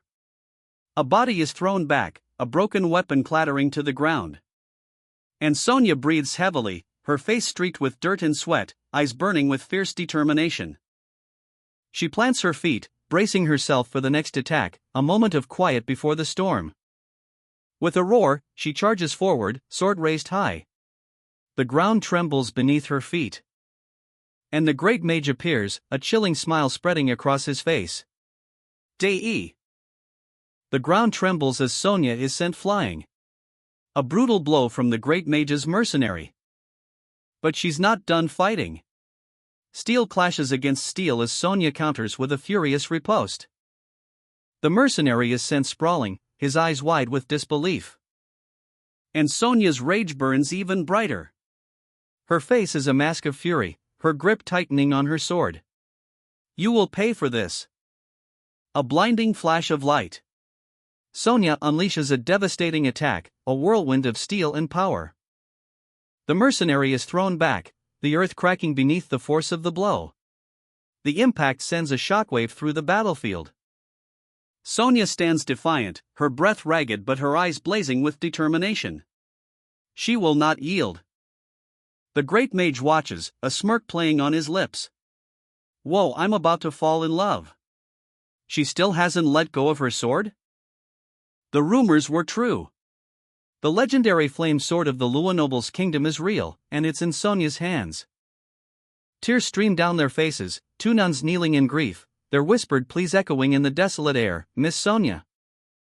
Captain Karlst, his face etched with worry, clutches his greatsword, a silent prayer for Sonia's safety forming on his lips. Sonia stands defiant, the dust of battle swirling around her, the legendary flame sword held high, a beacon of defiance against the encroaching darkness. A cruel smile stretches across the great mage's face, his eyes gleaming with amusement. He observes Sonia's battle with a chilling detachment. Tears stream down their faces, a silent testament to the tragedy that has befallen them, their grief palpable, a heavy weight in the air. Luther, his face etched with despair, can only offer a silent, heartbroken gaze, the weight of the world crushing his spirit. A figure emerges from the shadows, a smirk playing on his lips. Looks like it was worth waiting for more than a month in these infuriating mountains. Sonia, the legendary warrior, stands defiant, her sword gleaming. You're as beautiful as the rumors depict, Sonia squared. Born as the first daughter of the prestigious Night House, her talent surpasses any other male heir, a testament to her strength and skill. That she received the title of Rainstorm at the mere age of 18. From the king himself. Her voice cuts through the silence, sharp and cold. Our escorting knights were annihilated. Only the maids and Sir Luther remain, but he has long since retired. The only person capable of fighting is me. But the enemy's numbers are overwhelming. On the other hand, they number more than 20, and they're all skilled. The aftermath of a brutal battle unfolds before us. Broken swords litter the dusty ground, a grim testament to the fallen knights. Sonia stands amidst the carnage, her face a mask of grim determination. This is the worst-case scenario. Shit, she mutters, the weight of the situation heavy on her shoulders. A sneering figure emerges from the dust, his words dripping with contempt. Where is your escort magician? He taunts, his gaze piercing. Sonia's jaw tightens. What kind of bullshit? Do you believe that a night house with a long history would use a lowly magician as an escort? She spits back, defiance blazing in her eyes. The enemy's smirk widens. Magicians these days are all weaklings. His eyes narrow, a flicker of suspicion crossing his face. As I thought, the guy who interfered with my underlings wasn't involved with them. A ghost, they say. I'm very curious to know what kind of person he is. He turns his back, leaving Sonia to stew in her fury. Don't worry, we won't kill you right away. What do you mean? Sonia's eyes, wide with defiance, meet the gaze of her captors. Dust motes dance in the dim light, a stark contrast to the fire in her soul. The enemy leader smirks, his words dripping with cruel amusement. To think that guys like us would get the chance to play with a noblewoman. What a rare occasion, right? But Sonia's fury explodes. Bullshit. The word hangs in the air, a thunderclap of defiance. She stands before them, outnumbered but unbroken. I'd rather bite my tongue right now instead of becoming your plaything. The leader's eyes narrow, a flicker of something dark crossing his features. The tension ratchets up a notch. He shrugs, his voice cold and dismissive. Oh well, doesn't change much. If you die, we'll help ourselves to those women behind you. Two terrified women kneel in the background, their faces etched with fear and despair. Their silent pleas are a heartbreaking counterpoint to the leader's callous words. The leader turns to his men, his voice a low growl. We've been living like beggars for over a month just to get you. So my boys are quite hungry right now. His gaze lingers on Sonia, a predatory gleam in his eyes. We won't be able to kill them nicely. Sonia's eyes blaze with fury, a storm brewing within. These sons of bitches. The enemy's cruel plan is revealed. So that's why they kept those girls alive. A defiant cry rings out. We will not drag our lady down. Two women, their faces etched with sorrow, cling to each other. Tears stream down their cheeks, a silent testament to their suffering. Sir Luther, his sword discarded, speaks with quiet resolve. It would be an honor to die for Lady Sonia. The enemy leader's face, a mask of cold calculation, looms large. His gaze is unwavering, his intentions clear. Sonia's eyes flicker with a mixture of determination and despair. A single tear traces a path down her cheek. A silent vow etched in her gaze. The weight of the world rests on her shoulders. The enemy leader's apology rings hollow, a cruel twist of the knife. I apologize for making you miserable because of your master's incapability. But the pain of the past is laid bare. How upsetting, my lady. We grew up healthily through the help of the respectable Aquareed house. A moment of quiet contemplation. Sonia's eyes, though closed, betray a fierce determination. Two women kneel before her, their faces etched with despair. We implore you, my lady, please end our lives with your hands. Their voices crack with emotion. Their plea hangs heavy in the air. Sonia stands, her sword gleaming, a stark contrast to their sorrow. The weight of their request bears down on her. It would be dishonorable to reunite with Our Lady in heaven after having become those people's playthings. Tears stream down their faces, a mixture of grief and shame. Sonia's resolve hardens. With a resolute nod, she prepares to grant their wish, but not without a fight. This is not the end. Suddenly, a shout rings out. Oi oi oi, wait! What are they saying right now? The enemy leader's voice cuts through the somber scene. His eyes, though narrowed, reveal a flicker of something unexpected, calculation? Sonia hesitates, her sword momentarily still. For the honor of two young maidens. And for the honor of Aquareed, she declares, her voice ringing with defiance. With a blur of motion, she strikes. A flash of steel, a desperate act of defiance. The enemy leader bellows, "Stop her now!" His soldiers spring into action, the clash of steel echoing across the desolate landscape. A blur of motion.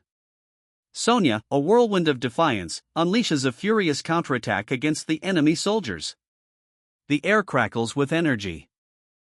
Their faces contorted in shock and fear as the impact of her attack sends them reeling. The enemy leader watches, his eyes blazing with fury. Tears stream down Sonia's face, a mixture of anguish and fierce determination. She's fighting not just for survival, but for her people. A single tear rolls down her cheek, a testament to the weight of her burden, the pain of her loss. But her gaze remains unwavering. Her resolve is unbreakable. Two of Sonia's followers kneel, weeping beside each other, mirroring her own sorrow. The weight of the battle bears down on them all.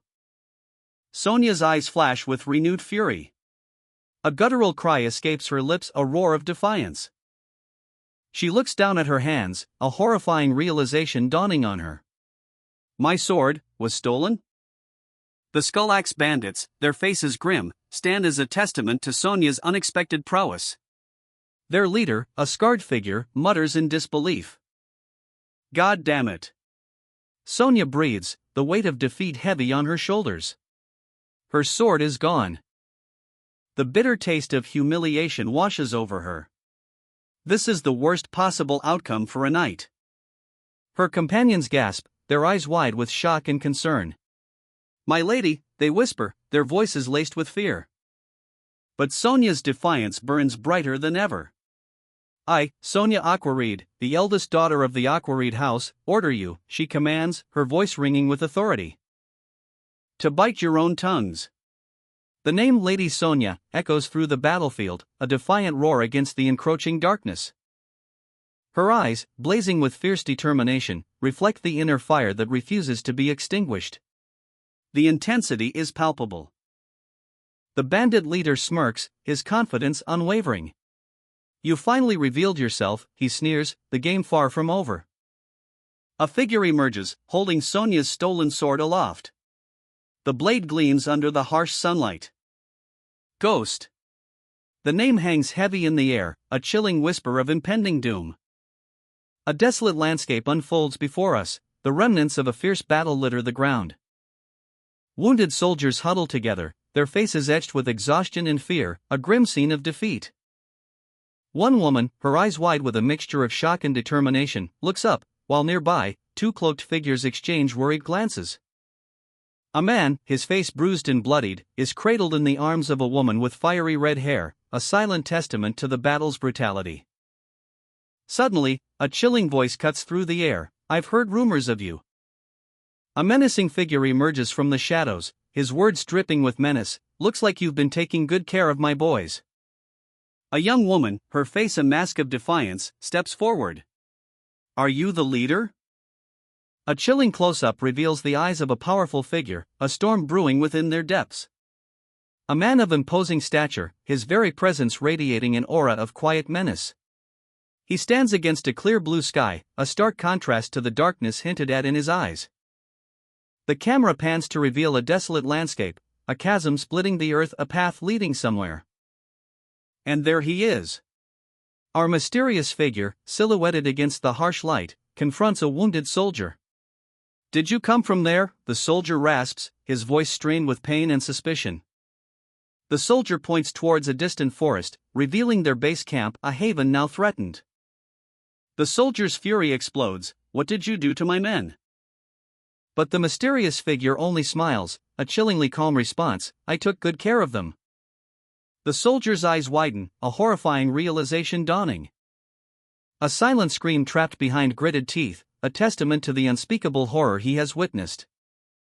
The battlefield is a maelstrom of dust and desperate cries. A lone figure, his white hair a stark contrast to the carnage, stands defiant amidst the chaos. "Kill that whitehead immediately," screams one soldier, "we can't give him the time to cast magic." But even as they close in, a grim certainty settles over their faces. According to the reports, their target is no ordinary warrior. He's a battle mage. The weight of that realization hangs heavy in the air. The battle mage's strength is undeniable. A palpable tension fills the air as the soldiers advance, their confidence wavering. "Against our numbers, he won't." His eyes, cold and calculating, pierce through the fear of his opponents. A silent promise hangs in the air, a chilling premonition of the storm about to break. Then, motion. A blur of white hair as he unleashes his power. A whirlwind of energy erupts, a breathtaking display of raw magical might. The soldiers are tossed aside like ragdolls. The sheer force of the attack sends shockwaves through the battlefield, leaving a trail of destruction in its wake. One soldier, his face contorted in pain, cries out, "Ugh! What is this firepower?" His eyes widen, reflecting the sheer terror of facing such overwhelming power. Fear, raw and visceral, consumes him. The battle mage's assault continues, relentless and unstoppable. Another devastating blow. The ground trembles under the impact of his magic. The final soldier is sent flying, his body a mere projectile in the face of such overwhelming power. The battle is over. The air crackles with raw power.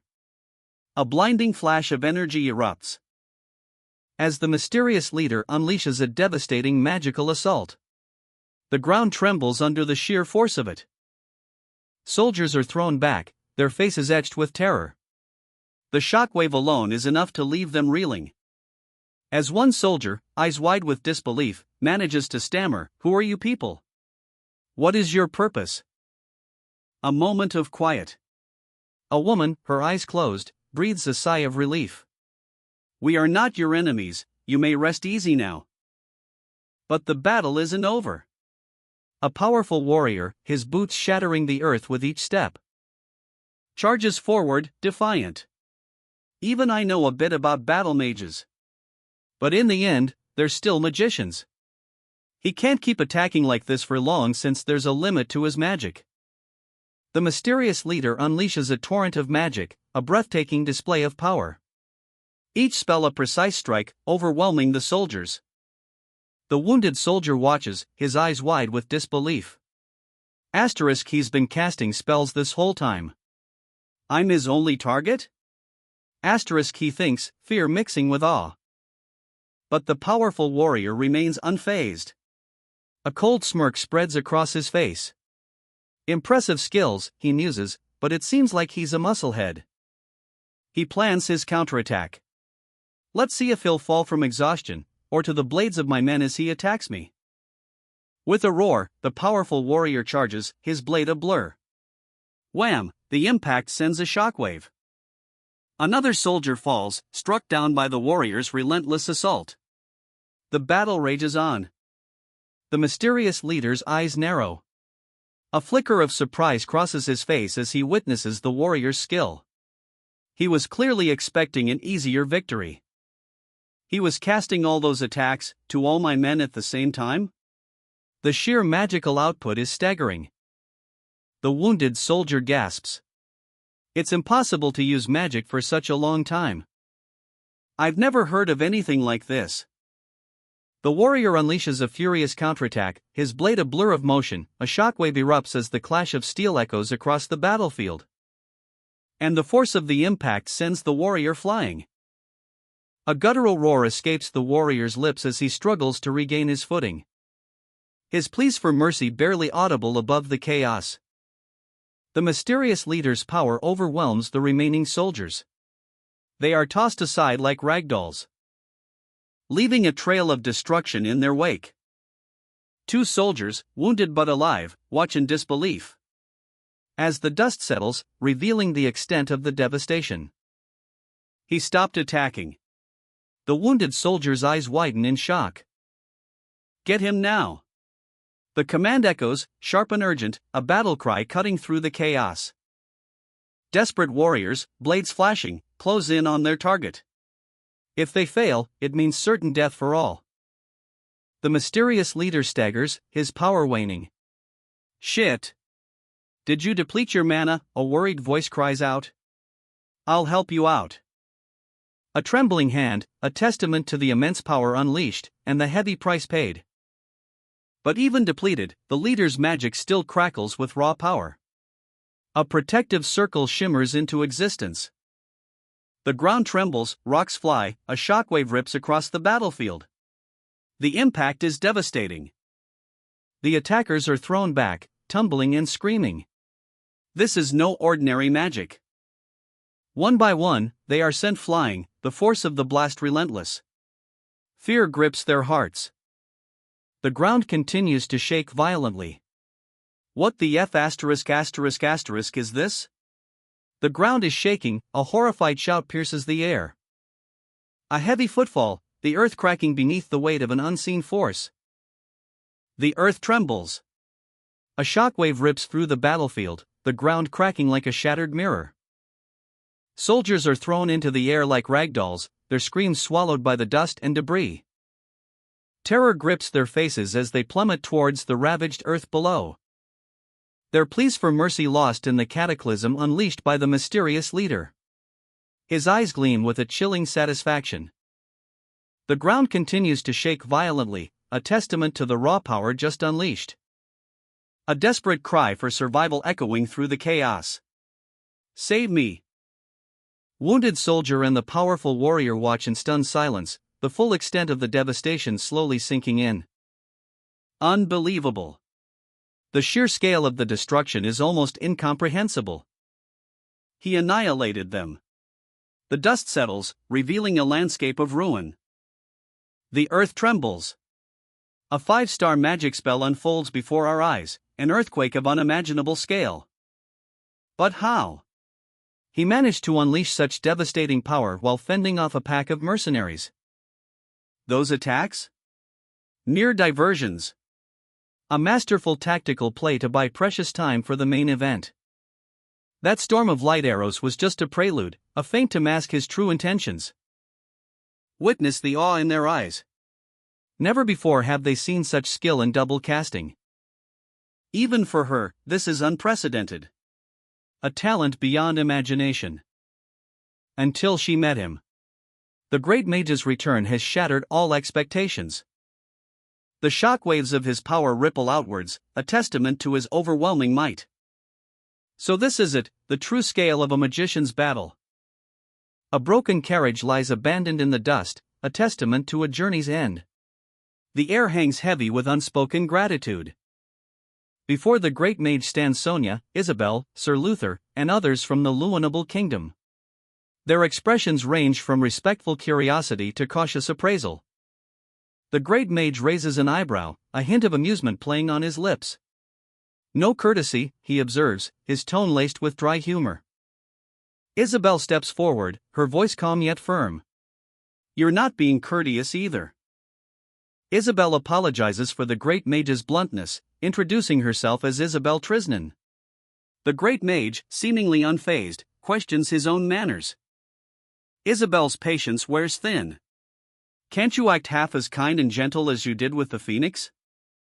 Whispers ripple through the group as the great mage's past actions are recalled. The red-haired woman speaks up, defending him against Isabel's criticism. Sir Luther is asked about the great mage's identity. He reveals a shocking truth, so he is a child of the Blake house. The great mage's true identity is revealed.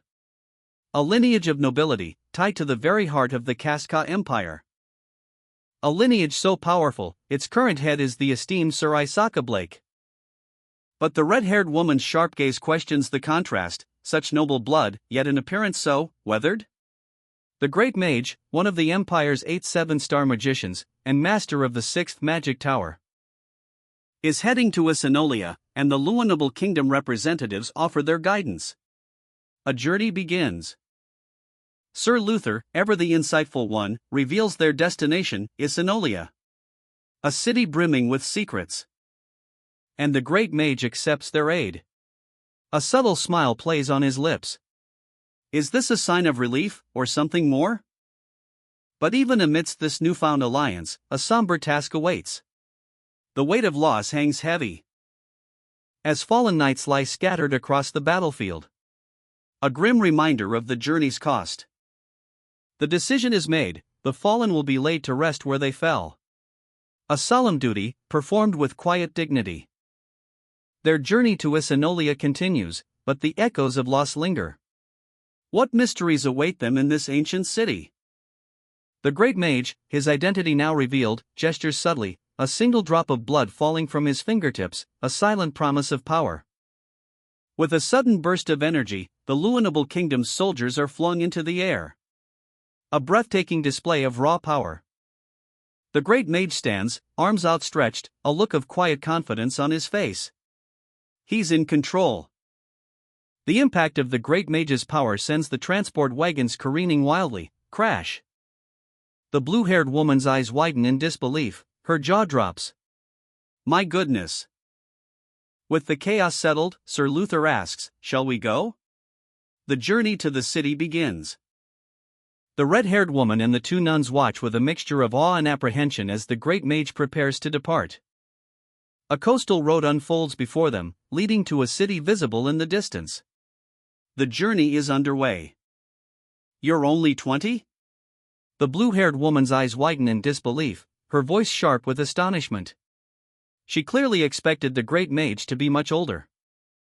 The great mage simply raises an eyebrow, a hint of amusement playing on his lips.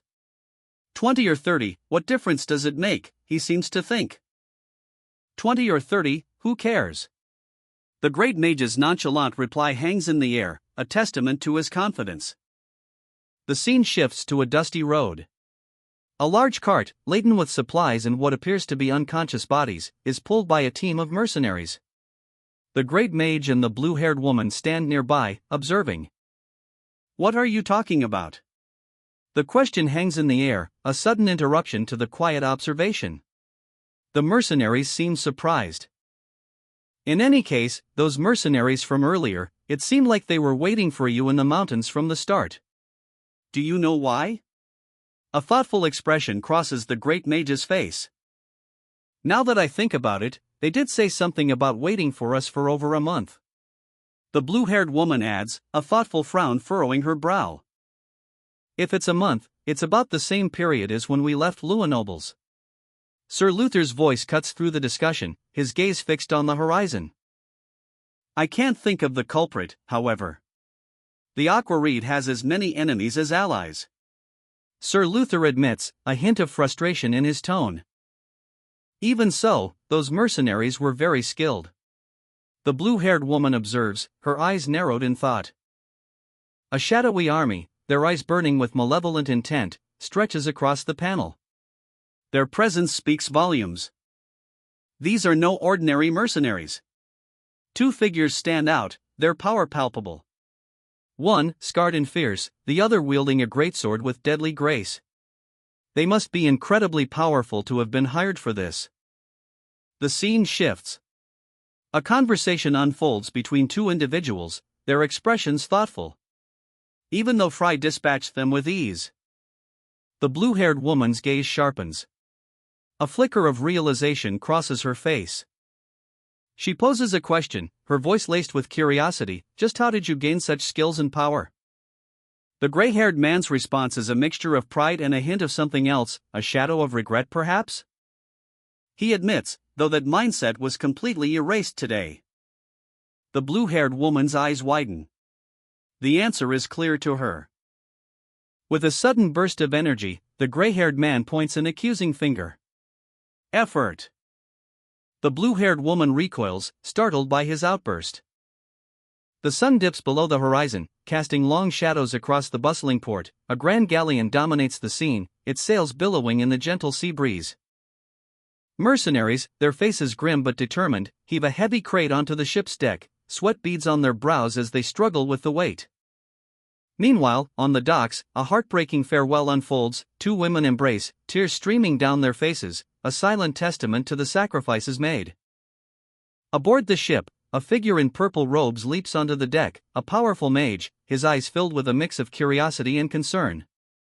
As the ship sets sail, leaving the harbor behind, four figures stand on the docks, watching its departure. A poignant silence hangs in the air, heavy with unspoken emotions. The gray-haired man and the red-haired woman stand together, their gazes fixed on the receding vessel. A shared understanding passes between them. My sincerest gratitude, booms Sir Luther, his voice echoing the relief of a mission accomplished. Thanks to you, they will return to their family's side. The gray-haired man smiles gently, a subtle hint of melancholy in his eyes. That I could be of help. With a final wave, the gray-haired man and the red-haired woman turn to leave. Their journey continues, but the weight of their actions lingers. A desperate plea. The blue-haired woman throws herself at the gray-haired man's feet, her eyes wide with a mix of sadness and hope. What's this? The gray-haired man looks down, his expression unreadable. A moment of shared understanding passes between them. I'll return the favor. A promise whispered, a bond forged in shared hardship. The blue-haired woman's hope flickers, a tiny spark in the darkness. We need to help each other to live and survive. A simple truth, spoken with quiet conviction. The weight of their shared experience hangs heavy in the air. Please allow us to do so. A formal request, a plea for understanding. The tension is palpable, the fate of these individuals hanging in the balance. If we just send you off like this, the Aquareed house will lose face. A pragmatic concern, a political calculation. The gray-haired man strokes his chin, considering the implications. A thoughtful pause, a silent exchange of understanding between the gray-haired man and the red-haired woman. A shared glance speaks volumes. Then buy me dinner. A playful request, a light-hearted moment amidst the gravity of the situation. The red-haired woman's smile is genuine, a beacon of hope. I know of a place that sells extremely delicious sausages. A simple pleasure, a promise of normalcy. The scene shifts to a quaint village, bathed in the warm glow of the setting sun. A group of adventurers, their armor gleaming in the golden hour light, approaches a rustic tavern. The air hums with anticipation. One of them, a young woman with striking blue hair, clutches a handkerchief to her mouth, a sudden wave of nausea washing over her. The tavern, it's not what she expected. Inside, the tavern is bustling, a lively, if somewhat rough, atmosphere fills the air. This doesn't look like a place nobles would frequent. Geez, it's a well-known fact that dirty and rundown places like this make the best meals. A contrasting opinion, delivered with a smirk. The blue-haired woman's eyes narrow. What did you just call a dirty and rundown place? An older man, the tavern owner, approaches, a warm smile on his face. This pub isn't that bad. I see that you've returned alive. It's nice to see you again. Relief washes over the blue-haired woman's face, a genuine smile finally breaks through. A quiet moment of reunion. But then, a shadow falls across her expression. There's one more person who has returned alive. The tavern owner's eyes widen, a flicker of fear crossing his face. The weight of unspoken words hangs heavy in the air. A young woman with fiery red hair, her eyes wide with a mix of apprehension and relief, clings to an older man, his face bearing the marks of a brutal struggle. The weight of their reunion hangs heavy in the air. A shattered plate lies amidst the wreckage of a meal, a testament to the chaos that has just passed. The question hangs in the air, a desperate plea, Kazan, are you Kazan? The tavern erupts. A wave of shock and disbelief washes over the patrons as the reunion unfolds. A hushed whisper escapes the woman's lips, Father. With practiced hands, the tavern owner expertly tends to Kazan's wounds, the rhythmic rip of bandages a counterpoint to the emotional turmoil of the scene. A quiet strength emanates from the woman as she watches over her father, a silent promise of protection in her gaze. The scene is one of quiet healing, a fragile peace amidst the storm. The tavern owner's face crumples, tears welling as he recounts Kazan's ordeal. He was protecting his mother and daughter, and was captured as a hostage. Kazan's voice cracks with emotion, a mixture of guilt and relief coloring his words. I was regretting it the whole time, Father. A poignant exchange between father and daughter, a moment of reconciliation amidst the chaos. The weight of unspoken words hangs in the air, but understanding passes between them. The questions hang heavy in the air. How did they know Kazan's true identity? The resemblance is uncanny. But one thing is certain, our unlikely team member possesses a surprising gift for healing magic. The red-haired woman's eyes flash. You're calling me a drag? A dismissive wave of the hand. The gray-haired man clearly doesn't care for her retort. Their planned lodging is full. A bustling tavern, brimming with patrons. Forcing them to seek alternative arrangements. A pity, but such is the way of travelers. An apology is offered, despite the tavern's delectable sausages. The tavern owner's back is turned. But the sudden, explosive command cuts through the air, everyone out. The tavern owner's face is a mask of fury. We're closed. Angry shouts erupt. Why the sudden closure? The tension is palpable. A chaotic brawl erupts in the tavern. Bodies fly as the red-haired woman unleashes her fury. I won't make you pay, so get lost, she shouts, her voice ringing with righteous anger. Crash! The tavern door splinters as the enraged owner slams it shut, a desperate attempt to quell the violence. And hangs a sign reading closed. The tavern is officially out of bounds. The gray-haired man and his companions find themselves outside, the red-haired woman's outburst leaving them stunned. You mean by full? The place is absolutely empty, he observes, a hint of disbelief in his tone. The gray-haired man addresses his group, a glint of determination in his eyes. Looks like I'll have to use my great skills for the first time in a while. I'll get everything prepared, so take your time and go wash yourselves. The scene shifts to a moonlit prison cell. A single, barred window offers a glimpse of the serene night sky. Then to a dimly lit corridor, the moonlight casting long shadows. And finally, to a woman luxuriating in a steaming bath, the warm water washing away the day's stress. A moment of peace amidst the chaos. A sudden chill runs down her spine. A hand reaches out from the darkness. A chilling premonition of danger. A hearty feast is laid out on the table, succulent meats, crusty bread, and a steaming bowl of soup. The aroma alone is enough to make your mouth water. But the gray-haired man's companions seem less than thrilled. The red-haired woman's face is a mask of barely contained fury, while the ginger-bearded man stares at his food with a look of utter disgust. The scene shifts. A flurry of activity as the companions devour their meal, their expressions a mix of hunger and something else, something akin to desperate relief. One of them, a woman with short blue hair, heads upstairs, leaving the gray-haired man alone at the table. He watches her go, a subtle smile playing on his lips. "You're finally here, Sonia. I already started eating without you." The gray-haired man's voice is calm, almost teasing, as he addresses the red-haired woman. The blue-haired woman reappears, her face etched with worry. Her eyes, usually bright, are clouded with a deep sadness. "Fry? What's wrong? Sit down." The gray-haired man's concern is palpable. He notices the flush on Frey's face. "Are you sick? Your face is a bit red." His voice is gentle, laced with worry.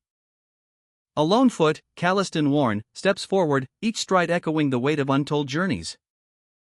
The gray-haired man rushes to the blue-haired woman's side, concern etched on his face as he cradles her. Her eyes, wide with a mix of fear and pain, speak volumes, a silent scream trapped behind trembling lips. The gray-haired man's gaze sharpens, his own pain mirroring hers, a shared burden of unspoken trauma. He gently takes her arm, revealing a tapestry of scars, each a testament to battles fought and wounds endured. "Why?" he whispers, his voice heavy with unspoken questions. The blue-haired woman flinches, a wave of self-consciousness washing over her. She tries to hide her arm, but the damage is already seen. She recoils, her face a mask of shame and vulnerability. "They look cool," she mutters, a desperate attempt to deflect the gravity of the moment. The gray-haired man's expression softens, a hint of understanding dawning in his eyes. "Traces of effort," he declares, a proud smile gracing his lips. A blush creeps onto the blue-haired woman's cheeks, a mixture of embarrassment and gratitude, a silent acknowledgement of their shared past. "Now that I think about it." The blue-haired woman, heading towards Casca, reveals their true destination, the June house. A hush falls over her companions as the weight of that name settles. The June house? A ripple of surprise spreads across the faces of the red-haired woman and the gray-haired man. The air crackles with unspoken questions. A figure emerges, his blonde hair catching the light. He smiles, a knowing glint in his eyes. "She's the daughter of the Akirite house," he reveals, an impressive household that has birthed countless skilled knights. "I'm not sure if we'll get along," he adds with a chuckle, the tension palpable. The gray-haired man's jaw drops. "Ah! The fiancée! The daughter of the Akirite house," he exclaims, his voice echoing with a mix of shock and dawning understanding. A lone bird takes flight against a soft pink sky, mirroring the blue-haired woman's quiet contemplation. A single thought crosses her mind. The gray-haired man's gaze sharpens.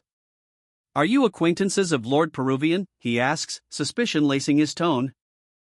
The red-haired woman smiles knowingly. "Fry and Lord Peruvian are trainees, friends from the same academy. We heard about the engagement from him."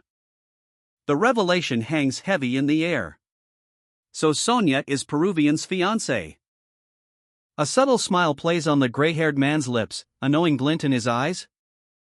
As the night settles over a quaint village, its warm lights twinkling like fallen stars. A breathtaking sunset paints the sky as twilight descends, revealing a quaint town square, where adventurers gather, their stories etched on their faces. Lady Sonia, ever graceful, bids farewell.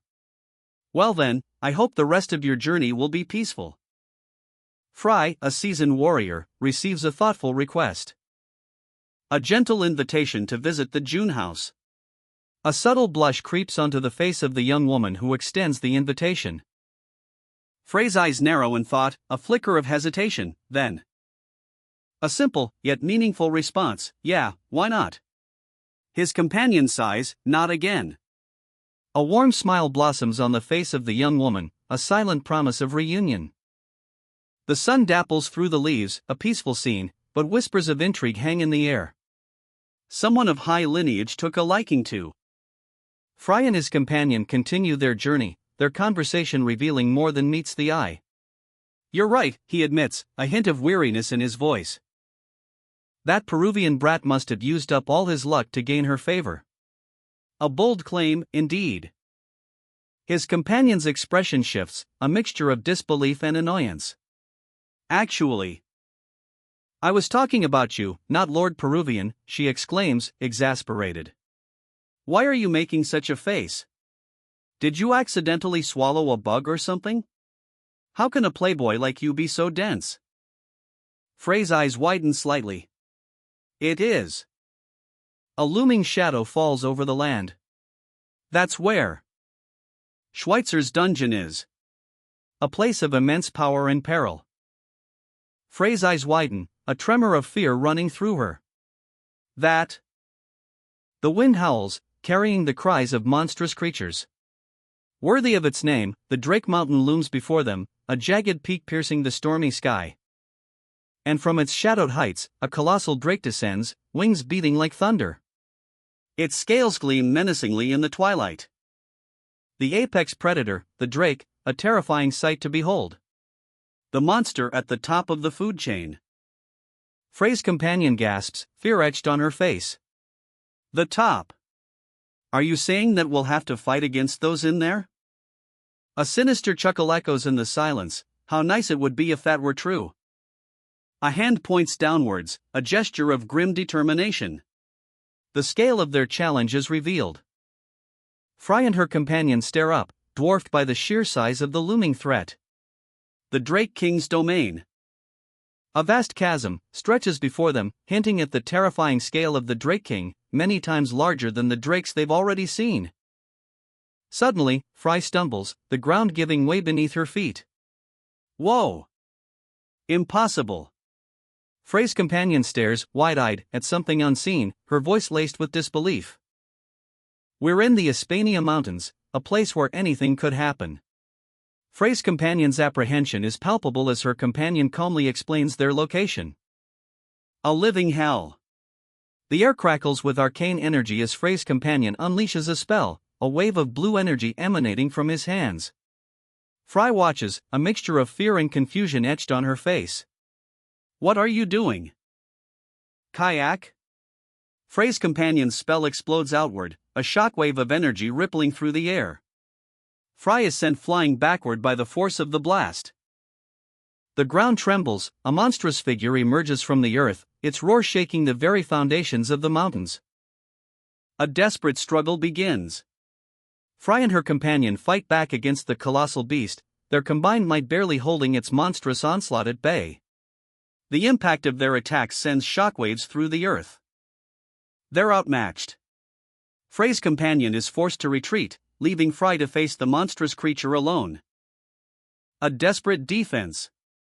Fry digs in, bracing herself against the creature's next attack. The ground cracks beneath her feet as she struggles to survive. Are you crazy? Frey's companion watches in disbelief as she witnesses the sheer scale of the creature, her voice filled with a mixture of shock and anger. Do that.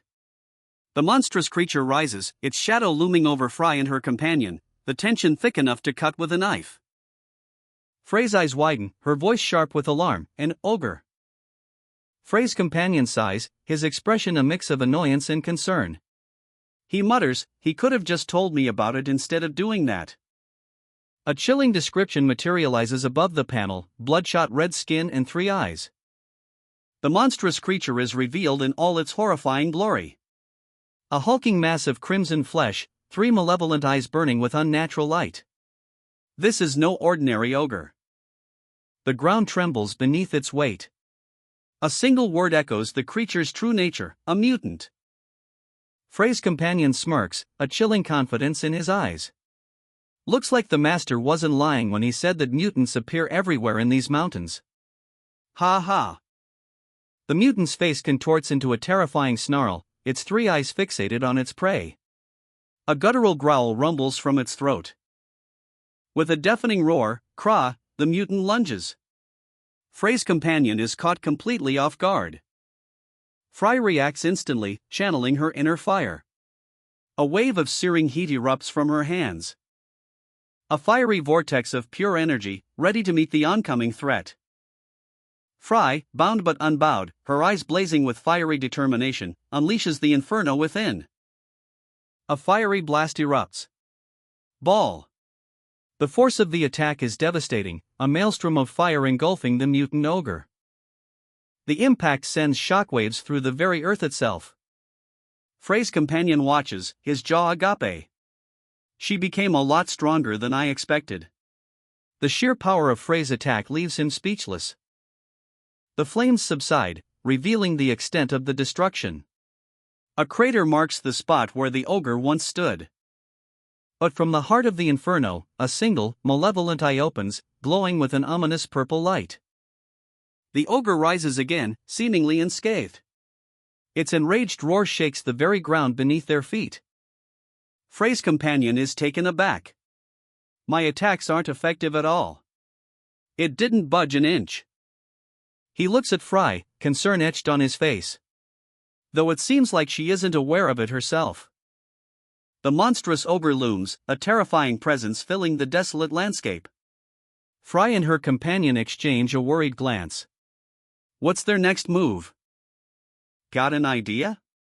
The question hangs in the air, heavy with the weight of their desperate situation. A brilliant flash of light erupts as Frey's companion unleashes a powerful spell.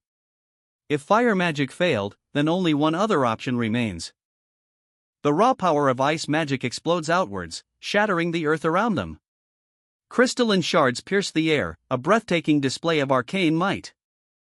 A young woman, her face etched with worry, clutches her arms, shivering. The air crackles with unseen energy, a faint glow surrounding her. Just two small ice spears materialize, and instantly, the temperature plummets. The air itself seems to freeze. As if winter itself has descended upon them. A voice, filled with awe, whispers, Frey, you really do. A figure emerges, wielding the power of ice with breathtaking skill.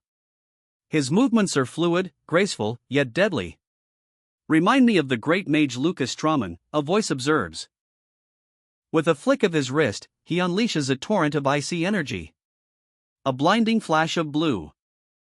A devastating wave of ice shards explodes outwards. The sheer power is terrifying. A monstrous foe is caught in the blast, its form shattered by the icy assault. The impact sends a shockwave, leaving only fragments of ice and pulverized rock in its wake. The mage, Frey, stands calmly, his power undeniable. Frey and the young woman exchange a look, a shared understanding passing between them. Ice shards explode. A furious assault against a colossal, crimson foe. But even this blizzard of ice fails to pierce its hide. No way, the young woman cries out, her disbelief palpable. The beast roars, its skin seemingly impervious. Even powerful ice spears couldn't penetrate its tough hide. Frey, unfazed, continues the fight. Geez, how tough, she mutters, her expression a mix of determination and slight annoyance. The young woman's frustration boils over. How can you be so easygoing? A blinding flash. Frey unleashes a devastating wave of fire, a stark contrast to her previous icy attacks. The impact sends tremors through the very earth. The beast bellows in agony. The battle's fury subsides, leaving behind only scorched earth and the beast, defeated and broken. The beast, wounded and confused, staggers away, leaving behind a trail of destruction. Its skin, once impenetrable, now bears the marks of Frey's fiery assault. A question mark floats above its head. With that kind of strength, fire magic seems like the obvious choice, but its skin has incredibly high fire resistance. What about burying it alive using an earthquake, like last time? Wow, sheesh, how can you be such a musclehead? Are you trying to gather all the drakes here by using such a noisy, large-scale spell? We need to be discreet. I think it's already noisy enough, though. There's a special well-digging technique for situations like this. A well-digging technique? Hey, buddy. Don't be so mad. Chill down a bit, why are you using those ineffective ice spears again? They say you should only dig a single well to succeed. So, that's what you meant? Fry raises a hand, a faint glow emanating from his fingertips. The earth trembles beneath the impact as a colossal, crimson beast crashes to the ground. Dust and debris fill the air as Fry and the young woman watch from above, the aftermath of the battle settling around them. Cray-er.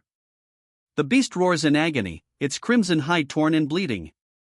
Crystals, remnants of its evolved form, litter the ground. A brutal close-up shows Frey's fist connecting with the creature's jaw, the impact echoing in the very air itself. The young woman urges caution, stop shouting so much. I said we needed to be discreet. Fry, with a flick of his wrist, unleashes another blast of energy. 1. Kuek. The final blow shatters the beast's core, sending shards of crystal scattering across the battlefield. Croar. A final, desperate roar escapes the creature before it collapses into dust. It's not working. The young woman watches in concern as the beast's regeneration seems to fail. Fry. Use another spell now. The young woman's voice is tight with worry, her eyes glued to the monstrous figure before them. But Fry remains calm, a steely glint in their eyes. A beat, then, a focused gaze. With a flick of the wrist, a surge of energy erupts. Crystalline shards pierce the air, 2, 3, 4. Each strike more precise, more devastating than the last. 5. The final blow connects with bone-jarring impact. The ground trembles. The monstrous creature staggers, a shard of ice protruding from its forehead. A pained roar, then, silence. The ice shard shatters, releasing a wave of frigid energy that freezes the surrounding area. The air crackles with residual power. Fry stands, their breathing slightly ragged, but their eyes hold a quiet satisfaction. A slow exhale, a subtle smile. It's over. The words hang in the crisp, cold air, a testament to their victory. The air crackles with energy. Fry unleashes the first stage of his ice magic attack. A glacial spear, sharp as a shard of winter itself, hurtles towards the monstrous foe. The impact. A thunderous crash as the spear connects, shattering the earth. But the beast endures. Its rage, a crimson inferno, burns bright. Frey's assault continues. Stage 2, a blizzard of razor-sharp ice shards. The young woman watches, her eyes wide with a mixture of fear and awe. He's doing it, he's actually going to win. The final stage. A colossal glacier descends, crushing the beast beneath its icy weight. Krrrrshhh. Silence. The only sound is the slow, steady drip of melting ice. Victory is his. See that? A seasoned traveler points out something significant, his words laced with a knowing smirk. And suddenly, the ground trembles. A monstrous roar echoes across the landscape. Eyes widen in terror as a colossal shadow falls over them. A flock of monstrous drakes takes flight, their wings beating like thunder. A monstrous drake, its eyes burning with malevolent intent, descends from the sky. Geez, what did I say, you shitty ogre? The drake unleashes a chilling threat, you gathered all the drakes here. A tense moment hangs in the air, the weight of the situation is palpable. And with a determined glint in her eyes, the young woman prepares for battle. Well, this is quite the journey with no time to rest. A fiery inferno erupts. The ground trembles as a colossal dragon unleashes its furious wrath. Two figures stand defiant amidst the chaos, their resolve unwavering. A blinding flash of light and a wave of concussive force rips through the air. They barely escape the dragon's fiery breath, narrowly avoiding incineration. The red-haired warrior, eyes narrowed in focus, prepares for a counterattack. Ice arrow. Twin beams of glacial energy pierce the air, striking their target with deadly precision. The dragon roars in pain, its massive form momentarily staggered. But the battle is far from over. The dragon's gaze locks onto the red-haired warrior, a burning intensity in its golden eye. The red-haired warrior unleashes a devastating ice arrow, piercing the dragon's hide. A wave of frigid energy explodes outwards. The impact sends a shockwave through the air, a deafening crash echoing across the battlefield. The gray-haired warrior, thrown back by the blast, gasps for air, eyes wide with a mix of fear and determination. But the dragon, enraged, retaliates. Its massive claws swipe, sending the gray-haired warrior sprawling. A cloud of dust erupts as the earth trembles beneath the beast's furious assault. The red-haired warrior rushes to her ally's side, worry etched on her face. No! No! The dragon roars, a terrifying sound that shakes the very foundations of the forest. Its eyes glow with malevolent power. That's... Shoo! Stay quiet. The red-haired warrior is urged to silence, her eyes wide with a mixture of fear and awe. The Drake King. A colossal shadow falls over the forest, its presence a palpable threat. It's not an opponent they can face now. The gray-haired warrior's face is etched with grim determination. He knows they must wait for the beast to leave. Fear and a desperate hope flicker in the red-haired warrior's eyes as she looks at her companion. A tremor shakes the ground. The Drake King's immense power is almost tangible. They cling to each other, bracing for the impact. The ground cracks beneath them as the Drake King's shadow looms closer. A desperate escape is their only option. The Drake King's shadow falls across the land, a monstrous silhouette against the pale sky. Gasping for breath, the red-haired warrior clutches her side, her fear palpable in every tremor. They collapse near a chasm, the earth cracked and scarred from the king's wrath, a testament to his power. Across the river, a distant village clings to life, a fragile beacon of hope in this ravaged landscape. On a rocky outcrop, a sliver of calm amidst the chaos, the gray-haired warrior begins a healing ritual. A soft, ethereal glow emanates from his hands, a gentle counterpoint to the destruction they've witnessed. The red-haired warrior feels the warmth spreading through her, a soothing balm to her wounds. With a final, focused burst of energy, the healing is complete. A delicate butterfly, wings like stained glass, rests on a weathered finger. The gray-haired warrior, his mind now fully attuned to his body after weeks of intense battles, reflects on his journey. That's more than enough to say that it was worth coming to this mountain range, he muses, a hint of quiet satisfaction in his voice. But his journey isn't over. There's still unfinished business. A final task awaits. Let's go, Isabel, he says, his gaze hardening with resolve. The red-haired warrior, Isabel, is ready.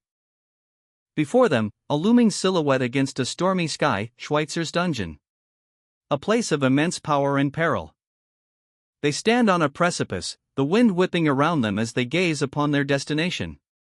The journey ahead will be arduous. But their resolve is unshaken. A powerful gust of wind sweeps across the landscape. With a burst of speed, they launch themselves into the air, soaring above the crashing waves below. Whoosh! Isabel's eyes widen in surprise. How do you know that Schweitzer's dungeon is here? She asks, her voice laced with astonishment. It was a bad speaking. The mountain pierces through the clouds. At its peak, there's a beautiful lake, and on that lake, there's a little island. Or so he told me, saying he wanted to live leisurely in such a beautiful place. Fry, just who are. Found it. They arrive at the island, a breathtaking sight of pristine sands and crystal clear waters. The journey was long, but the destination is worth it. Whoa! What a magnificent island! Schweitzer, that sneaky lad. Buried beneath this island. Behold! A colossal dungeon, dwarfing even the island itself, lies hidden beneath the waves. Its entrance concealed in plain sight. What? This island is just the entrance to it, the red-haired warrior exclaims, her voice laced with disbelief. Her eyes widen, a dawning realization painting her face. Asterisk, it looks humble but is secretly extravagant.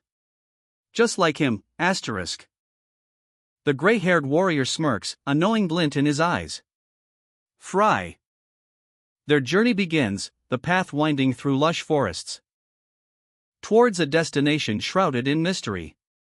Before them stands a gargantuan tree, its ancient roots forming a gaping maw in the earth. Just how can a tree be this big, the red-haired warrior marvels, her voice barely a whisper. It's plain obvious that this is the entrance. Descending into the depths, they find stairs. Sheesh. He even made stairs. How nice of him. Deep within Schweitzer's dungeon, ancient power sleeps. Crystals hum with arcane energy, pulsating with a light that seems to defy the very darkness of this place. The red-haired warrior and her guide, the gray-haired warrior, descend the steps, their boots echoing softly on the stone. Each step brings them closer to the heart of the dungeon. The red-haired warrior's eyes widen, taking in the breathtaking sight before her. Awe and wonder fill her gaze as she drinks in the mystical energy of the place. Free, there's no way, a gasp escapes her lips, a mixture of disbelief and dawning realization. She struggles to process what she sees. Don't bother with these useless thoughts. With a determined shake of her head, she pushes aside her doubts, steeling her resolve. The adventure continues. Further into the depths they venture, the air growing heavy with anticipation. The path ahead is shrouded in mystery. Deep within the earth, a hidden staircase descends into the unknown. Each step echoes in the cavernous space, the only sound besides their own breathing. A faint, ethereal glow illuminates their path. A woman with fiery red hair and piercing eyes glances at her companion, concern etched on her face. He remains silent, his gaze fixed ahead, a storm brewing beneath his calm exterior. Before them, a breathtaking sight unfolds, a colossal, crystalline gateway shimmering with an otherworldly light. Its intricate design hints at immense power, a celestial lot guarding a realm beyond. They stand before the gate, the weight of its mystery pressing down. A palpable tension hangs in the air, a silent question hanging between them. How do we open this door? It's a spell that Schweitzer concocted himself. If we try to open it by force, we'll be obliterated. He approaches a glowing orb, his hand reaching out. A surge of energy crackles as he touches it, the air shimmering with arcane power. A hand reaches out, fingers brushing against the surface of a glowing orb, its energy humming with latent power. The orb crackles with energy, a surge of raw power erupting outwards. A blinding flash. The air itself vibrates with the force of the unleashed energy. A wave of energy washes over the scene, leaving behind a trail of shimmering particles. The female companion recoils, eyes wide with alarm. Hike! Confusion etched on her face, she gasps, why is there smoke? From the swirling chaos, a figure emerges, a young boy, eyes twinkling with mischief, floating serenely amidst the dissipating energy. He grins, a mischievous glint in his eyes. Ahoo! 1, 2, 1, 2. Mic test, mic test. Do you hear me? The female companion stares, speechless. Asterisk, what an odd boy. Just who is he, asterisk. Wide eyes, dilated pupils, a flicker of primal fear crosses her face. He stares, a mixture of apprehension and curiosity etched onto his features. Fry. The name hangs heavy in the air. A booming laugh echoes through the cavern. Welcome to my dungeon. The words are playful, yet laced with an undercurrent of something darker. A hand reaches out, fingers twitching with barely contained power, a mischievous glint in his eye. And with a swift motion, he touches her forehead. A surge of energy. A ghostly image shimmers into view, a recorded message, powered by mana itself.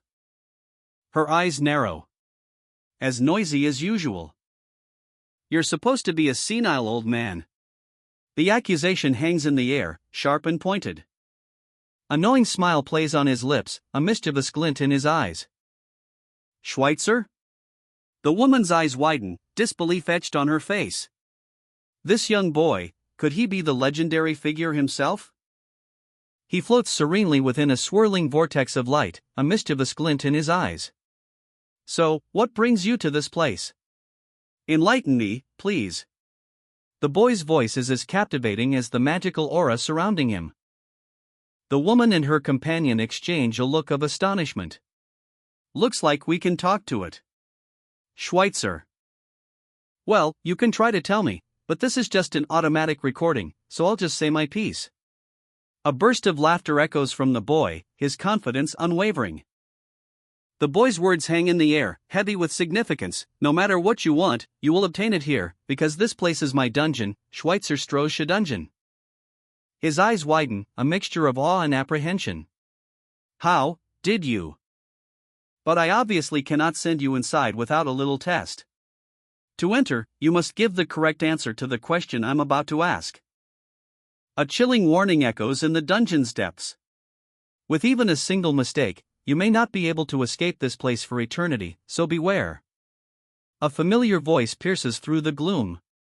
My friend's voice, and attitude, everything is the same as back then. But a haunting truth follows, my voice cannot reach you. I truly am, the only one alive. A fist clenches, defiance burning in his eyes. No. I'm not the only one who survived. A wave of grief washes over him. Those I loved and cared about return to dust with the passing of time. The scene shifts, revealing a dark and imposing figure. But the ones who made us like this are still ruling this world as if nothing had happened. His eyes blaze with fury. My enemies are still alive. His companion watches, her eyes wide with shock and apprehension. And he cuts to the chase. It's uncool of me to drag this conversation out. Let's start with the question already. A spectral image shimmers into view, a child, radiating an ethereal glow. The unnamed male protagonist stares, his face etched with a mixture of anger and disbelief. What do I, Schweitzer Stroh, hate the most? The child's face is revealed, a mischievous grin playing on its lips. An unsettling calmness emanates from the image, a stark contrast to the protagonist's turbulent emotions. A moment of quiet contemplation before the storm breaks. The protagonist's eyes narrow, a flicker of recognition in their depths. His jaw tightens, his expression hardening into grim determination. Demigod. The child's spectral form leaps forward, a burst of energy as the correct answer is revealed. A blinding flash of light. The spectral child vanishes, leaving behind only the lingering scent of magic. And a shimmering portal opens before the protagonist and his companion. A new path unfolds before them, promising both danger and revelation. Frey's eyes widen, a mixture of awe and apprehension washing over her face. Tears well up, reflecting the weight of the moment and the uncertainty of what lies ahead. Frey's apprehension gives way to a resolute expression. She's ready. Fry, calls the protagonist, his voice firm and unwavering. He steps into the portal, his companion close behind. A single question mark hangs in the air, mirroring the uncertainty swirling within the protagonist's mind. As he and his companion find themselves in an unfamiliar place. Just who, she whispers, her voice laced with apprehension. The vastness of their surroundings weighs heavily on them both. And how did we get here? The question explodes from her, a raw expression of disbelief and fear. His gaze falls to the ground, a grim determination etched on his face. The weight of the past bears down on him, a heavy cloak of memories. But his companion's sharp words cut through his reverie. Don't just stand there, dumbfounded, she snaps, her eyes blazing with a fierce resolve. The revelation hits them both like a thunderclap. We're in Schweitzer's dungeon. The name itself speaks of peril, a place of unimaginable trials. The grand entrance of the dungeon looms before them, opulent yet menacing. Considering his personality, she observes, it's definitely not an ordinary warehouse or anything. We don't know what kind of traps are waiting inside. He finally speaks, his voice low and urgent. If you stupidly stand still like that, you'll be dead in no time. Don't you want to become stronger? Stop overthinking and focus. Her expression softens, a flicker of determination replacing the earlier fear. A steely glint appears in her eyes. With a shared look of grim resolve, they step forward, into the unknown depths of Schweitzer's dungeon. Let's see if. The air crackles with anticipation. A looming shadow hangs over them as they ascend the grand staircase, a path leading to the heart of Schweitzer's dungeon, where the beginning, or the end, awaits. A colossal, ancient mechanism dominates the chamber, its metallic claw scraping against the stone floor, a chilling testament to forgotten power. A lone figure stands before it, dwarfed by its immense scale.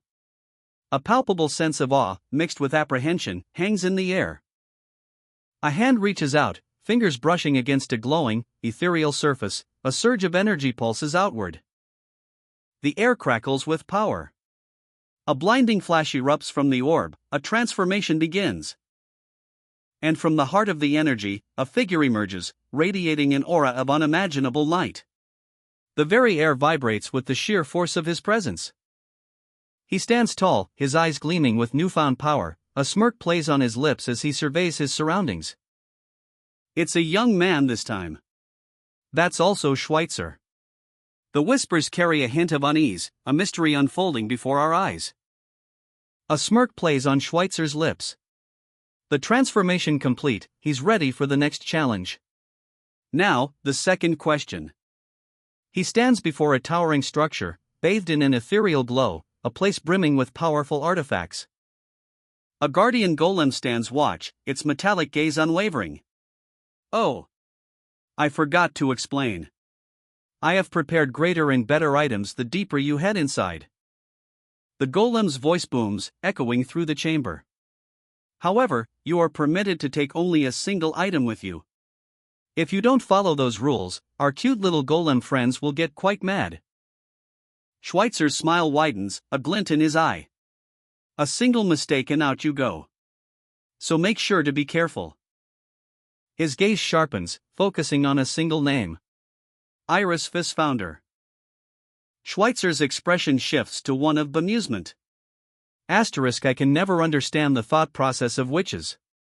Here we are, struggling to save the world, and she goes head over heels for a man and doesn't care if the world ends. The mention of Iris Fissfounder causes a stir. Iris Fissfounder, the Black Witch Iris. Schweitzer's eyes narrow, a shadow falling over his face. The Black Witch. A vision of a captivating woman with ebony hair and a mysterious smile. Iris Fissfounder. A woman with ebony hair and a mysterious smile on her face at all times. No man in the world could ever resist her charm. Now that I think about it, I've never seen a woman as alluring as her. My senses are tingling. I've fallen under her charm. Iris has her flaws, but Lucas is even worse. How could he not notice Iris' advances? Isn't he supposed to be a great mage? So much for a great mage. Ha! How can someone be so dense when a woman is crazy for him? Isn't he a magician? So much for a magician, geez. Fry is the same as Sir Lucas in that aspect.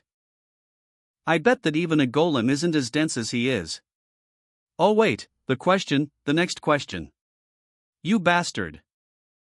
Amongst those three, one of them holds different weapons on each of his 6 arms and embodies the coexistence of Azura. Correct. Humph. You answered without even listening to the end of the question. A grand hall unfolds before them, shimmering with an ethereal glow. Rows of ornate display cases line the walls, filled with glittering jewels and ancient artifacts. Iris and Fry exchange a knowing glance, their eyes fixed on Lucas, who remains blissfully unaware of the subtle tension in the air. Schweitzer's gaze is sharp, a hint of amusement playing on his lips as he observes the unfolding scene. Iris's expression hardens.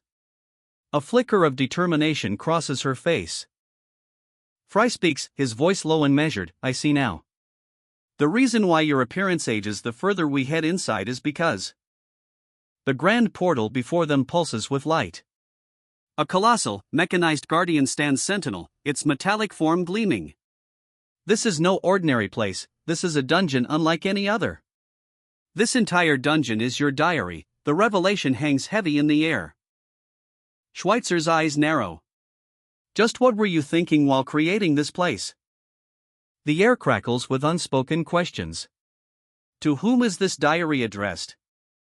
Frey's question hangs in the air, a challenge to the unseen creator. Trying to convey a message? A shimmering portal, a gateway to the unknown, hangs before them. The air crackles with arcane energy. Lucas steps through, his boots crunching on the unseen floor beyond. And Iris and Fry follow, their eyes wide with a mixture of awe and apprehension. Incredible! We're already in the 5th room. Iris exclaims, her voice barely a whisper. Schweitzer, however, remains behind, a thoughtful frown etching itself onto his face. These questions are about bizarre subjects, not magic, how odd. Frey's gaze sharpens.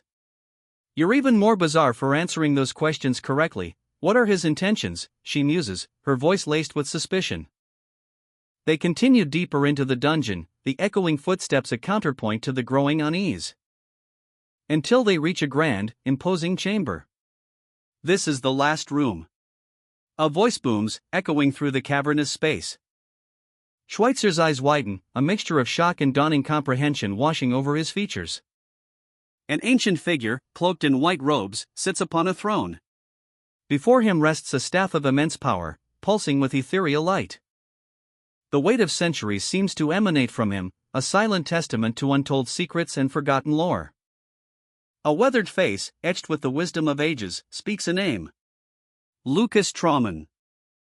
His eyes, sharp and intense, reflect a storm of unspoken emotions, a past he cannot escape. The tale unfolds, a great mage, hailed as the strongest at the age of 40, the grandmaster of humanity. A voice, filled with pride and affection, reveals a profound connection. It is my life's greatest pride and joy to be able to consider him a dear friend of mine. Frey's eyes widen, a mixture of surprise and dawning understanding. She senses a hidden depth to this revelation. A knowing smile plays on the lips of the elder, a hint of mystery lingering. You're also, my dearest. Frey's breath hitches, her curiosity piqued. What did he say? What is this connection? The Grandmaster's hands rest upon a magnificent blade, its hilt adorned with precious gems, an artifact of immense power. The final question hangs in the air, heavy with anticipation. Now, the last question. A door, bathed in ethereal light, beckons, a gateway to a hidden truth. He was. Before him stands a figure of immense power, radiating an aura of ancient wisdom. The air crackles with untold secrets.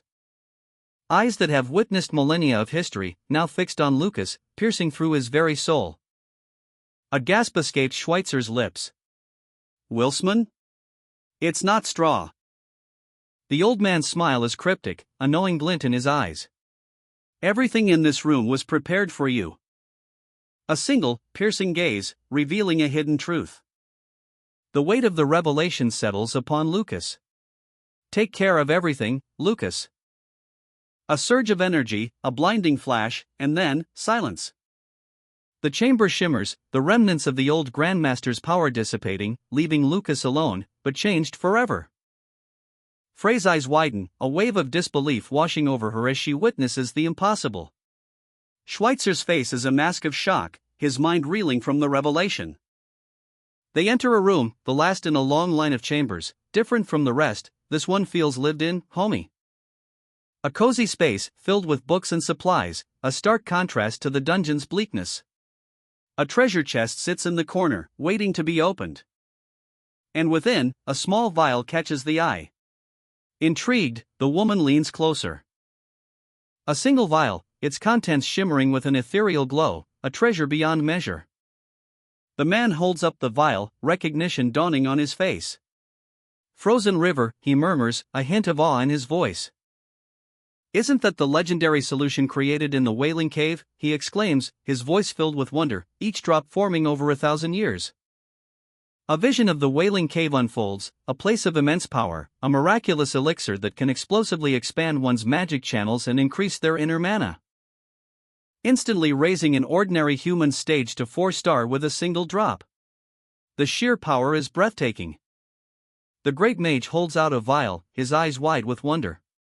"I've heard it was just an imaginary elixir," he exclaims, his voice laced with disbelief. The female companion stares, her own astonishment mirrored in her wide eyes. "Are you saying that this is the frozen river elixir?" His gaze drops to the vial in his hand, a flicker of determination in his eyes. "I absolutely need this if I want to reach the 7-star stage," he thinks, his grip tightening. The female companion, her curiosity piqued, searches a wooden chest. "Is that why you came here?" she asks, her voice soft but inquisitive. She pulls out a pair of ornate earrings, their surfaces shimmering with an ethereal glow. "What are these?" The great mage examines the earrings with a critical eye. "Earring? What a pitiful design," he scoffs, his tone dismissive. The female companion holds the earrings, a thoughtful expression on her face. "TCH. Schweitzer, that old rat. He just had to leave those in this room." The great mage's eyes widen in realization. "Typhoon earrings? I made those," he states, a hint of surprise in his voice. The female companion looks up, confusion evident in her expression. "What do you mean by that?" The great mage's face is etched with a mixture of shock and disbelief. "How can something you made be inside Schweitzer's dungeon's final room?" he thinks, his mind racing. The red-haired woman's face is a mask of barely suppressed fury. "That sneaky bastard. I had nothing else to do, so I just created them and gave them to Schweitzer since he liked them for some reason." The casual cruelty in her voice is chilling. Her eyes widen, a flicker of surprise crossing her features. "Who knew he stored it all this time and kept it safe?" The tension ratchets up. The gray-haired mage, his expression unreadable, asks, "Could you elaborate on what you said just now for me?" A beat of silence hangs heavy in the air before the mage speaks again. Her eyes, wide with a dawning horror. The weight of the revelation is almost palpable. The name hits like a thunderclap, Lucas Trauman. The gray-haired man's face is etched with a grim determination. The woman's shock deepens, her mouth agape. The past is catching up to them. A dark, swirling energy emanates from her, a chilling visual representation of the power she wields. 4,000 years ago, Schweitzer and I rebelled against a demigod lord. Imprisoned in the abyss. 4,000 years of darkness, a lifetime swallowed by the demigod's wrath. But then, a voice, cutting through the endless night. A lifeline in the suffocating void. Fry Blake. His voice, a beacon of hope in the abyssal darkness, a desperate plea for salvation. Tears stream down his face as he recalls the desperate call, a moment of profound connection across the eons. And he answered, a response echoing through the ages, shattering the chains of imprisonment. Fry Blake gave him this body. A vessel reborn from the ashes of the past. The weight of revelation settles upon him, a new reality dawning. A silent observation, a keen eye noticing the subtle shift in the air. And a question hangs heavy in the air, unspoken but palpable. So? The anticipation is almost unbearable. The great mage, his eyes wide with disbelief, stares at his companion. "I didn't think you would believe me," he says, his voice laced with a hint of desperation. His companion, her expression unreadable, holds a small, glowing amulet. Oddly enough, she muses, her voice low, this far-fetched excuse explains everything. She examines the amulet, a thoughtful frown creasing her brow. The weight of the revelation settles upon her. And then, recognition dawns. So you are Lucas Trauman. With a graceful movement, she kneels before him, offering the amulet. "I present my heartfelt greetings, Lord Lucas." Lucas's eyes, though still weary, hold a flicker of something akin to hope. The past 4 millennia in the abyss, could this be the end of his torment? He takes the amulet, his fingers brushing hers, a silent exchange of power and understanding. In a dimly lit room, the air thick with unspoken emotions, they sit together. "Oh. I understand," she whispers, a newfound clarity in her voice. His gaze sharpens, a warning in his eyes. "Read the mood and act like you've always done," he commands, his voice low and dangerous. She smiles, a hint of mischief in her eyes. "You gave me goosebumps just now," she teases, her voice a playful counterpoint to his intensity. A weathered hand delicately holds a small, intricately designed device. A sense-enhancing bracelet, crafted with an artistry that defies description.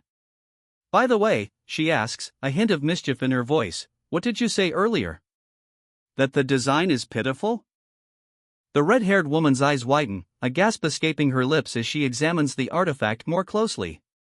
"Wow! Look at this sense-enhancing bracelet! That's something Schweitzer made." "The great sage's staff," she explains, her voice dropping to a reverent whisper. "Schweitzer used to use it like it was a part of himself." "Isn't this a bracelet, though?" He reaches out, a mixture of apprehension and anticipation in his eyes. "Give that to me." A warning follows, sharp and urgent: if you use it incorrectly, it might suck you dry of mana and kill you. With a decisive movement, the bracelet is fastened around his wrist. A faint hum vibrates through his arm. A surge of energy erupts, a brilliant blue light engulfing him. The air crackles with power. His body is racked with energy, his eyes widening in shock and awe. The transformation is complete. Her eyes blaze with an intense light, reflecting the raw power unleashed. Amazing mana increase. Luke, Ray. A question hangs in the air, a mixture of wonder and apprehension. Who is Lukery even supposed to be? "It's not my style to use magic tools, but..." The great mage hesitates, then slips on the bracelet. A faint hum resonates, barely audible. As his eyes widen, reflecting the sudden influx of heightened senses, a new world unfolds before him. His female companion searches a chest, her brow furrowed in concentration. "What is this?" She pulls out a small, glowing orb. "Is it a golem core?" The great mage examines the orb, his expression thoughtful. "Considering the mana inside it, I wouldn't drink from it." "Pack it." Schweitzer's desk. A simple, yet strangely comforting workspace, bathed in the warm glow of a peculiar candle. A candle that burns for eternity using mana. He always preferred creating useless stuff like this. The pair enters the room, their steps quiet and purposeful. The air is thick with unspoken understanding. A worn book rests on the desk, its cover dark and mysterious, a silent promise of untold secrets. An ancient tome lies open, its pages filled with cryptic symbols. A chilling revelation etched within: Lucas vanished. A worn journal lies open, its pages filled with cryptic symbols, a chilling premonition of what's to come. The words "Lucas vanished" echo the unspoken dread, a mystery that hangs heavy in the air. A woman pores over the journal, her brow furrowed in deep concentration, a desperate search for answers. She finds a clue, a torn piece of fabric, a trace of the missing man. Another woman, her face etched with worry, holds a book, the weight of the world rests on her shoulders. And the chilling truth dawns: there's no trace of Lucas's disappearance, no sign of a struggle, only a void where a legend once stood. Despair washes over her. What should I do? This isn't as simple as a single 9-star magician vanishing. He was the leader who united us, the last hope of humanity has vanished. The Clash of Titans. King Cassigen, the magic warrior, faces off against the blade-wielding King Lucid. The air crackles with anticipation. Meanwhile, Iris vanishes without a trace, leaving behind only a desolate landscape and unanswered questions. The once bustling camp now stands eerily silent. The demigod's influence has poisoned the land, leaving a trail of destruction in its wake. A dark shadow hangs over the continent. Schweitzer, isolated and betrayed, finds himself surrounded by enemies cloaked in false smiles. Their feigned admiration masks a sinister plot. Their true faces revealed, the plot thickens. The diary details the horror Schweitzer endured, a testament to his relentless battles against overwhelming odds. Lucas's journal, a chronicle of his friend's solitary struggle. The weight of his past hangs heavy in the air. The words leap from the page, revealing Lucas's irreplaceable leadership. His absence leaves an unfillable void. The unnamed woman, burdened by grief and inadequacy, grapples with the reality of Lucas's loss. The weight of his legacy crushes her. Tears stream down her face, a silent testament to her sorrow. "I'm sorry," she whispers, her voice choked with emotion. Schweitzer sits alone, consumed by guilt and regret. "I couldn't do it," he confesses, his shoulders slumped in despair. A weathered hand traces the faded ink of a journal, each word a fresh wound. "You moron." The inscription bites, a testament to past failures. Schweitzer's face, etched with grief and regret, crumples. The weight of unspoken words hangs heavy in the air. "Why did you go this far on your own?" The question, a raw cry of anguish. Frey's name escapes her lips, a whisper of sorrow and longing, a silent scream of loss. The journal lies open, a testament to a life cut short. "I only realized how lonely it felt to be left alone, after experiencing my current life." A chilling revelation. Schweitzer's hand closes the book, a finality to his grief. "I shall inherit the loneliness you felt, along with your will." A solemn vow. His eyes blaze with newfound determination. "Watch over me. I'll definitely hit demigod straight in the face." A defiant roar against fate. Schweitzer and Frey stand in a simple room, their emotions a stark contrast. He, burdened by loss, she, steeled by resolve. Frey's gaze softens, a flicker of understanding, a silent acknowledgement of the shared burden. Her eyes, burning with a fierce intensity, a silent promise of vengeance. Frey's voice cuts through the silence. "Frey. There's another page left." A cryptic message, hinting at a new chapter. A weathered journal lies open, its pages filled with elegant script. The inscription reads, "To the one reading this, you must complete Anastasia. I have left behind all my records in there." Frey and Schweitzer stand before a cryptic message, a shadow of loss hanging over them. "In my greatest masterpiece, Anastasia," the journal states, setting the stage for a new mystery. Frey's gaze sharpens, her expression unreadable. "What do you think Anastasia is?" she asks, her voice laced with curiosity and a hint of apprehension. Schweitzer's eyes flick to a small, intricate device in his hand. A glimmer of understanding dawns on his face as he examines the object. The device, a glowing orb marked with ancient runes, is revealed, Anastasia. Its power hums with barely contained energy. A sudden flash of light. A gem, radiant and pure, materializes within a protective sphere of energy. Schweitzer and Frey descend into a cavern, their footsteps echoing in the vast emptiness. The air is thick with the scent of damp earth and ancient secrets. Schweitzer, his face etched with contemplation, speaks, "That gem must be a golem's core." His past experiences weigh heavily on him. The pair continues their descent, their determination unwavering. For him to call it his greatest masterpiece, just what is this Anastasia, Frey wonders aloud. Frey's eyes widen, a sudden realization dawning on her. The mystery deepens, leaving the reader breathless with anticipation. Frey's question hangs in the air, a challenge echoing in the cavern's depths. Could this core truly be the key to completing the golem? But Schweitzer's focus shifts, a wave of emotion washes over him as he gazes upon his creation. The golem stands revealed, a bizarre, almost comical contraption that defies expectations. PFT, ha ha ha ha. Schweitzer erupts in laughter, a sound that cuts through the tension. Frey and Schweitzer's reaction is immediate, utter disbelief and hilarity. It's an avant-garde design with a cubist approach. Frey exclaims, tears welling in his eyes from laughter. The laughter builds, escalating into a crescendo of joyous absurdity. "That's hilarious. Ka ha ha ha ha." Amidst the laughter, a serious point is made. "You shouldn't make golems at all. The creator's pride is momentarily checked. But the laughter continues, unrestrained. Frey's mirth is infectious, his body shaking with uncontrollable amusement. I can't breathe. Suddenly, a shift in tone.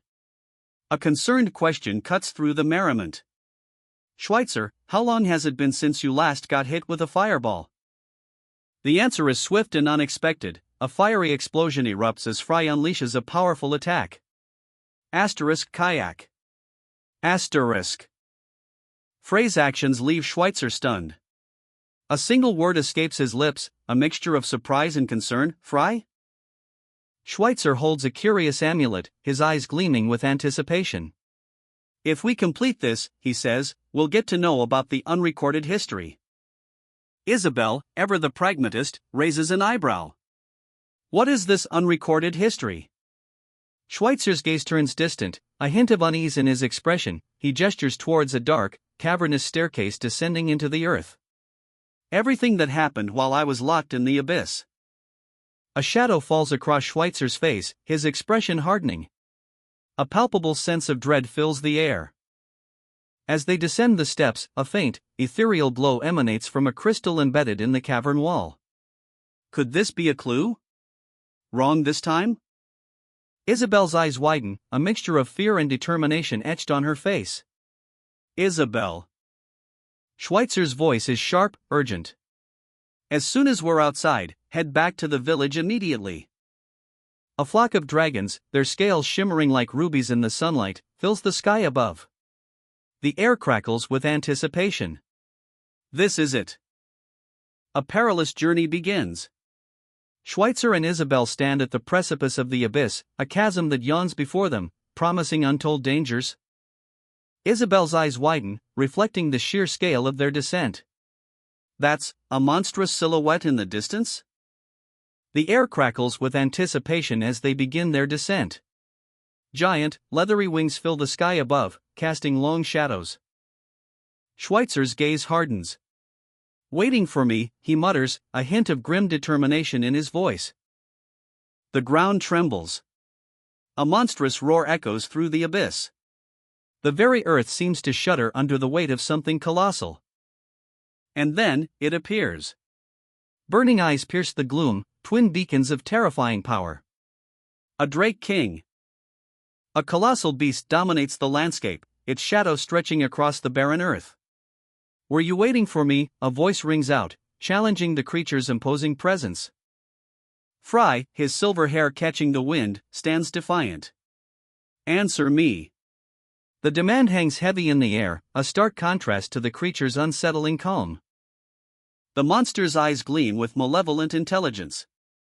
I already know that you are an intelligent monster. A chilling chuckle echoes *kakik* as the beast reveals its true nature. With a sudden burst of speed, the monstrous creature lunges. I was waiting for you, it roars, its massive claws extended. The beast identifies its prey, you, who fearlessly stepped into this mighty Torkundus territory. Frey's expression hardens. He remembers their previous encounter. You must have noticed us back in the forest. Why didn't you attack us back then? A companion, her red hair a fiery contrast to Frey's silver, whispers, her voice laced with worry, Frey. I've never seen him this nervous before. His voice is shaking. The monster's terrifying maw opens, a chilling kakik escaping its throat. A vial of mysterious liquid rests on a dark background, its contents swirling with an unknown energy. The gaze of a powerful warrior, Frey, fills the frame, his eyes narrowed in intense focus. He knows what he must do. Before them, a colossal dragon looms, its shadow stretching across the desolate landscape. I finally understand how you grew to be so big, Frey states, his voice a low growl. You've been hunting humans by using this dungeon as a trap. Frey's companion, his face etched with worry, speaks, the dungeon, my friend Jian treasured more than his own life, you've been using it to fill your insignificant stomach? Frey's eyes blaze with righteous fury. Need a little beating, he growls, his voice laced with barely contained rage. The dragon roars, a terrifying sound that shakes the very ground beneath their feet. This is it, the moment of truth. Those eyes, burning with malevolent power, they seem to pierce Frey's very soul. The intensity is palpable. With a deafening krrrr, the mighty beast collapses, its immense form shuddering as life drains away. Frey's companion cautiously approaches. "Stay down while I'm still being nice," Frey's companion warns, her voice sharp. "I'll kill you if you keep coming after me." A blur of motion. A swift, precise strike. The dragon's reign of terror is over. From a distance, Frey and his companion watch the fallen beast. "I don't like those eyes of yours," Frey mutters, his voice filled with a chilling resolve. "Isabel, run!" The urgency in Frey's voice is palpable, a stark contrast to the calm determination etched on her face. But escape is not an option for Frey. As her companion's words hang heavy in the air, "I'm honestly not confident, so leave now." Frey's resolve hardens. That's exactly why she can't leave.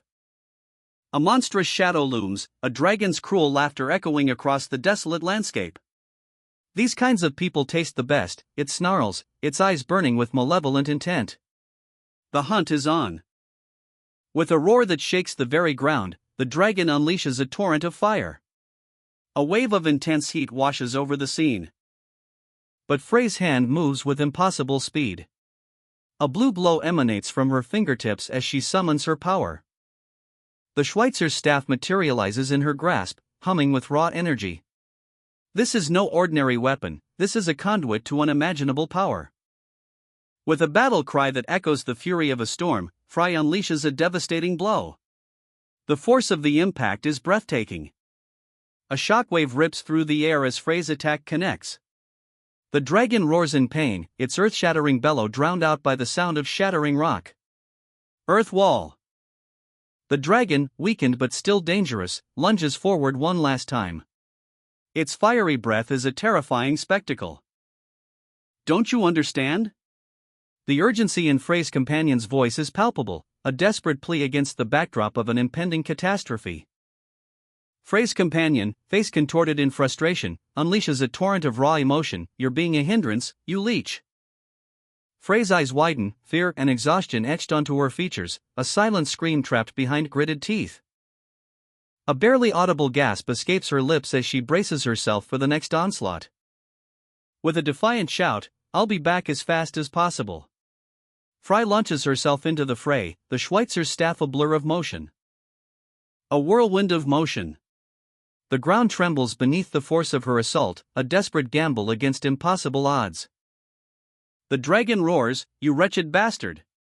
Its fiery breath a maelstrom of destruction. A clash of titans. The Schweitzer's staff meets the dragon's fiery breath in a cataclysmic explosion, a blinding flash of light and searing heat. The impact sends a shockwave that rips through the very fabric of reality, a devastating blow. Frey's companion watches, a grim determination etched on his face, a silent prayer for her survival. The dragon, a monstrous behemoth of fire and fury, descends. Its shadow eclipses the land. But Frey, unwavering, meets its fiery breath with the Schweitzer's staff. A clash of elemental forces. The dragon's roar echoes as a devastating blow connects. The earth trembles. A whirlwind of energy erupts, a maelstrom of fire and magic. With a furious counterattack, Frey unleashes a torrent of power. The Schweitzer's staff sings a song of destruction. Each strike a testament to skill and determination. The dragon reels. Frey, battered but resolute, presses the assault. Her eyes burn with fierce resolve. A final, desperate blow.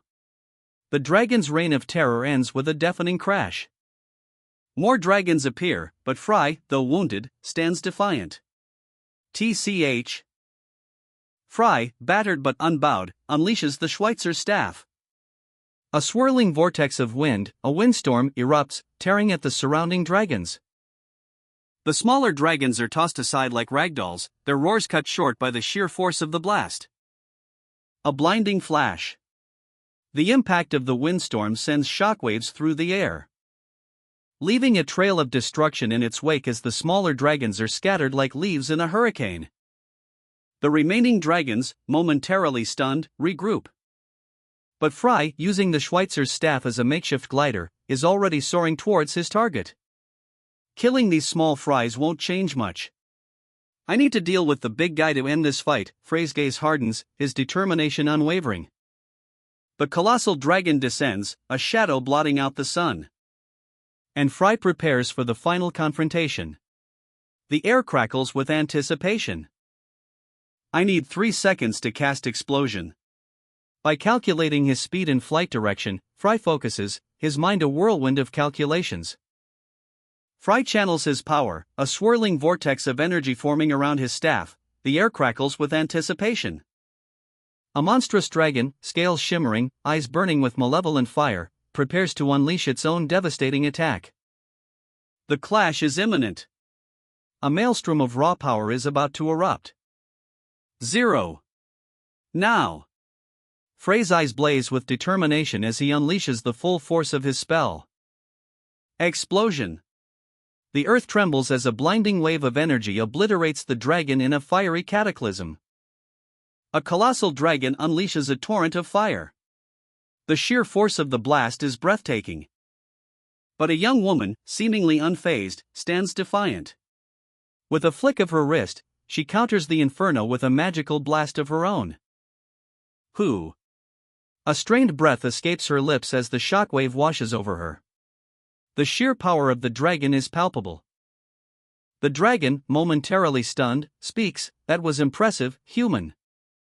You took my speed into account and created an explosion beneath me."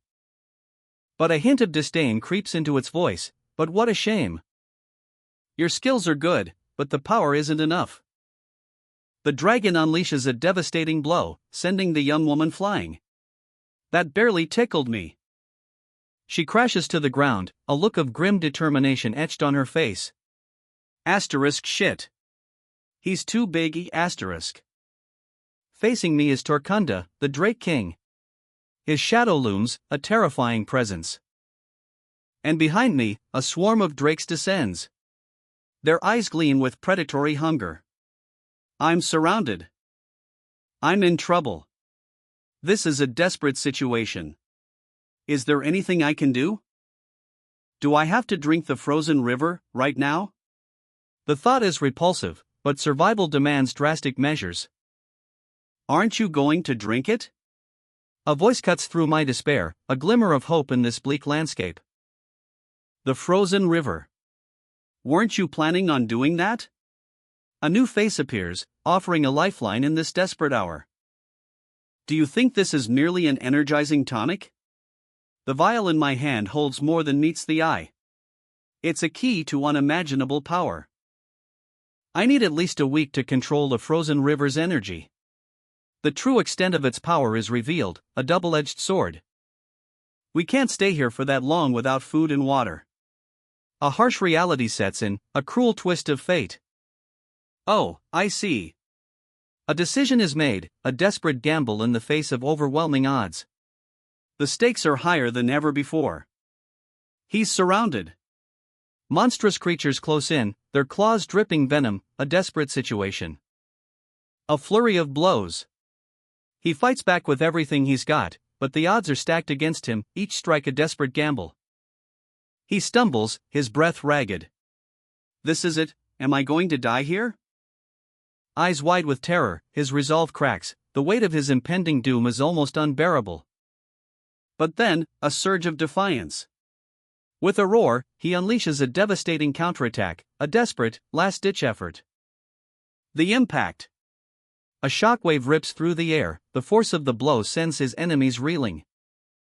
He presses his advantage, a whirlwind of motion, each strike precise, each movement deadly. A final, explosive burst of power. The creature is thrown back, defeated, but at a terrible cost. He collapses, his body battered and broken. Did I win? A fiery inferno erupts behind him, consuming the battlefield, a terrifying spectacle. The battle rages. A colossal, fiery beast, wings ablaze, descends from the heavens. The air crackles with power. Its talons extended, ready to strike. The ground trembles under its might. A flurry of attacks. The phoenix unleashes a torrent of fire, incinerating everything in its path. The heat is unbearable. Flames lick at the very edges of reality. But our heroine stands defiant. She raises her staff, a surge of energy coursing through her veins.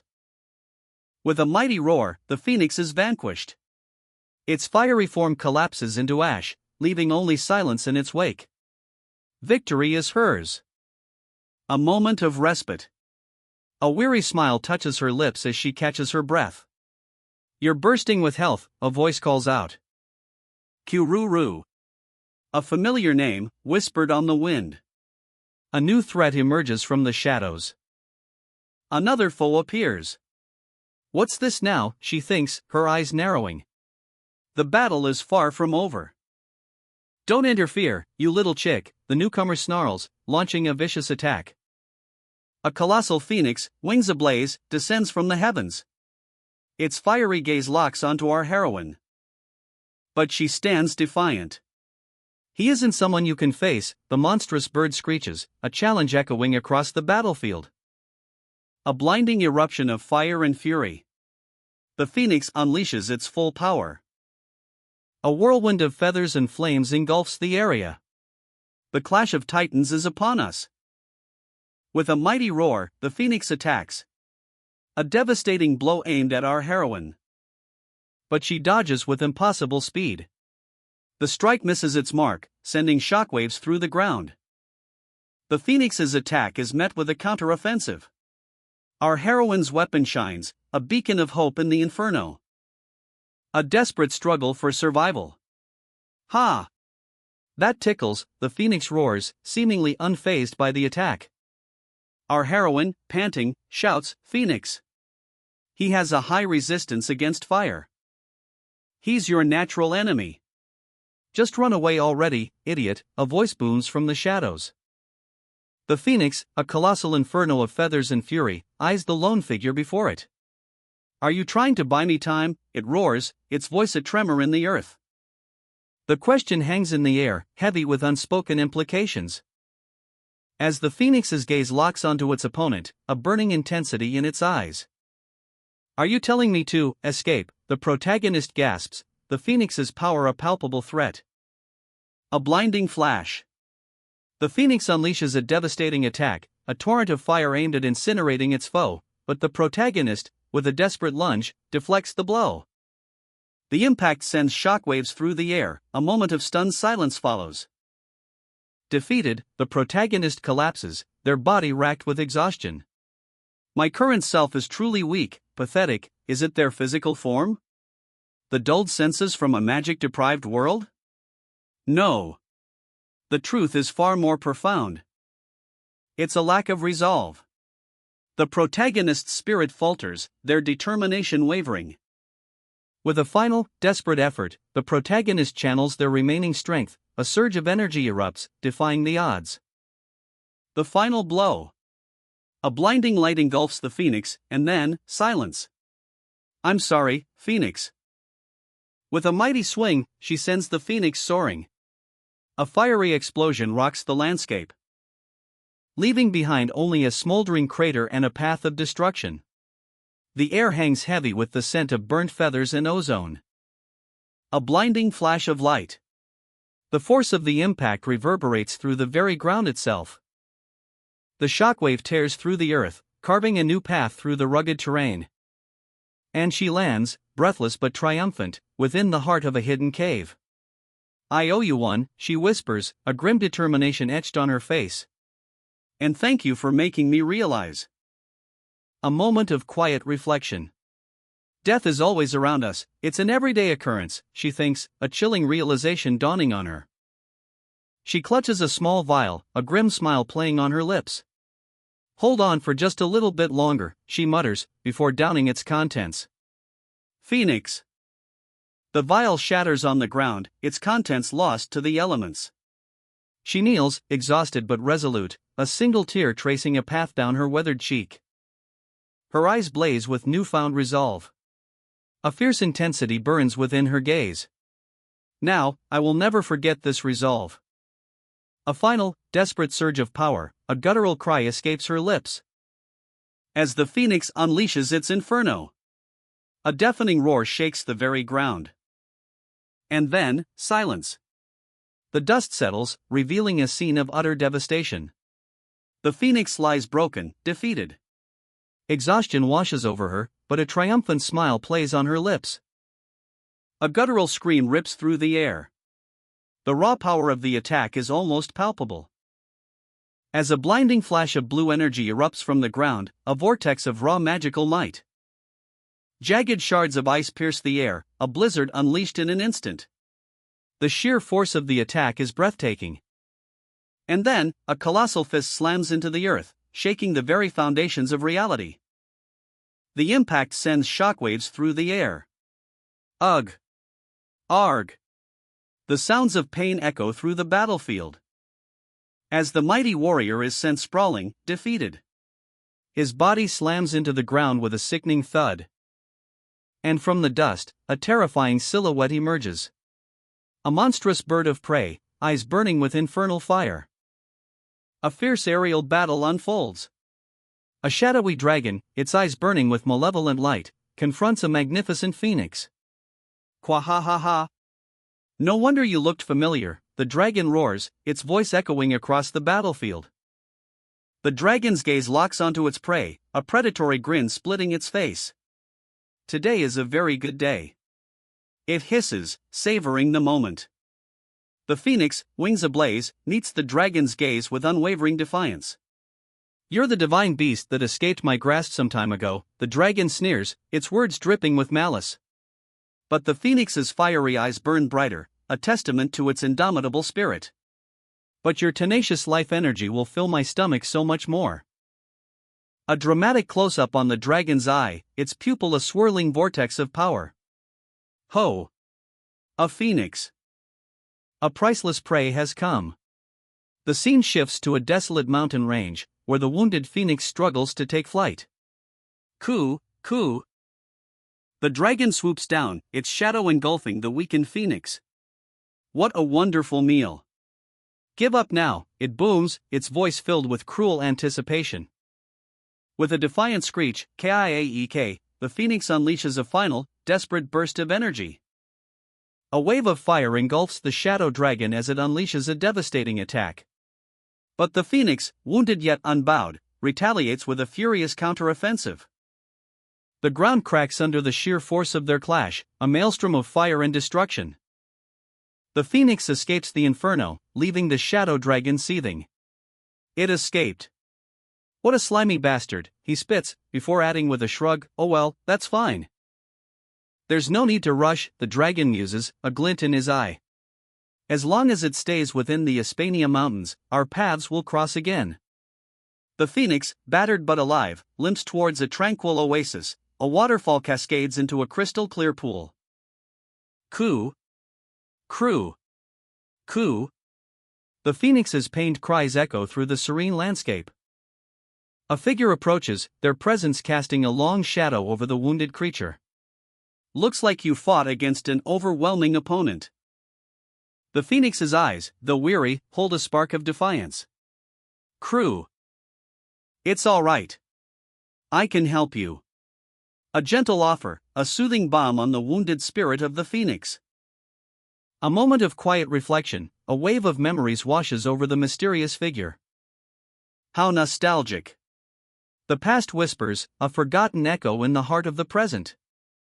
An old friend of mine also behaved like you. A cryptic statement, heavy with unspoken history. The phoenix, battered but defiant, flares its wings, a final burst of power. A whirlwind of fire and shadow, claws clash, a brutal ballet of destruction. Keek! The phoenix screams, a desperate cry against the crushing weight of the shadow dragon's attack. The shadow dragon unleashes a devastating blow. Its claws tear through the air. A torrent of dark energy slams into the phoenix. Annoying little vermin, roars the dragon, its voice echoing with contempt. The impact. A shockwave of fire and shadow erupts as the phoenix is sent sprawling. Crystalline shards explode outwards, leaving a trail of destruction in its wake. The ground trembles, and a figure lies broken amidst the wreckage. Shit, shit. Shit. It's the ice mage, Schweitzer. His face is contorted in agony, his body battered and bruised. I knew the burden would be big, but not as enormous and difficult as this. He struggles to speak, his voice barely a whisper. Schweitzer. I'm sorry. I ended up wasting my second chance at life. His confession hangs heavy in the air.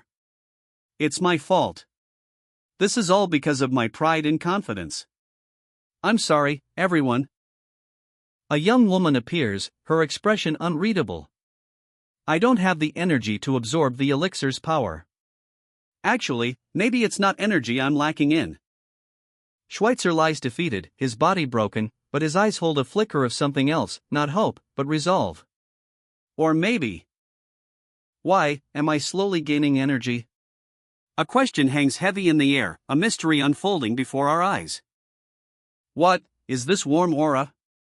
A faint golden light emanates, a beacon of hope in the desolate landscape.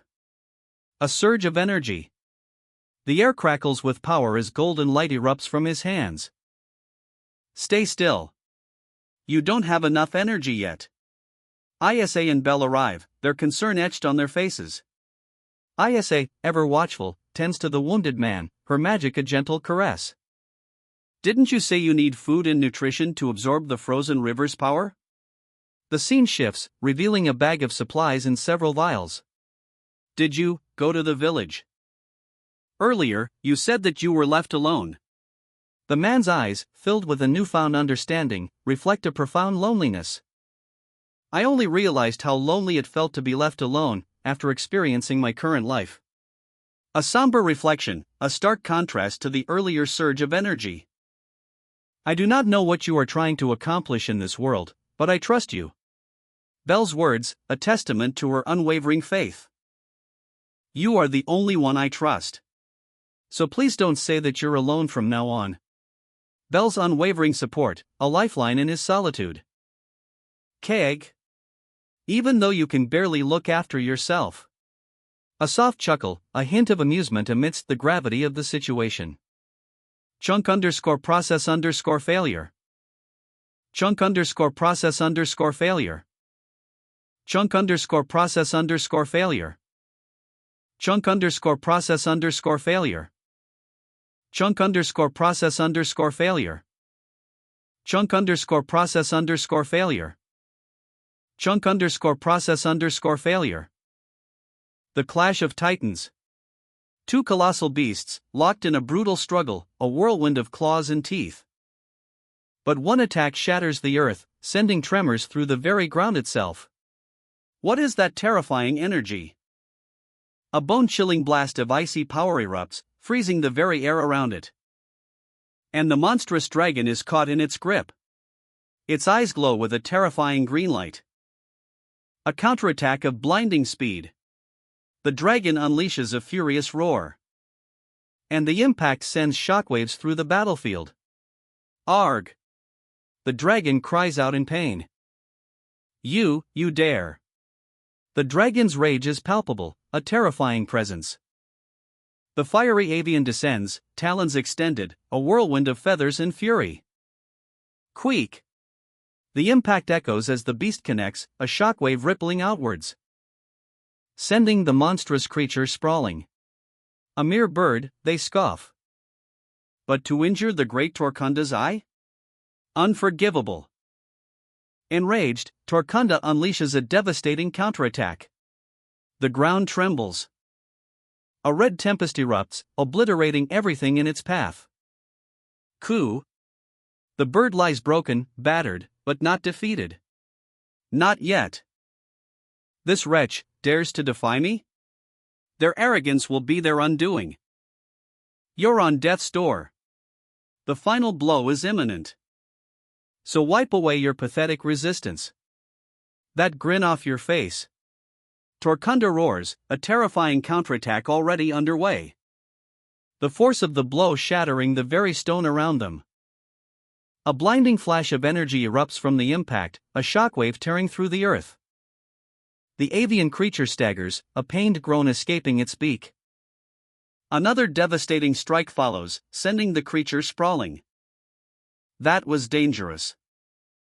Just what is happening in that cave? A flurry of motion. The avian creature dives, talons extended.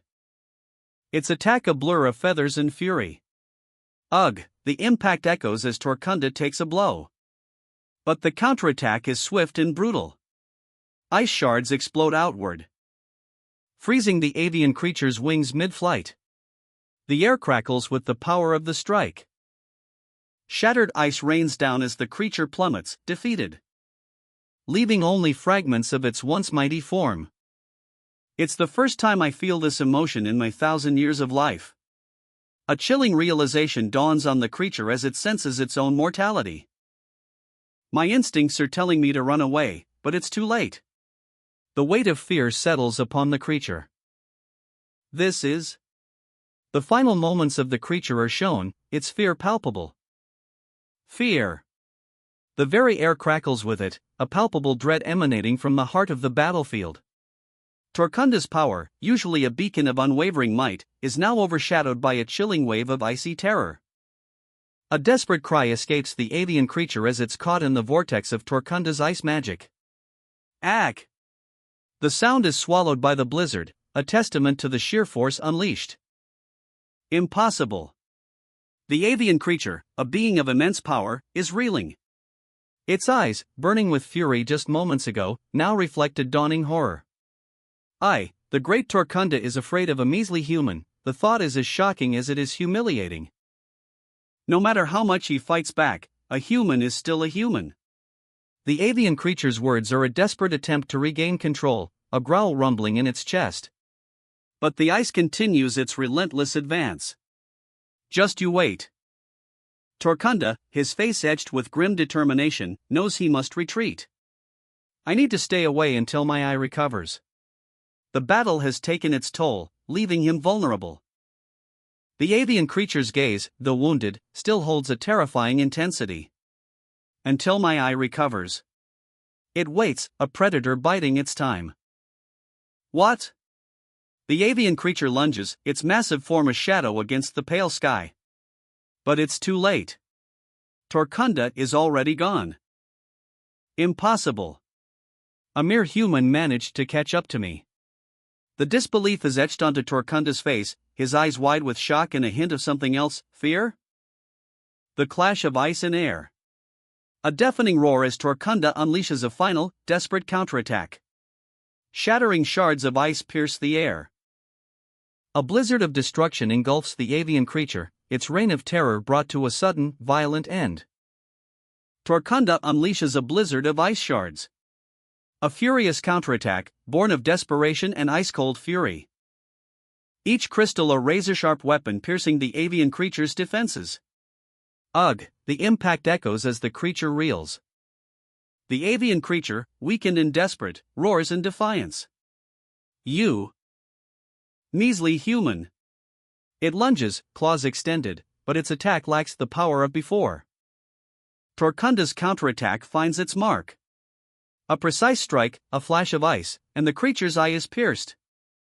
The avian creature stumbles, disoriented. Where is he? Torkunda's voice cuts through the air, cold and sharp. Your arrogance has weakened you. How can a 1,000-year-old monster like you rely solely on your eyes? This bastard. He keeps moving to my blind spot. Torkunda, battle-worn but resolute, raises his hand. A glacial energy coalesces, forming a crystalline spear of immense power. And hurls it with deadly precision.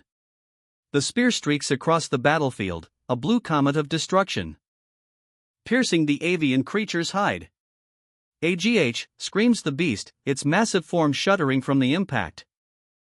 Bastard! It roars, a furious counterattack forming. But Torkunda is ready. A flurry of blows. The clash of ice and claw echoes across the desolate landscape. A whirlwind of destruction as Torkunda's superior skill and ice magic overwhelm the beast. The ground trembles as the avian creature is pummeled, its power waning with each shattering blow. Ha, ha! Gasps the creature, its final breaths ragged and weak. Ugh! The final blow lands, a thunderous crack echoing as the avian creature collapses into dust.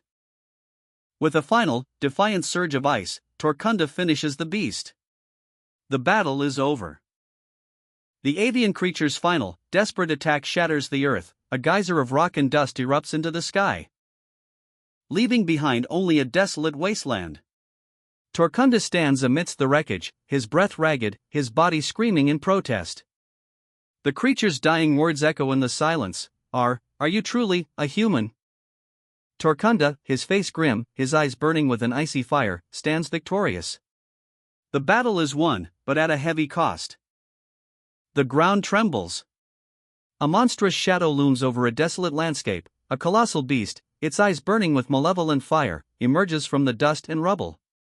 A figure, barely visible amidst the chaos, groans in pain. The beast roars, "Just what are you?" Fry, battered but defiant, stands his ground as the monstrous creature descends from the sky. A woman watches from a distance, her face etched with worry.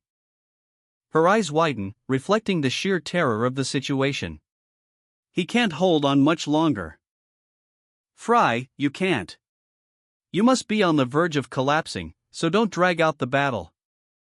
With a surge of power, a crystalline spear materializes in his hand, radiating an ethereal glow. And in that instant, Fry unleashes the full force of his magic, his eyes blazing with determination. The beast, momentarily stunned by the sheer power of the attack, bellows in rage. Such overwhelming energy. Is this your greatest attack? A wave of searing heat engulfs the battlefield as the dragon unleashes its fiery breath. The sheer power is breathtaking. But even this inferno is no match for Frey's resolve. I don't know how you became so much stronger, the dragon roars, but this breath of mine defeated the phoenix. The dragon's words echo with arrogant confidence, so a mere human like you of the ice attribute doesn't stand a chance against it. You're dead meat, human. Fry stands defiant, a crystalline spear materializing in their hand. The air crackles with anticipation. A focused power building within them, a silent promise of retribution. With a surge of icy energy, Fry hurls the spear. The attack rips through the air, a brilliant blue streak of pure power, colliding with the dragon's fiery breath in a cataclysmic explosion. The shockwave is immense. The unnamed woman watches in awe, a gasp escaping her lips as KYA echoes across the battlefield. The impact is felt across the Hispania mountains, shaking the very ground beneath their feet. What a big shockwave! It's quaking the entirety of the Hispania mountains. What an unbelievable scene! The clash of elemental forces leaves an unforgettable mark on the landscape. Fire and ice clash in a breathtaking spectacle. The raw power is almost overwhelming. The shockwave from the collision rips across the desolate landscape, leaving a trail of destruction in its wake. The dragon, a terrifying behemoth of fire and fury, unleashes another devastating attack. A maelstrom of energy explodes as Fry counters with an icy blast of his own. The clash is earth-shattering. Fry is on the defensive, pushed back by the sheer force of the dragon's fiery breath. The unnamed woman watches, her heart pounding in her chest. He'll lose at this rate. What can I do, she thinks, fear gripping her. But there's nothing she can do to intervene. The battle rages on, a terrifying dance of fire and ice. The unnamed woman's eyes widen in disbelief as a blinding flash of light erupts from the heart of the battle. Where is Fry? The dragon, momentarily stunned, roars in triumph, "Kawahaha! Looks like the fight is over, human. A measly bug like you can never rival the great Torkunda." The 1,000-year-old Drake King unleashes its fiery breath. A torrent of incandescent destruction. Fry braces for impact, eyes wide with grim determination, a storm of fear and adrenaline surging through her. But from the heart of the inferno, a glacial counterforce erupts. A colossal ice lance takes shape, piercing the dragon's fiery breath with unstoppable might. The clash of elements shakes the very ground. The impact sends a shockwave across the battlefield, dust and debris fly as the dragon roars in pain. The Drake King, once a symbol of terror, lies broken and defeated. Its reign of destruction is over.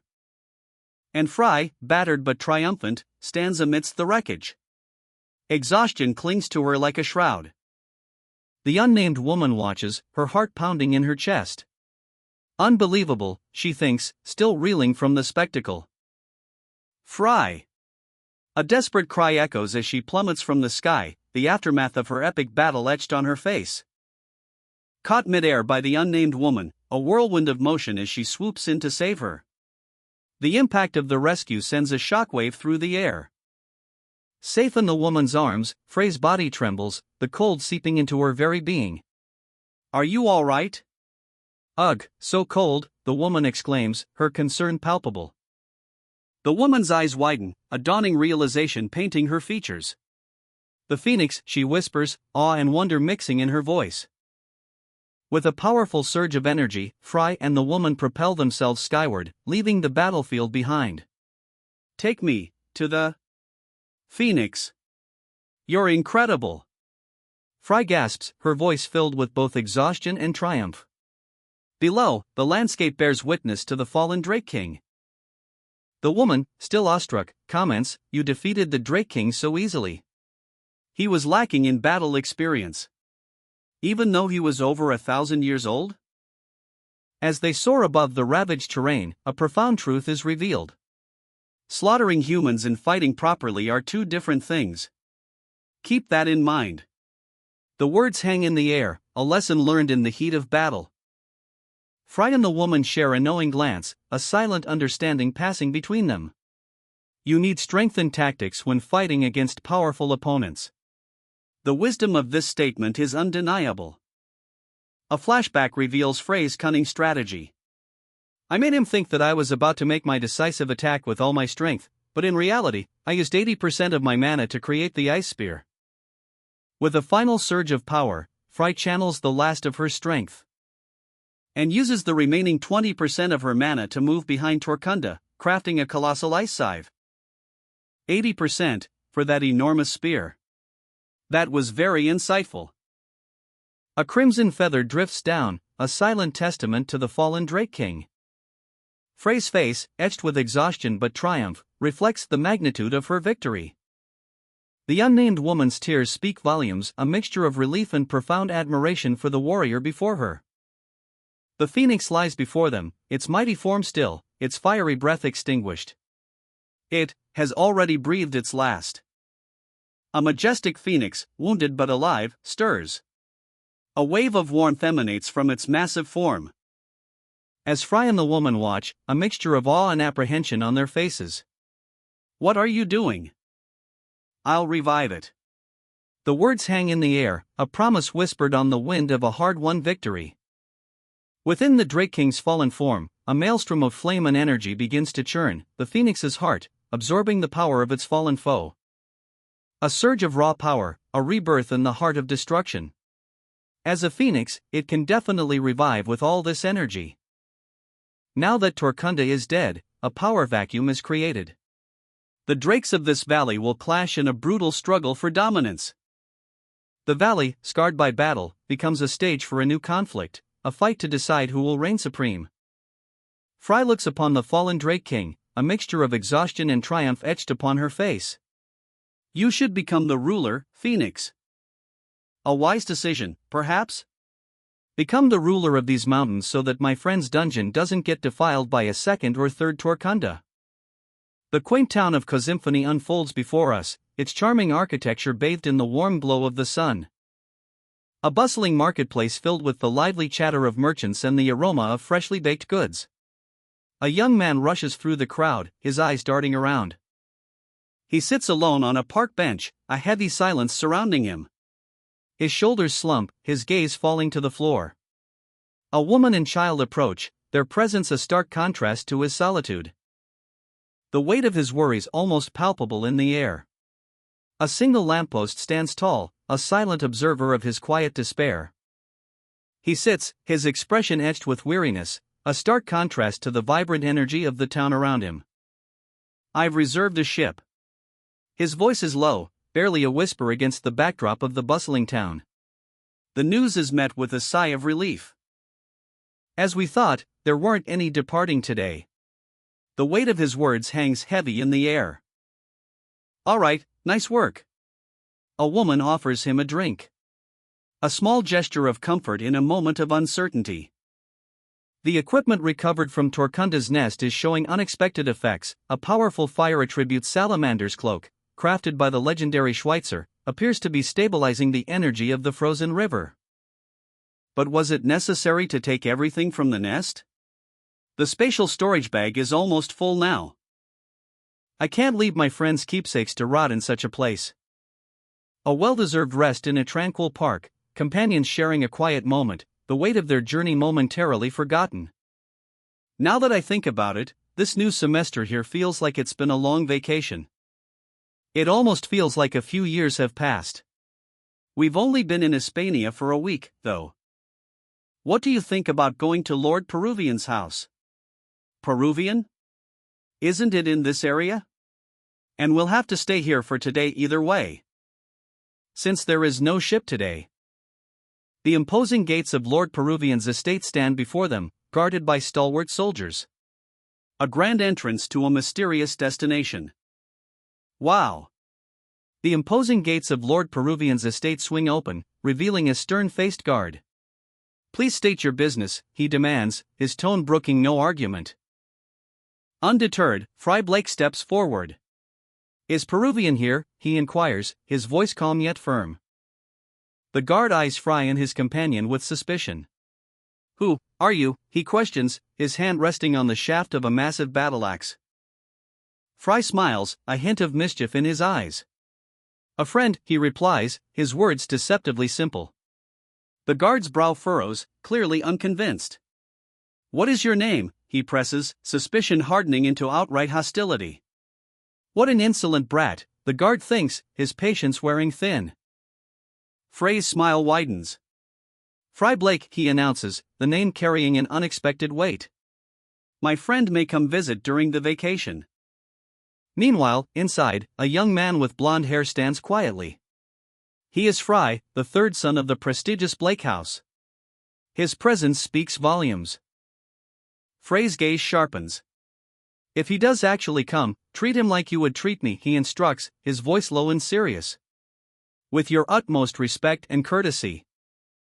The guard's eyes widen, a flicker of fear crossing his face as he processes the implications of this command. The weight of the Blake name is undeniable. A close-up on the guard's mouth, his jaw clenched, reveals his inner turmoil. The sheer power of the Blake name is almost palpable.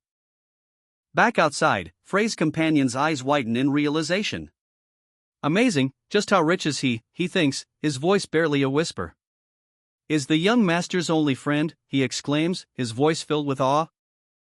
The carriage wheels churn, kicking up dust as it speeds towards its destination. A breathless announcement rings out, the young lady has returned. The grand gates of the estate loom before them, a symbol of wealth and power. The carriage pulls up, its elegant design hinting at the high status of its passenger. Awaiting her arrival are several figures, their expressions a mixture of anticipation and deference. The carriage door opens, revealing a glimpse of luxury within. A beautiful young woman emerges, her grace undeniable. Lilia. Her arrival is met with hushed whispers and respectful bows. News of her arrival spreads like wildfire. A man who claims to be the young master's friend has come. My brothers. The question hangs heavy in the air, a silent plea for answers. Ah! A subtle shift in expression, a hint of recognition dawning in her eyes. You must be Sir Fry. The words are spoken with a respectful formality, yet there's an undercurrent of anticipation. I've heard a lot about you from my brother. A quiet confidence fills her voice, a testament to her family's influence. With you must be Lady Isabel. The introduction flows smoothly, a seamless transition between introductions. And you are. The question, sharp and curious, cuts through the polite formalities. Little sister Lilia. A warm smile graces her lips, a welcoming gesture. Please get on. I will take you to our mansion. The invitation is extended, a graceful offer of hospitality. A moment of shared silence, a silent acknowledgement of the unspoken. You are truly gorgeous, lady. Even though I am a woman, you take my breath away. A breathless confession, a spontaneous outpouring of admiration. Young lady? The guards are on high alert, their eyes narrowed in suspicion. A formal inquiry begins, but the identity of the newcomer remains shrouded in mystery. Lady Isabel, however, remains composed, a subtle smile playing on her lips. Her gaze holds a knowing glint, hinting at secrets yet to be revealed. A blush creeps onto the guard's cheeks, a sudden, unexpected wave of shyness washes over him. He snaps to attention, his voice echoing with a formal apology. The tension breaks, replaced by a moment of awkward levity. The carriage rolls onward, passing through imposing gates. The sheer scale of the estate is breathtaking. Even from within the carriage, the vastness is awe-inspiring. Lilia's eyes widen, her expression a mixture of wonder and slight apprehension. The sheer size of the Blake estate is almost overwhelming. A question hangs in the air, unspoken yet palpable. What secrets lie hidden within these walls? Lady Isabel's gaze is sharp, piercing. She seems to sense Lilia's unspoken thoughts. Lady Isabel, her blonde hair shimmering in the soft light of the June house, addresses Lilia. You are a lot different than the way my brother portrayed you. A subtle challenge hangs in the air, a hint of unspoken intrigue. Lilia, her gaze thoughtful, replies, a lot happened on our journey, lady. Isabel's expression softens. Please speak freely. You are my brother's friend, and also a child of the Blake house. A subtle smile plays on her lips as she offers Lilia a chance to confide. Lilia's response is immediate, all right, let's do that. But the scene shifts, and a new character enters the frame. Fry Blake, whose arrival throws a wrench into the conversation. What? You were the one to say it first. Isabel, unfazed, continues her line of questioning. How is my brother at the academy? Lilia hesitates, a flicker of uncertainty crossing her face. No idea. Peruvian is 2 years above me, so we don't meet often. Isabel's eyebrows raise slightly. He's 2 years younger? Then he's not much older than me. A thoughtful pause hangs in the air as she considers this new information. The sprawling estate of House Fry unfolds before us, a breathtaking display of opulence and power. Formal gardens, meticulously manicured, surround a grand manor, where 3 figures stand, awaiting the arrival of someone important. The air crackles with anticipation. Fry, a young man radiating confidence, stands apart, observing the trio from a distance. His posture speaks volumes, he's in control. Ha ha ha. Welcome, Fry. You're late. I've been waiting for you. Did you finish dealing with your business? Well, more or less. Frey's casual response hints at a task completed, though perhaps not without difficulty. His gaze shifts to one of the waiting figures. A woman whose hair color has changed dramatically. Ha! Your hair color. How does it look? I tried changing my style a bit. Her words reveal a desire for approval, a subtle vulnerability beneath her confident exterior. A dazzling smile lights up Frey's face, a stark contrast to his usual stoic demeanor. It's a sight rarely seen. A smile so bright, it speaks volumes of unspoken joy. His eyes twinkle with a mischievous glint. But the warmth is short-lived. A shadow falls across his features as his sister's words cut through the air. I guess you don't care much about me, brother. Frey's playful facade crumbles. He laughs, a little too forcefully. Ha, that's not true. There's no way I'd ignore our little princess. The unnamed woman's expression shifts subtly. Her eyes, previously filled with a hint of insecurity, now hold a flicker of hope. A quick change of scene. Fry and his sister stand before a grand doorway, the air thick with unspoken tension. How was the party, princess? He asks, his tone carefully neutral. The princess's response is curt, forget it. Have a good time. She turns to leave, leaving Fry with a lingering sense of unease. Frey's brow furrows. This is bad, he thinks, a knot of worry tightening in his stomach. His sister's unpredictable moods are a constant source of concern. And this time, something feels different. Heavier. More ominous.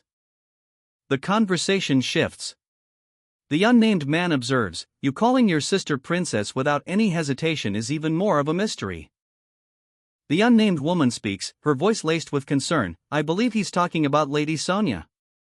Fry, a smirk playing on his lips, lets out a breathy chuckle. He's clearly pleased with something.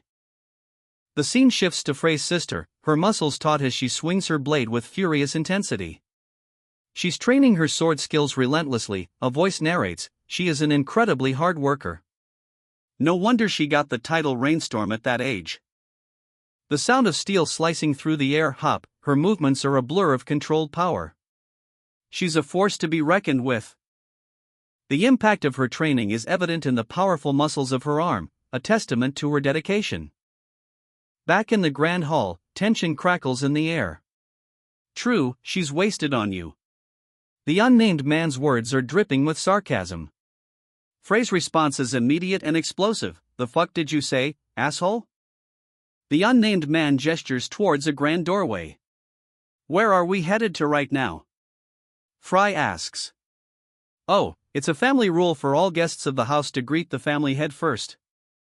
Fry smiles, a hint of anticipation in his eyes. He leads the way. "I'll introduce you to my father." A table set for high tea, gleaming silverware reflecting the soft light, delicate pastries arranged on tiered stands, a tempting display of sweet delights. The scene shifts to a grand dining hall, a long table laden with more treats, where a family gathers. A lavish affair, indeed. Fry, his expression unreadable, sits beside his sister. A reunion long awaited. While across the table, other guests sip tea, their conversations a low hum against the elegant backdrop. A servant pours tea, the delicate clinking of porcelain a subtle counterpoint to the anticipation in the air. And then, a figure emerges, his presence commanding attention. "Nice to meet you. How is Count Blake doing these days?" A woman's subtle anxiety is palpable as she responds, "He is doing well." But the air crackles with unspoken tension.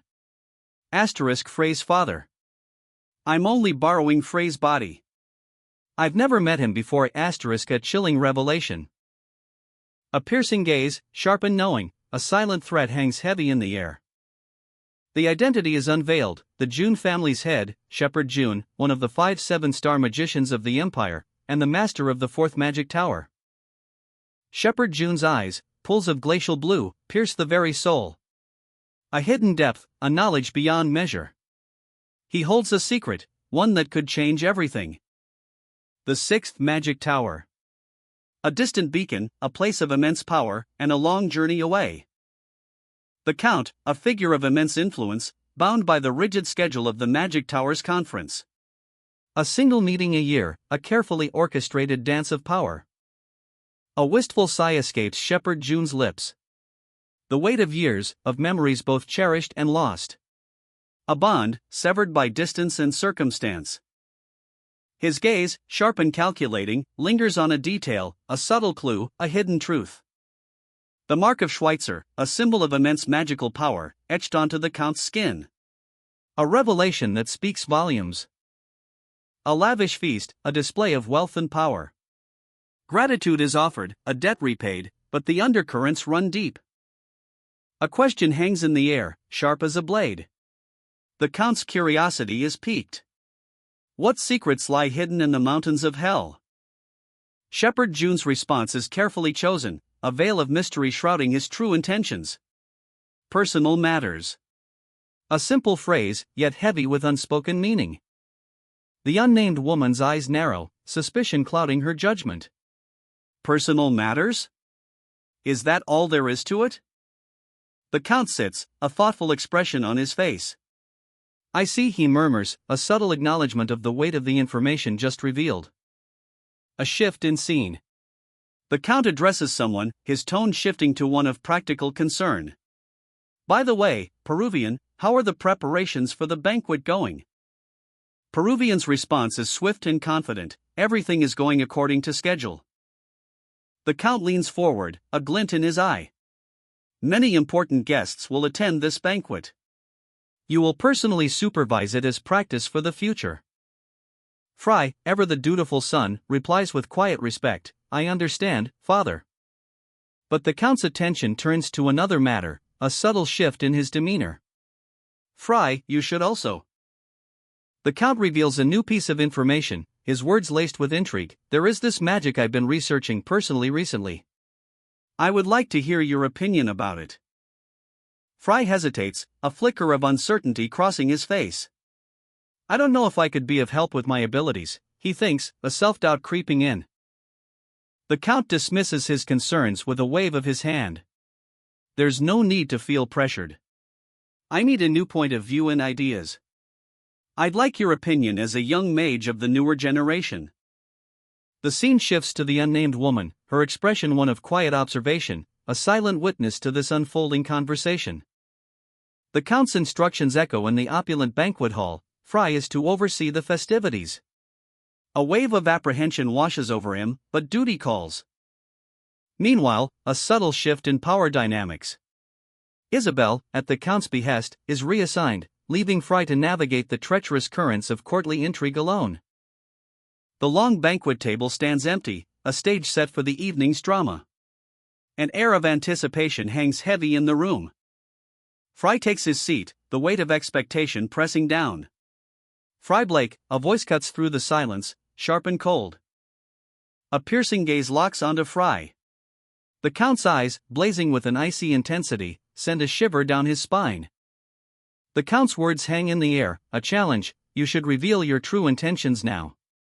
The tension is palpable, a storm is brewing. The Count's hands clench, a silent display of power and barely contained rage. The air crackles with unspoken threats. Across the table, the Count's suspicion is mirrored in the sharp, questioning gaze of the unnamed woman. What are you scheming? She seems to ask, her eyes narrowed. The unnamed woman's suspicion intensifies, her expression hardening. The game has begun.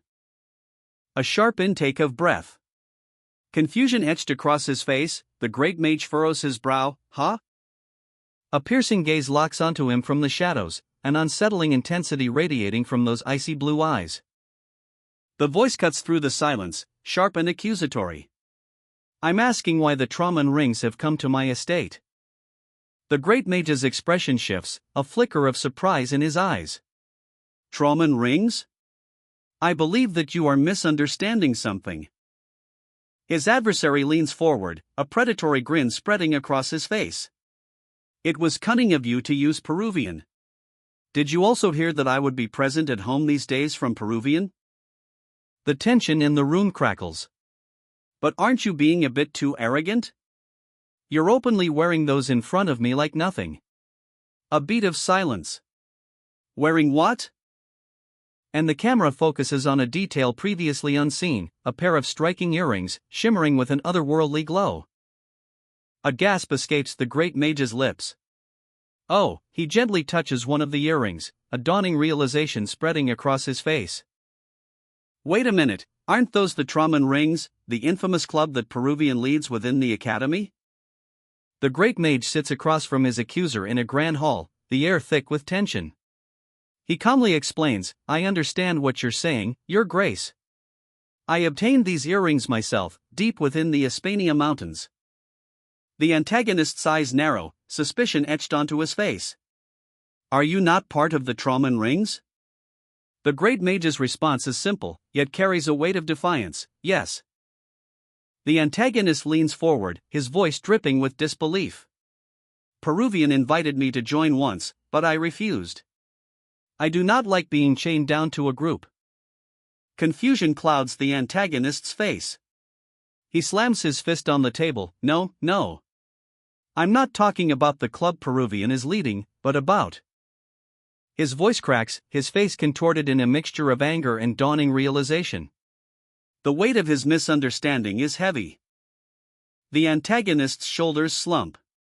I see. So you are just a wave of relief washes over the great mage's face. The antagonist continues, "It appears that I misunderstood something. You may let down your guard." The antagonist's tense posture relaxes completely. The misunderstanding is resolved. The great mage, his expression a picture of calm assurance, speaks with measured grace, "I will, if you do so first, your grace." The antagonist's eyes, narrowed in suspicion, betray his inner turmoil. A proud one, indeed, but his pride is now tinged with doubt. "A proud one, aren't you?" The scene shifts to the opulent dining hall of the great mage's friend. The antagonist gestures dismissively, a hint of arrogance still clinging to his tone. "Just where do you think this is?" "My friend's house." The great mage's lips curl into a subtle smile. His words are a carefully crafted defense, each syllable precise and measured. "I have simply come here to visit my friend." The camera pans to the bustling kitchen, a stark contrast to the tense atmosphere of the previous scene. The antagonist's voice, though still laced with suspicion, softens slightly. "With all due respect, I did not have an ounce of thoughts of meeting you, your grace." A lavish feast is prepared, a testament to the opulence of the great mage's friend's home. The scene is one of quiet elegance, a deceptive calm before the storm. The antagonist's face is unreadable, his expression a mask of controlled emotion. A single word, heavy with unspoken meaning, "All right." Despite his outward calm, the antagonist's words reveal a lingering doubt. He's willing to give the great mage a chance, but trust remains a fragile thing. "While I don't fully trust you yet, I will try to change my opinion of you." The great mage's eyes, sharp as obsidian, pierce the darkness, a storm of unspoken power brewing within. The antagonist, his voice a low growl, speaks of the Casca Empire, a human nation, but even its might is dwarfed by the continent's true scale. The great mage nods, a subtle acknowledgement, his gaze fixed on the ornate vase, a silent observer to the unfolding conversation. A map unfolds, revealing the vastness of the land, a stark reminder of humanity's limited reach. If the power of intelligent beings is measured on 10 fingers, humanity barely claims 3. The antagonist's words hang heavy in the air. "It would be difficult to call ourselves masters of the continent with this much only." A chilling truth. But there's more, a hidden truth revealed. There is another master. The true master. A transcendent being, pulling the strings from the shadows, controlling the continent's fate.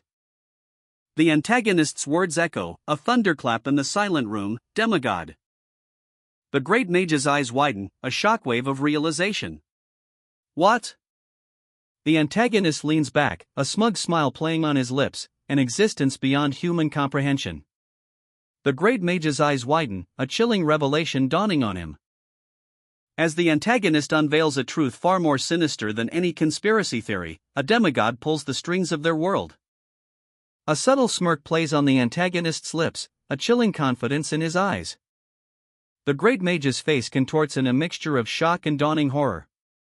His mind races, trying to process this impossible truth. A single, piercing gaze pierces the darkness, the eye of a demigod, ancient and powerful. 5 figures, valiant warriors, stand defiant against the overwhelming shadow of the demigod, a desperate struggle against impossible odds. A world shrouded in deception, where the true nature of power remains hidden from the masses. The antagonist, seemingly unfazed by the revelation, calmly addresses his companion, Fry. His words hint at a larger, more intricate plan. The weight of the truth crushes the great mage. His shoulders slump, his face etched with despair. "Why are you smiling?" The question hangs in the air, sharp and accusatory.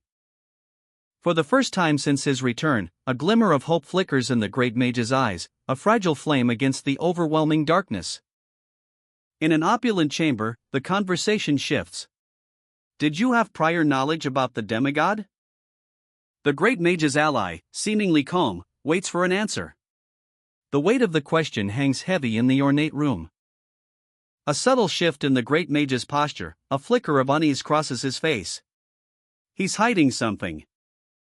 He reveals a secret, a note from the enigmatic figure known as Schweitzer, a key to understanding the demigod's machinations. Schweitzer's note? Is that true? The Great Mage's ally reacts with shock and disbelief. The revelation is earth-shattering. The tension explodes. A sudden movement, the ally's chair scrapes against the polished floor. The Great Mage watches, his expression unreadable, a silent storm brewing beneath the surface. The ally's thoughts are revealed, so he's telling me to share the information I know first. The Great Mage begins, his voice low and grave. The information we have about demigods is small and scarce. He continues, the weight of untold secrets heavy in the air. We do not know how many they number, or if they even exist. The scene shifts to a grand hall, opulent and imposing, where the conversation unfolds. Their ultimate goal is unknown. And we haven't found out why they keep acting behind the scenes, without showing themselves. But there is one thing we're sure of. The Great Mage's eyes flash with a chilling revelation. They are powerful enough to wipe every single species off the face of the world on a whim, and still have some strength remaining in them. A vision of planetary destruction explodes across the panel, a fiery apocalypse, to destruction. The antagonist's face is partially shown, a hint of a smirk playing on his lips. He knows the important stuff. That's a relief. The Great Mage's eyes narrow, his voice hardening. I'm certain that they aren't numerous. There shouldn't be over 100 of them. However, each and every one of them are beings similar to gods. They are legends, names whispered in awe across the ages. Great Sage Schweitzer, Magic Warrior King Cassigen, Blade King Lucid, Black Witch Iris, and Great Mage Lucas. A chessboard of destiny, each piece representing a titan of power, poised for a clash of epic proportions. But the Great Mage's disappearance shattered the balance. History itself was rewritten. A rift, a chasm of discord, splits the mighty Magic Warrior King and Blade King asunder. Their alliance, fractured. And the Black Witch vanished without a trace, her very existence erased from the annals of time. The Great Sage, the last bastion of hope, stood alone, against insurmountable odds. A lonely vigil. But even his legendary might couldn't withstand the onslaught of a demigod. He fell. Across a grand mahogany table, two figures sit, their silence heavy with unspoken tension. It's just as Schweitzer's diary foretold, he knew of events unrecorded in current history. One of them, his eyes narrowed in thought, declares, I think I can trust his words. A symbol glows, a crescent moon encircled by a sun, radiating power. The other, a man of imposing presence, reveals, our circle, is an organization that has inherited their will. A question hangs in the air, a circle? The answer comes, a chilling revelation. While I generalize it as one circle, we're all separated and divided throughout the continent. We're in a situation where we're keeping each other in check. A wry smile plays on the lips of the first man as he adds, true. It always becomes political when three or more people gather. We're divided into countless circles, but the most influential ones are. The names are revealed, each a symbol of power, Stro necklaces, Visfounder armlets, lucid swords. The conversation begins, laced with suspicion. So these circles use our names, then what about Cassigen and me? A grim revelation unfolds. I don't know much about the other circles, but I've heard that the situation for the Traman rings isn't very good. The weight of the news settles in. Apparently the circle master died and half of the executives joined other circles. So fucking political. The discussion shifts to Cassigen's legacy. What about Cassigen's, the Magic Warrior King's successors? The mystery deepens. Cassigen's title of Magic Warrior King is passed down to one person at a time, but we have no idea about their whereabouts. A connection is explored. Then is the circle not related to the club at the academy? The truth is revealed. Oof. The club is something that those young students decided to create on a whim. A strategic advantage is explained. When we discover some geniuses within the academy, we bring them over to our side at times. But the students don't know about the existence of the circles. The scene shifts to a more private setting. Well, from our point of view, a calculated risk is discussed. It's actually better if there are other organizations with the same name as ours since we're better hidden and less likely to get caught. The Blade King, lucid, turns his back, a cryptic smile playing on his lips. It's your turn now, he states, leaving the other to ponder his words. Lucid's piercing blue eyes, etched with the marks of countless battles, fix on something unseen, a glint of calculation in their depths. His gaze sharpens, a question hanging in the air. How did you obtain those? The other character, his blonde hair catching the light, responds, a hint of defensiveness in his tone. You said you got them in the Hispania Mountains earlier, right? A vast, desolate landscape unfolds, the Hispania Mountains. Ancient, weathered peaks pierce the sky, a harsh, unforgiving beauty. The narration continues, I've heard rumors that the relics of the heroes remain in the Hispania Mountains, but although many people have challenged those mountains, few have actually returned. Moreover, none of them had obtained anything. Most of them probably had no idea where the dungeon was. And even if they found the dungeon, Torkunda must have been waiting for them at the entrance. A monstrous shadow looms, the fearsome Torkunda dragon revealed in all its terrifying glory. Its eyes burn with malevolent intensity. The sheer power emanating from the beast is palpable. The scene shifts.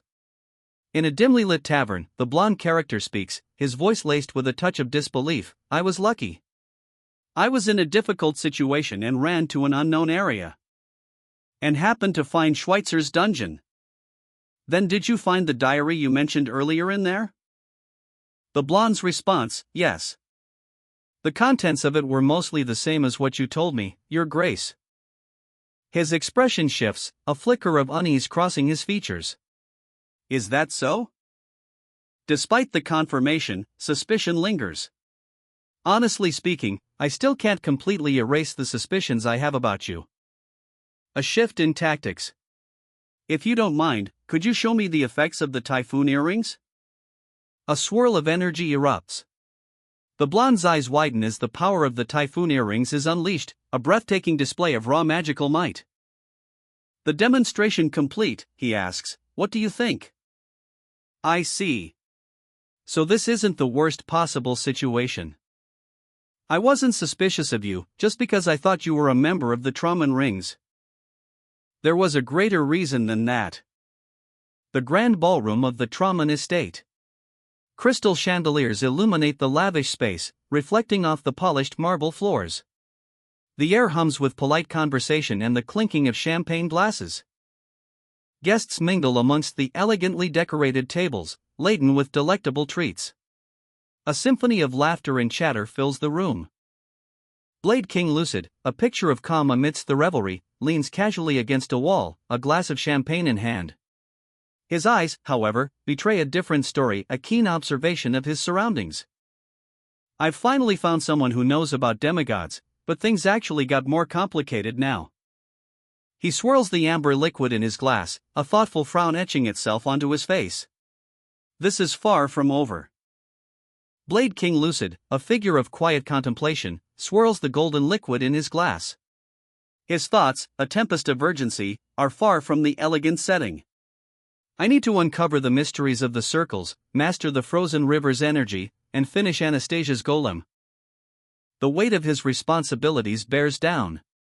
A sigh escapes his lips, a sound of weary frustration. Ugh. Too much to worry about, asterisk. A striking woman, Lady Lilia, enters the scene, a plate of food in hand. Lucid's eyes flicker, a sudden realization dawning. It's not a coincidence that I synchronized with Fry as well. The blonde, his expression curious, breaks the silence. What are you thinking about so deeply? Lady Lilia, ever graceful, presents her creation. How does this dress look? Lady Lilia specially prepared it for me. Her words hint at a deeper connection, a subtle undercurrent of care. Lilia's innocent words strike a chord within Lucid. Her simple wish to live without worries is a stark contrast to his own burdened existence. A question hangs heavy in the air. Lucid takes a long drink, his mind racing. The blonde's arrival shifts the focus. What is it? That greater reason? The blonde reveals a startling piece of information, his voice low and serious. A month ago, during the Magic Towers conference, I heard a report that someone had contacted a demigod. The revelation hangs in the air, heavy with unspoken implications. Lucid eyes narrow, a storm brewing within.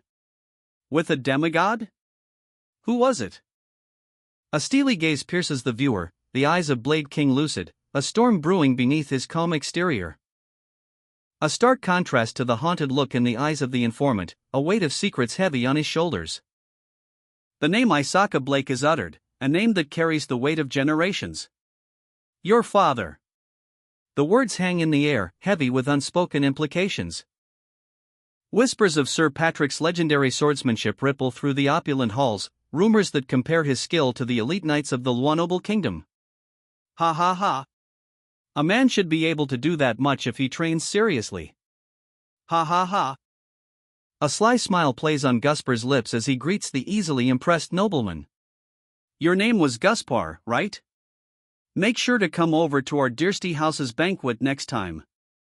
The nobleman beams, bowing low. It is my honor. Such an easy mark. Asterisk such an easy man to manipulate, he acts all high and mighty whenever I slightly praise him.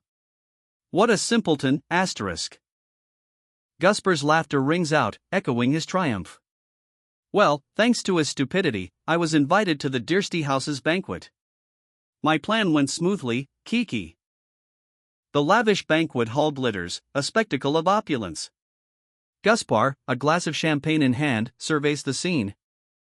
His eyes lingering on the elegantly dressed women.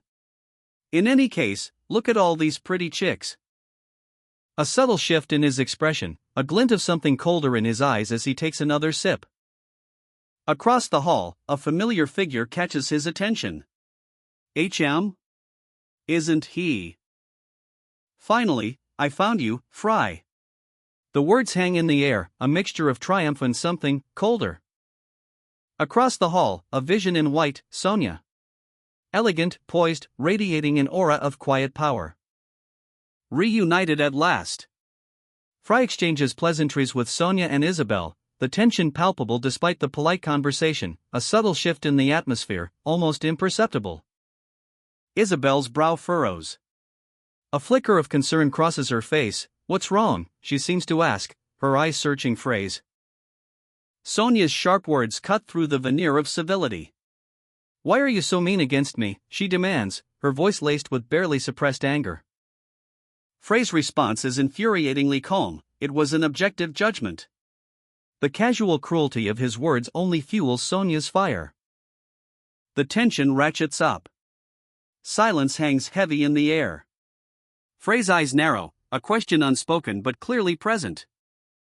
Isabel's gaze drops, a blush creeping onto her cheeks. No, she seems to whisper, unable to meet Frey's intense stare. The scene shifts back to Sonia and Fry. An awkward silence hangs between them. The air crackles with unspoken tension. Fry offers Sonia a drink, his expression unchanged. Are you thirsty? Want to drink this? He asks, oblivious to the simmering resentment. Gasps ripple through the crowd. Two women spot Fry amidst the lavish Dearsty House banquet. Their surprise is palpable. My oh my, look who it is. If it isn't Fry. One exclaims, her eyes wide with disbelief. The other woman adds, I never thought I'd see you in a place like this.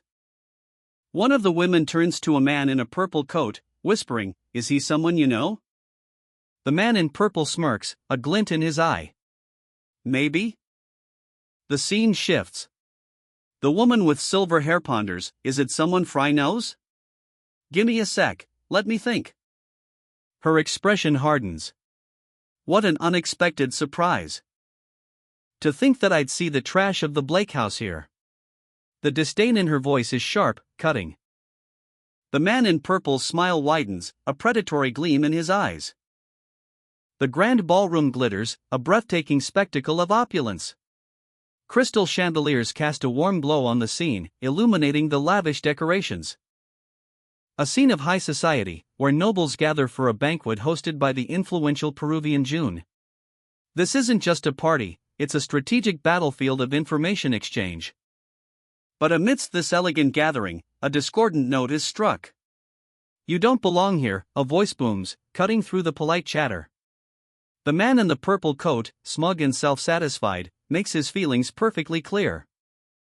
Frey's eyes widen, a flicker of surprise and perhaps a hint of fear crossing his features. He's clearly out of his depth in this world of privilege and power. The silver-haired woman, ever observant, remains impassive. "I won't repeat myself," she states, her tone cold and dismissive. The man in purple repeats his demand, "Get lost." A beat of silence, then a wry smile plays on the silver-haired woman's lips. "You've already repeated yourself," she observes, her amusement clear. The man in purple is speechless. The man's face contorts in anger. "Fry, are you out of your mind?" he sputters, his composure shattered. His voice is laced with disbelief and a touch of panic. Meanwhile, a woman with sky-blue hair approaches the man in purple. "Are you close with Fry?" she asks, her voice calm but sharp. The man's eyes dart nervously between her and the silver-haired woman.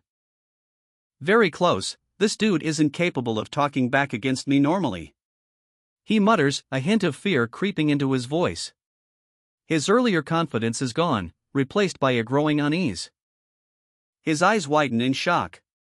What the hell?" he exclaims, his voice filled with alarm. The two women exchange a knowing glance, their expressions unreadable. "Who are these two gorgeous lassies?" The whispers begin, a ripple through the opulent banquet hall. The air crackles with curiosity. A young woman with vibrant red hair, her expression a subtle mix of amusement and intrigue, observes the scene unfold. Beside her, a woman with striking blue hair, her gaze sharp and assessing, mirrors the same curiosity, but with a hint of something more. "Just why are these two chicks together with trash like Fry?"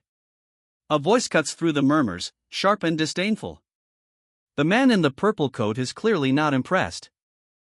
Fry, flanked by the two women, stands his ground. The tension thickens. The man in the purple coat, Gaspar, steps forward. The silver-haired woman watches, a ghost of a smile playing on her lips. She seems to find amusement in the brewing conflict. Is he trying to act tough in front of the two pretty chicks? Gaspar's sneering face is a picture of contempt. He's clearly not afraid to challenge Fry. "Is something the matter, Gaspar?" A calm, authoritative voice cuts through the tension. A new player enters the scene. At a lavish banquet, Patrick, the eldest son of the Diersty house, extends a formal greeting. "Would you grant me the honor of hearing your name, lady?" But the air crackles with tension. The man in the purple coat unleashes his fury, "This hyena bastard. Just because I praised him a bit earlier, he's using me as a pretense to woo the woman I was aiming for." The silver-haired woman, observing the unfolding drama, reveals the identity of the object of their affections. "I am Sonia Aquareed." The man in purple is stunned. "Sonia Aquareed?" The silver-haired man smirks, a glint in his eye. He whispers, so she doesn't know what kind of man Fry is since she's from a foreign country."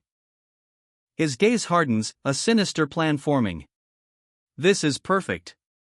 I should use this opportunity to humiliate you once and for all." Patrick, ever observant, clarifies Sonia's identity. "Lady Sonia, you say? You must be the eldest daughter of the Aquareed house who received the title of Rainstorm. But Patrick's apology diffuses the tension for a moment. "I apologize for not recognizing Lord Peruvian's fiancée." Sonia's cheeks flush, a mixture of embarrassment and confusion evident on her face. The silver-haired woman observes the scene, her expression unreadable. Frey's secret is out, but the consequences remain to be seen. "Why are you telling me that? It's not set in stone yet, Fry." The silver-haired woman's words cut through the opulent atmosphere of the banquet hall, a subtly yet potent challenge to Frey's carefully constructed facade. The tension is palpable. Sonia, the woman in blue, and the red-haired woman exchange a look of disbelief and anger, their expressions mirroring the audience's growing suspicion. Fry, the infamous Fry Blake, enters the scene, a smirk playing on his lips. He seems utterly unfazed by the brewing storm. His casual confidence is shattered as the silver-haired man casually drops a bombshell. "I know your siblings well. Miskel and Heinz are both wizards in the magic tower, aren't they? The silver-haired man continues, his words dripping with subtle disdain. Lord Miskel even became a floor master of the magic tower recently. Frey's response? A dismissive so what? Frey's arrogance falters. The weight of his deception begins to show on his face as the silver-haired man presses further, revealing the truth about his banishment by Count Hisaka. The silver-haired man's voice is laced with disbelief. Can you believe that you have the same blood as those incredible people running through your veins? The red-haired woman explodes, her anger a fiery torrent. You are going too far. Her fury is a righteous storm. She defends Frey's honor, proclaiming his unmatched skill and superiority over everyone present. The silver-haired man calmly tries to defuse the situation, urging the red-haired woman to calm down. The truth is out, and the consequences are about to unfold. Frey, the eldest son of the Dirsty house, stands defiantly. Apologize? To Frey?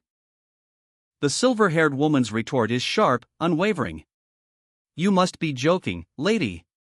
The person who needs to apologize is the one who invited this unworthy man to this prestigious party. Her gaze sweeps across the room, highlighting the absurdity of Frey's presence. Just who in the world would invite someone like him? A ripple of knowing smiles spreads amongst the onlookers. The weight of Frey's deception hangs heavy in the air. Frey's smirk falters, replaced by a forced, unconvincing apology. The laughter of his accomplices rings hollow. His carefully constructed facade crumbles. Oh my, I seem to have offended you. Lord Peruvian? The one who invited Frey was me. Oh my. It seems like I wasn't the one you were expecting. I apologize for disappointing you. I wasn't aware that I needed the Dirsty house's permission to invite a friend of mine. That isn't the case. I did not mean it like that. It must have slipped my mind since I was busy organizing the party under my name. That is untrue. Oh, I'll add this along with my apology. Frey is the most valuable guest amongst all the invitees in tonight's party. No need to be so nervous. Enjoy the party. This place is my house and you are my guests. A hand reaches out, a sudden, sharp movement. And a reassuring pat on the back. A moment of unexpected comfort turns into a chilling gaze. The smile fades, replaced by something far colder. You'd be dead by now. A flurry of apologies echoes through the hall as four figures stumble backward, fleeing the scene. Their panicked retreat leaves a trail of nervous energy. And into a lavishly decorated chamber, where the tension is palpable. Frey and Peruvian stand amidst the opulence, a silent standoff brewing. Peruvian's smile is chilling. You're a lot more vicious than I thought. He purrs, his words laced with a dangerous charm. But Peruvian's response is a disarmingly casual, I was just imitating you. His arrogance is breathtaking. The two women present erupt in laughter at Peruvian's self-assured declaration. Their amusement only fuels Peruvian's smugness. The scene shifts to a grand ballroom, the aftermath of Peruvian's party. The air crackles with unspoken tension. Frey's companion observes, You're a really strange man. His words carry a weight of unspoken concern. Suddenly, the scene shifts dramatically. A dark, stormy sky looms overhead, a stark contrast to the previous opulence. The ground trembles as Peruvian's true power is revealed. A chilling display of strength, leaving a trail of destruction in its wake. His words are a cold threat, if the world knew of it, no one would call you the Count's trash. Peruvian's laughter echoes, a cruel symphony of triumph. A man shouldn't go around and show off like that, he sneers, his eyes glinting with malice. What did you talk about with my father? The question hangs in the air, sharp and pointed. A subtle shift in the scene. He calmly replies, he was suspicious that I was part of the Trauman rings. The young man sips his wine, a thoughtful expression on his face. The intention to join our club now? The camera shifts to reveal a lavish hall, filled with elegantly dressed nobles. A silent observation unfolds. The older man's gaze is unwavering. The reason I could clear my suspicions of you wasn't just because you could utilize the typhoon earrings. A beat of silence, heavy with unspoken implications. There was someone who guaranteed your identity to me. My identity? Who was it? The revelation drops like a bomb. Heinz Blake. A close-up on the speaker's face, eyes narrowed in intensity. He is a member of the Straw Necklaces like me. The weight of the past settles on Peruvian's shoulders as he reveals a hidden truth. Heinz Blake, a name whispered in shadows, is connected to his fate. A revelation that chills him to the bone. The details are etched in his eyes, a silent testament to the trauma he carries. Fry, his student, witnesses this confession in a lavish hall, the clinking of glasses a stark contrast to the gravity of the moment. His words hang heavy in the air. A look of utter shock paints Frey's face. Her eyes widen, reflecting the turmoil of this unexpected truth. Peruvian's decision is firm, his voice unwavering. I don't plan on returning to the academy. Frey's perspective shifts, her gaze following Peruvian as he stands tall, a figure of quiet resolve amidst the opulent setting. The unspoken questions linger. A subtle shift in his expression, a flicker of something unreadable in his eyes. Frey's eyes, wide with disbelief and a hint of dawning understanding, mirror the intensity of the moment. A silent contemplation, a moment of profound realization, the weight of the revelation settles upon her. The opulent hall buzzes with hushed conversations.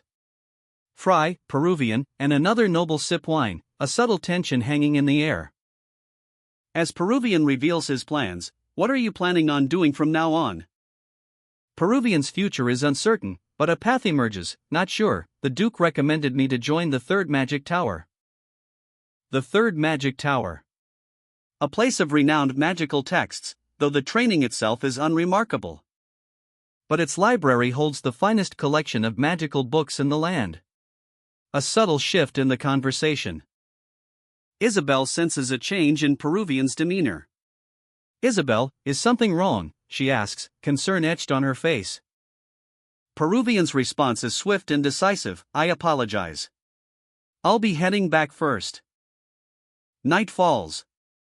Peruvian walks away from the opulent mansion, leaving behind the familiar comforts. Yeah. I had a lot of fun. Thanks for everything. The banquet was incredible. A young man, radiating charm, offers his sincere thanks. His companion, older and more reserved, listens intently. The older man smiles, a glint of amusement in his eyes. You must be the genius of the century born from the June house. Quite impressive to see. A beat of silence. The younger man's words hang in the air, a subtle shift in the atmosphere. As the older man's contemplative gaze deepens. Asterisk a genius. That might be true, asterisk. The young man continues, a hint of pride in his voice. The day I first sensed mana was when I was 5 years old. A shared laugh, light and airy, fills the opulent room, but the older man's expression remains thoughtful. He takes a sip of tea, his eyes narrowed in contemplation.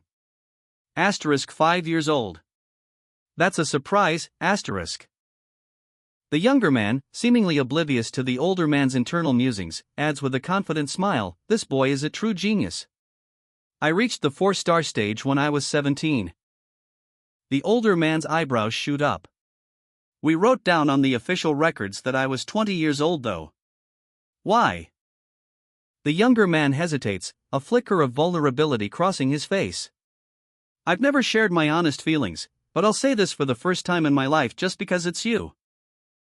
I think of my talent as a curse. An air of quiet contemplation hangs in the opulent dining hall. Two figures sit, lost in their own thoughts. One, with silver hair, gazes downward, a subtle sadness etched onto their face. The other, golden-haired, mirrors the same pensive mood. A memory surfaces. I once had an instructor. The words paint a picture, a 6-star magician, vice master of the 5th Magic Tower, a knowledgeable elder, his white beard reaching his chest. A gentle smile, a hand patting a young head, the warmth of mentorship. Those lessons, cherished and deeply impactful, a passion ignited, a thirst for knowledge. The scene shifts, a younger version of the golden-haired man sits beside his mentor, a book open in his lap, a bond forged in shared learning. At least, that's what I thought. The golden-haired man sits alone, lost in thought. His shoulders slump, a weight of unspoken memories pressing down. It wasn't long after I reached 4-star. One day, I asked my teacher a question he couldn't answer. A surge of energy, a swirling sphere of light. The young golden-haired man, brimming with power, faces his mentor. The air crackles with anticipation. He shouted at me and called me a monster. Enraged? No. That was. The old man's face contorts, eyes wide with a primal terror. His mouth gapes open in a silent scream. The teacher was watching me develop my abilities at a terrifying speed and was hiding ominous and sinister feelings deep in his heart. After that day, I lost my path and goal in life. The silver-haired man sits in a grand room, a testament to his power and status. He speaks, his voice laced with a quiet melancholy. I still enjoy studying magic. But a shadow falls across his face. His words turn inward, a confession of inner turmoil, but whenever I fully immerse myself into something reaches the depths of my heart. That face, a haunting reminder, surfaces again. It's a curse, he reveals, hindering his progress. That face keeps resurfacing like a curse and stops me from advancing. The silver-haired man's confession continues, his voice barely a whisper, thousands, no, tens of thousands of times. The scene shifts. The golden-haired man is shown, tears streaming down his face. His voice cracks with anguish. If I were ordinary instead, I would have been able to learn magic more passionately and enjoy it so much more. A single, heavy footstep echoes in the silence, the weight of his unspoken sorrow palpable. He continues, his voice filled with self-reproach, I wouldn't have been called a monster by anyone. A comforting hand rests on the golden-haired man's shoulder. The silver-haired man is there, offering solace amidst the storm of his emotions. A silent gesture of understanding. The golden-haired man's tears continue to fall, but a glimmer of hope appears in his eyes. He looks up, seeking connection and understanding. The silver-haired man's voice cuts through the silence, a mixture of concern and exasperation. Stop being so cheeky, you punk. A cosmic vista unfolds, swirling nebulae painting a breathtaking backdrop. A lone figure, silhouetted against the celestial canvas, stands atop a mountain of books, each one a testament to tireless study. This is no mere scholar, this is the pursuit of the pinnacle of magic, a realm beyond genius itself. Even the most dedicated, those who bleed for their craft, may never reach this height. The path is fraught with peril, and the price of failure is steep. The golden-haired man's eyes well with tears. His voice cracks as he whispers, try. The silver-haired man's back is to us, his words carrying the weight of experience. By the time we meet again, I will have reached a stage several times higher than my current state. He turns, his gaze firm, his resolve unwavering. I'm saying that you need to do the same. A close-up on the golden-haired man's eye, a flicker of defiance ignites within its depths. The pain remains, but a new fire is kindled. The silver-haired man stands before a grand window, his thoughts a silent prayer. As I thought, you're also aware of his existence. The chilling truth dawns, the despicable God that controls all the intelligent beings in the world, and changed the laws and rules of the world. The silver-haired man gazes out a window, a thoughtful expression on his face. It's humanity's fault for not being aware that they're living under his tyrannical rule. But hope remains. A sweeping view of a medieval town unfolds beneath a darkening sky.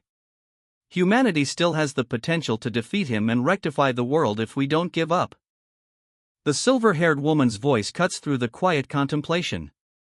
That is the task that only humans can achieve. Inside a lavish room, the silver-haired man addresses the golden-haired man. If your goal is to live an extravagant life at the Magic Tower and show off your skills, your current talent is more than enough. But there's a greater challenge ahead. However, if you wish to defeat the demigod, your unique objective should be the pinnacle of magic. The golden-haired man's eyes widen, his determination hardening. My goal is obviously the latter. The silver-haired man smiles knowingly. But what will you do? The silver-haired man stands alone, a silhouette against the muted light, his posture heavy with unspoken concerns.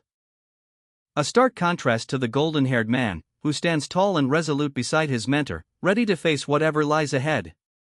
The weight of their shared destiny hangs heavy in the air. The silver-haired man places a reassuring hand on the golden-haired man's shoulder. I'll always be one step ahead of you, so don't worry too much. Words of comfort, yet laced with a hint of underlying tension. Fry, the golden-haired man, responds with quiet determination, the day we meet again, I'll be the one ahead of you. A subtle smile plays on the lips of the silver-haired woman. Great. Now that's the attitude of a friend. Her words, a quiet affirmation of their bond in the perilous journey that awaits. A sudden shift in atmosphere. The scene changes to a grand hall, where a woman with fiery red hair stands, her shoulders shaking silently. Tears streaming down her face, a silent testament to the unspoken anxieties that weigh upon her heart. A weathered cloak, seemingly abandoned, hangs on a wooden stand, a silent testament to a journey about to begin.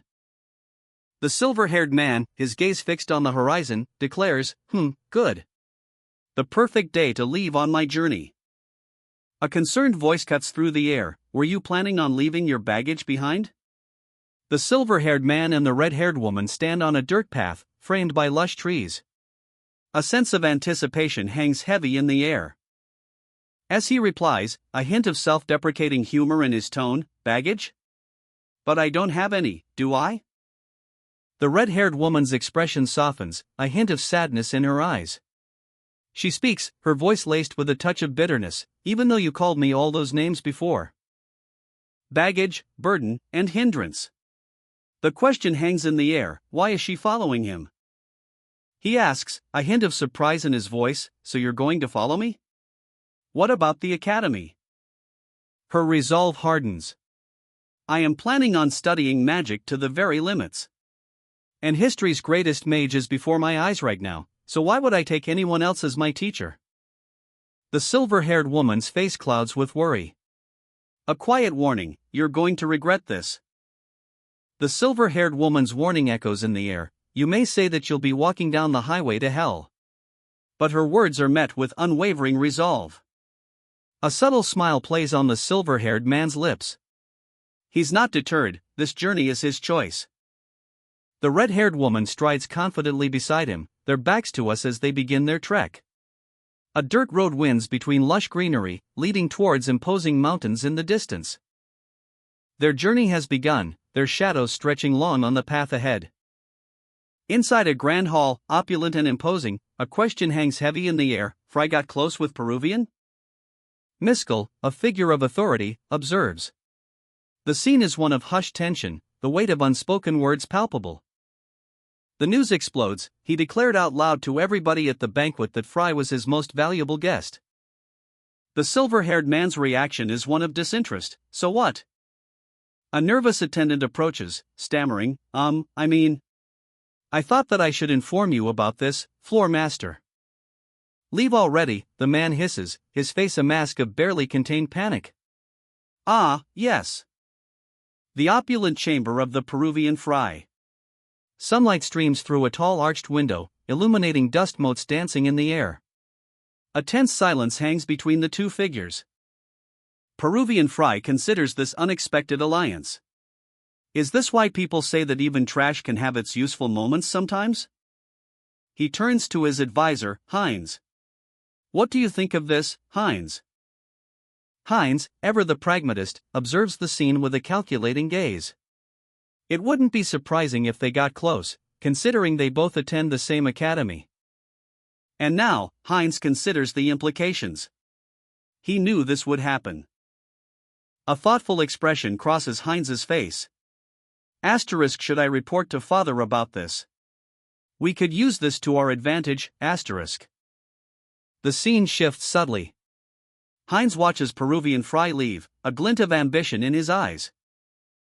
A curious card, etched with an intricate infinity symbol, is held aloft, a key, perhaps? Obtained from Duke Shepard, it seems. A qualification, he explains, for a mysterious entrance test.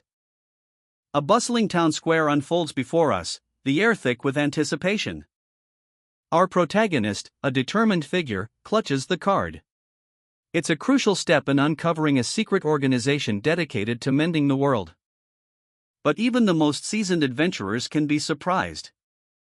A companion's confession: never even heard of the name demigod until recently.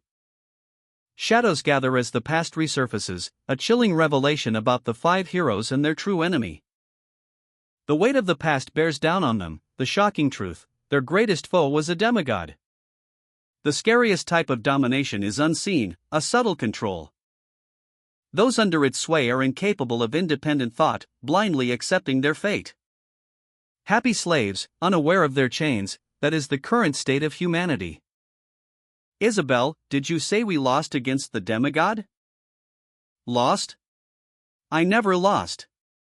I'm in the process of winning.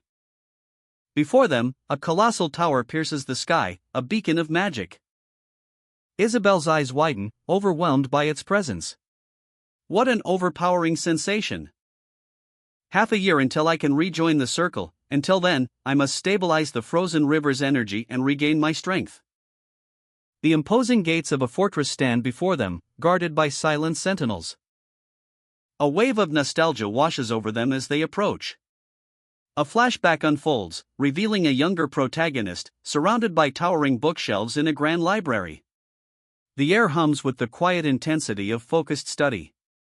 3 figures diligently pore over ancient texts, their faces illuminated by the soft glow of candlelight. Years later, the protagonist, now older and wiser, stands alongside their companion, gazing across a sun-drenched landscape. A palpable sense of wonder fills the air.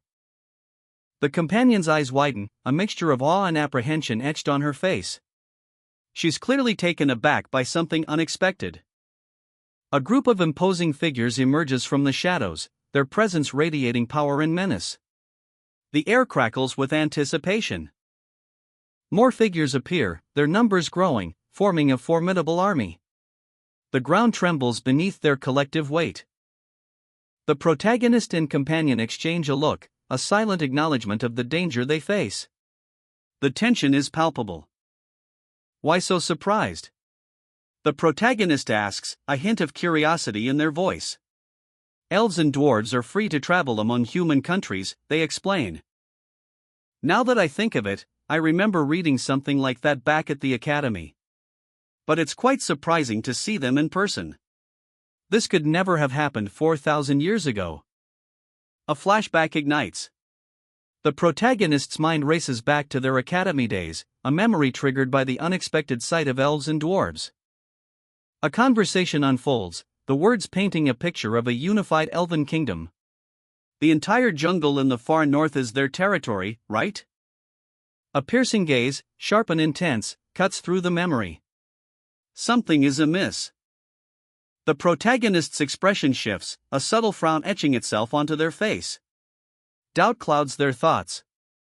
And the scene shifts, revealing a group of elves, their backs turned, their forms silhouetted against the bright sky. A sense of mystery hangs in the air. A towering structure dominates the landscape, a colossal spire piercing the heavens, a beacon in the distance. Back to the academy. Hap, a clash of fists, raw power unleashed. The training is intense. Hap, magical energy crackles, spells weaving through the air. The students push their limits. Hap, within the grand training hall, students spar, honing their skills. A flurry of motion, a symphony of combat. And a final, powerful image, a young woman, hair ablaze with fiery energy, stands defiant. The flashback ends. A wave of energy washes over her, a vibrant pulse of light emanating from within, a torrent of memories floods her senses. Eyes snap open, reflecting the intensity of the training she endured. The past is a searing brand. She recalls the rigorous drills, the relentless pursuit of mastery. I've gotten used to the battling training technique now. A fleeting glimpse of a fierce battle, a whirlwind of motion and power. The echoes of conflict linger. A hushed conversation unfolds. Isn't he your friend, miss? There are many rumors about him roaming around the tower. The whispers paint a picture of peculiarity.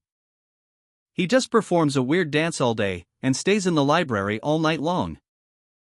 They describe a bizarre figure, a spectacle of unusual movements within the tower's hallowed halls. The scene shifts. A peculiar dance unfolds before their eyes. It does indeed look bizarre at first glance. The incredible moves hidden within his dance, a whirlwind of motion, too fast for the naked eye to follow. He attacks at a speed that can't be followed by the naked eye, and returns to his initial position, making it look like a wavy and flowy dance. Geez, I get more and more confused by his dance. The impact sends a shockwave, the opponent is sent sprawling. I yield. An elf, clad in dark armor, observes the scene with a critical eye. You're weak, human. A dismissive comment from the elf, dripping with disdain. That is a disrespectful thing to tell someone who has admitted his defeat. A fellow elf speaks up, defending the defeated warrior. Is this the warrior attitude you've been bragging about, Lianson? The question hangs heavy in the air, challenging the elf's arrogance. It is not, master. A quiet admission of failure, a hint of shame in the elf's voice.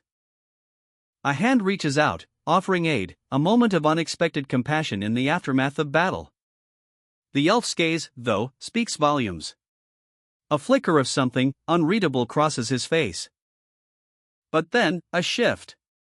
The scene changes, and a familiar figure dances into view, a whirlwind of motion. A predatory gaze pierces the scene.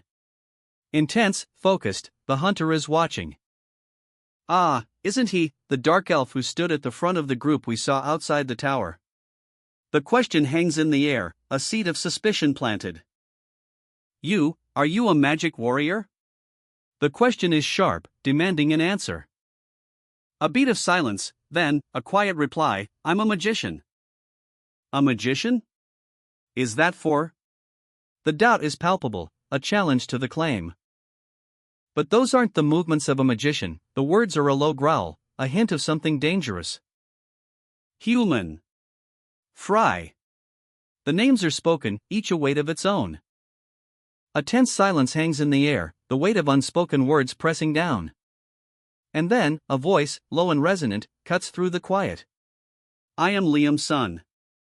The elf, his eyes narrowed, stands before Liam's son, a silent challenge passing between them. The air crackles with anticipation.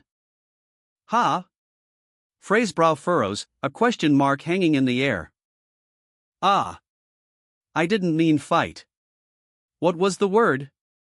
His mind races, searching for the right term. Spar. The word finally comes to him, a sigh of relief escaping his lips. The training hall stands silent, anticipation hanging heavy in the air. Four figures stand poised, ready for action. My name is Camille. A dark-skinned elf introduces herself, a hint of mischief in her eyes. Nice to meet you, Fry.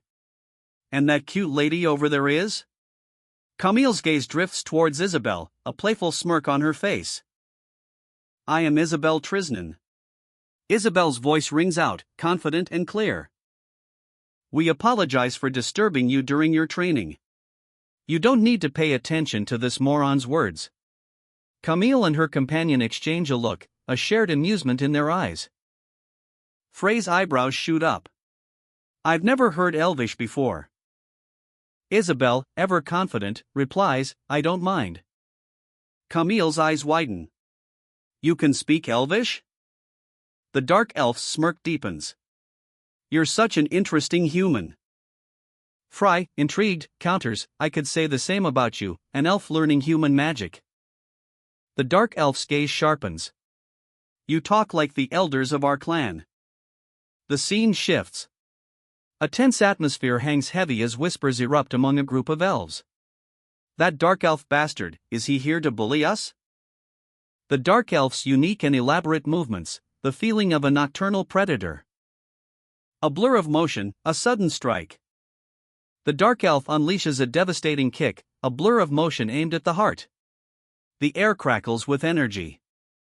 But his opponent, with eyes blazing, blocks the blow with impossible speed. He blocked it? The Dark Elf's counterattack is a whirlwind of motion, a flurry of strikes, each one precise and deadly. He's a blur of shadows. Soundless shadow steps. The key to those movements is the feet. A master of silent, deadly grace. Another kick, faster than the eye can follow, connects with bone-jarring force. The impact sends a shockwave. And the Dark Elf is sent sprawling across the floor. But even in defeat, his eyes burn with determination. With a powerful spin, he unleashes another devastating kick, a whirlwind of motion, sending his opponent reeling. The fight is a dance of death, a breathtaking display of skill and power. He slams into the ground, the impact echoing through the chamber. The dust settles. And the Dark Elf stands victorious, panting slightly but with a triumphant grin. That was awesome. You move like a wild beast. How interesting. The Dark Elf unleashes a flurry of blows, a whirlwind of motion. His opponent barely manages to keep up. Unbelievable speed. The onlookers gasp, stunned by the sheer power on display. Whispers ripple through the crowd. Who is this white-haired human? Is he truly a match for Liam Sun, the next leader? A blur of motion, a dance of death, the white-haired warrior's movements are poetry in motion. The clash of bodies. The air crackles with energy as the two combatants collide in a breathtaking display of skill. Huff. The fight is over. The Dark Elf stands victorious, panting slightly, but his eyes gleam with triumph. Frey's assessment is confirmed. The Dark Elf's physique reveals his reliance on pure martial prowess, not magic. The Dark Elf's eyes gleam with a predatory intensity. His opponent's attacks are relentless, yet he remains unfazed. A low growl rumbles in his chest as he effortlessly deflects another blow. The sheer power is palpable. With a blur of motion, he counters. A lightning-fast kick connects with bone-jarring impact. Kwang! The Dark Elf's mana crackles around him, forming shimmering, razor-sharp shards of ice. He moves with an unnatural grace. Each movement precise, each strike calculated. His control is absolute. Who is this mysterious warrior? That's enough, a voice booms, cutting through the tension. The fight is over. The Dark Elf stands tall, his expression unreadable. He calmly states, sparring further than this is meaningless. Frey, his eyes wide with astonishment, stammers, "Your movements are incredible, Frey. If we were fighting in the wild at night, I would have been overpowered," Frey admits, a hint of unease in his voice. He continues, "Also, you're not used to fighting hand-to-hand combat, right?" The Dark Elf, victorious, stands panting slightly, a smirk playing on his lips. His eyes, sharp and intense, scan the onlookers. A low chuckle escapes him, morphing into a full-blown, triumphant laugh, "Kek!" His laughter echoes, a raw display of unrestrained joy and confidence. The sheer power he just unleashed reverberates in the air. Frey, ever the pragmatist, approaches cautiously. "Frey, how long will you be staying at the Magic Tower?" he asks, his tone laced with professional curiosity. The Dark Elf shrugs, a playful glint in his eyes. "Not sure, maybe half a year," he replies, his voice dripping with casual nonchalance. Isabel murmurs, "Nice work." Another Dark Elf, seemingly a companion, chimes in with enthusiastic agreement, "Great. That's great news." The second Dark Elf turns to Frey, her expression softening slightly. "Your skills were impressive," she admits, a hint of genuine awe in her voice. A subtle shift in her demeanor, a flicker of something unreadable in her golden eyes. She continues, "I can't believe you're just." She trails off, her gaze drifting downwards. The sudden silence hangs heavy in the air. Frey, noticing the abrupt pause, asks gently, "Why did you stop mid-sentence?" The Dark Elf, a figure of quiet power, reveals their reason for frequenting the Magic Tower library. "There's a certain elixir I want to brew, so I chose the Magic Tower, with its specialized books." Frey's sharp eyes catch the subtle details, piecing together the puzzle. So that's why you shut yourself in the library every evening. Meanwhile, whispers spread among the onlookers. One exclaims, he's just casually chatting with the leader of the Dark Elves.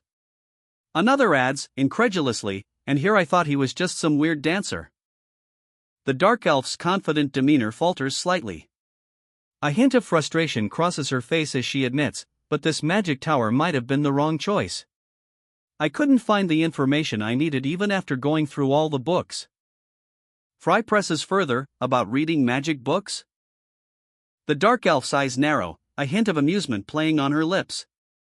She explains, the library is only stocked with grade 3 books. To read grade 1 magic books, you need to pass the magic book reading rights exam and receive the recognition of 2. An exam? The weight of her words sinks in. The Dark Elf's gaze is unwavering, her confidence restored. Tomorrow. The towering structure of the magic tower looms over the town, a silent testament to the knowledge and power it holds within.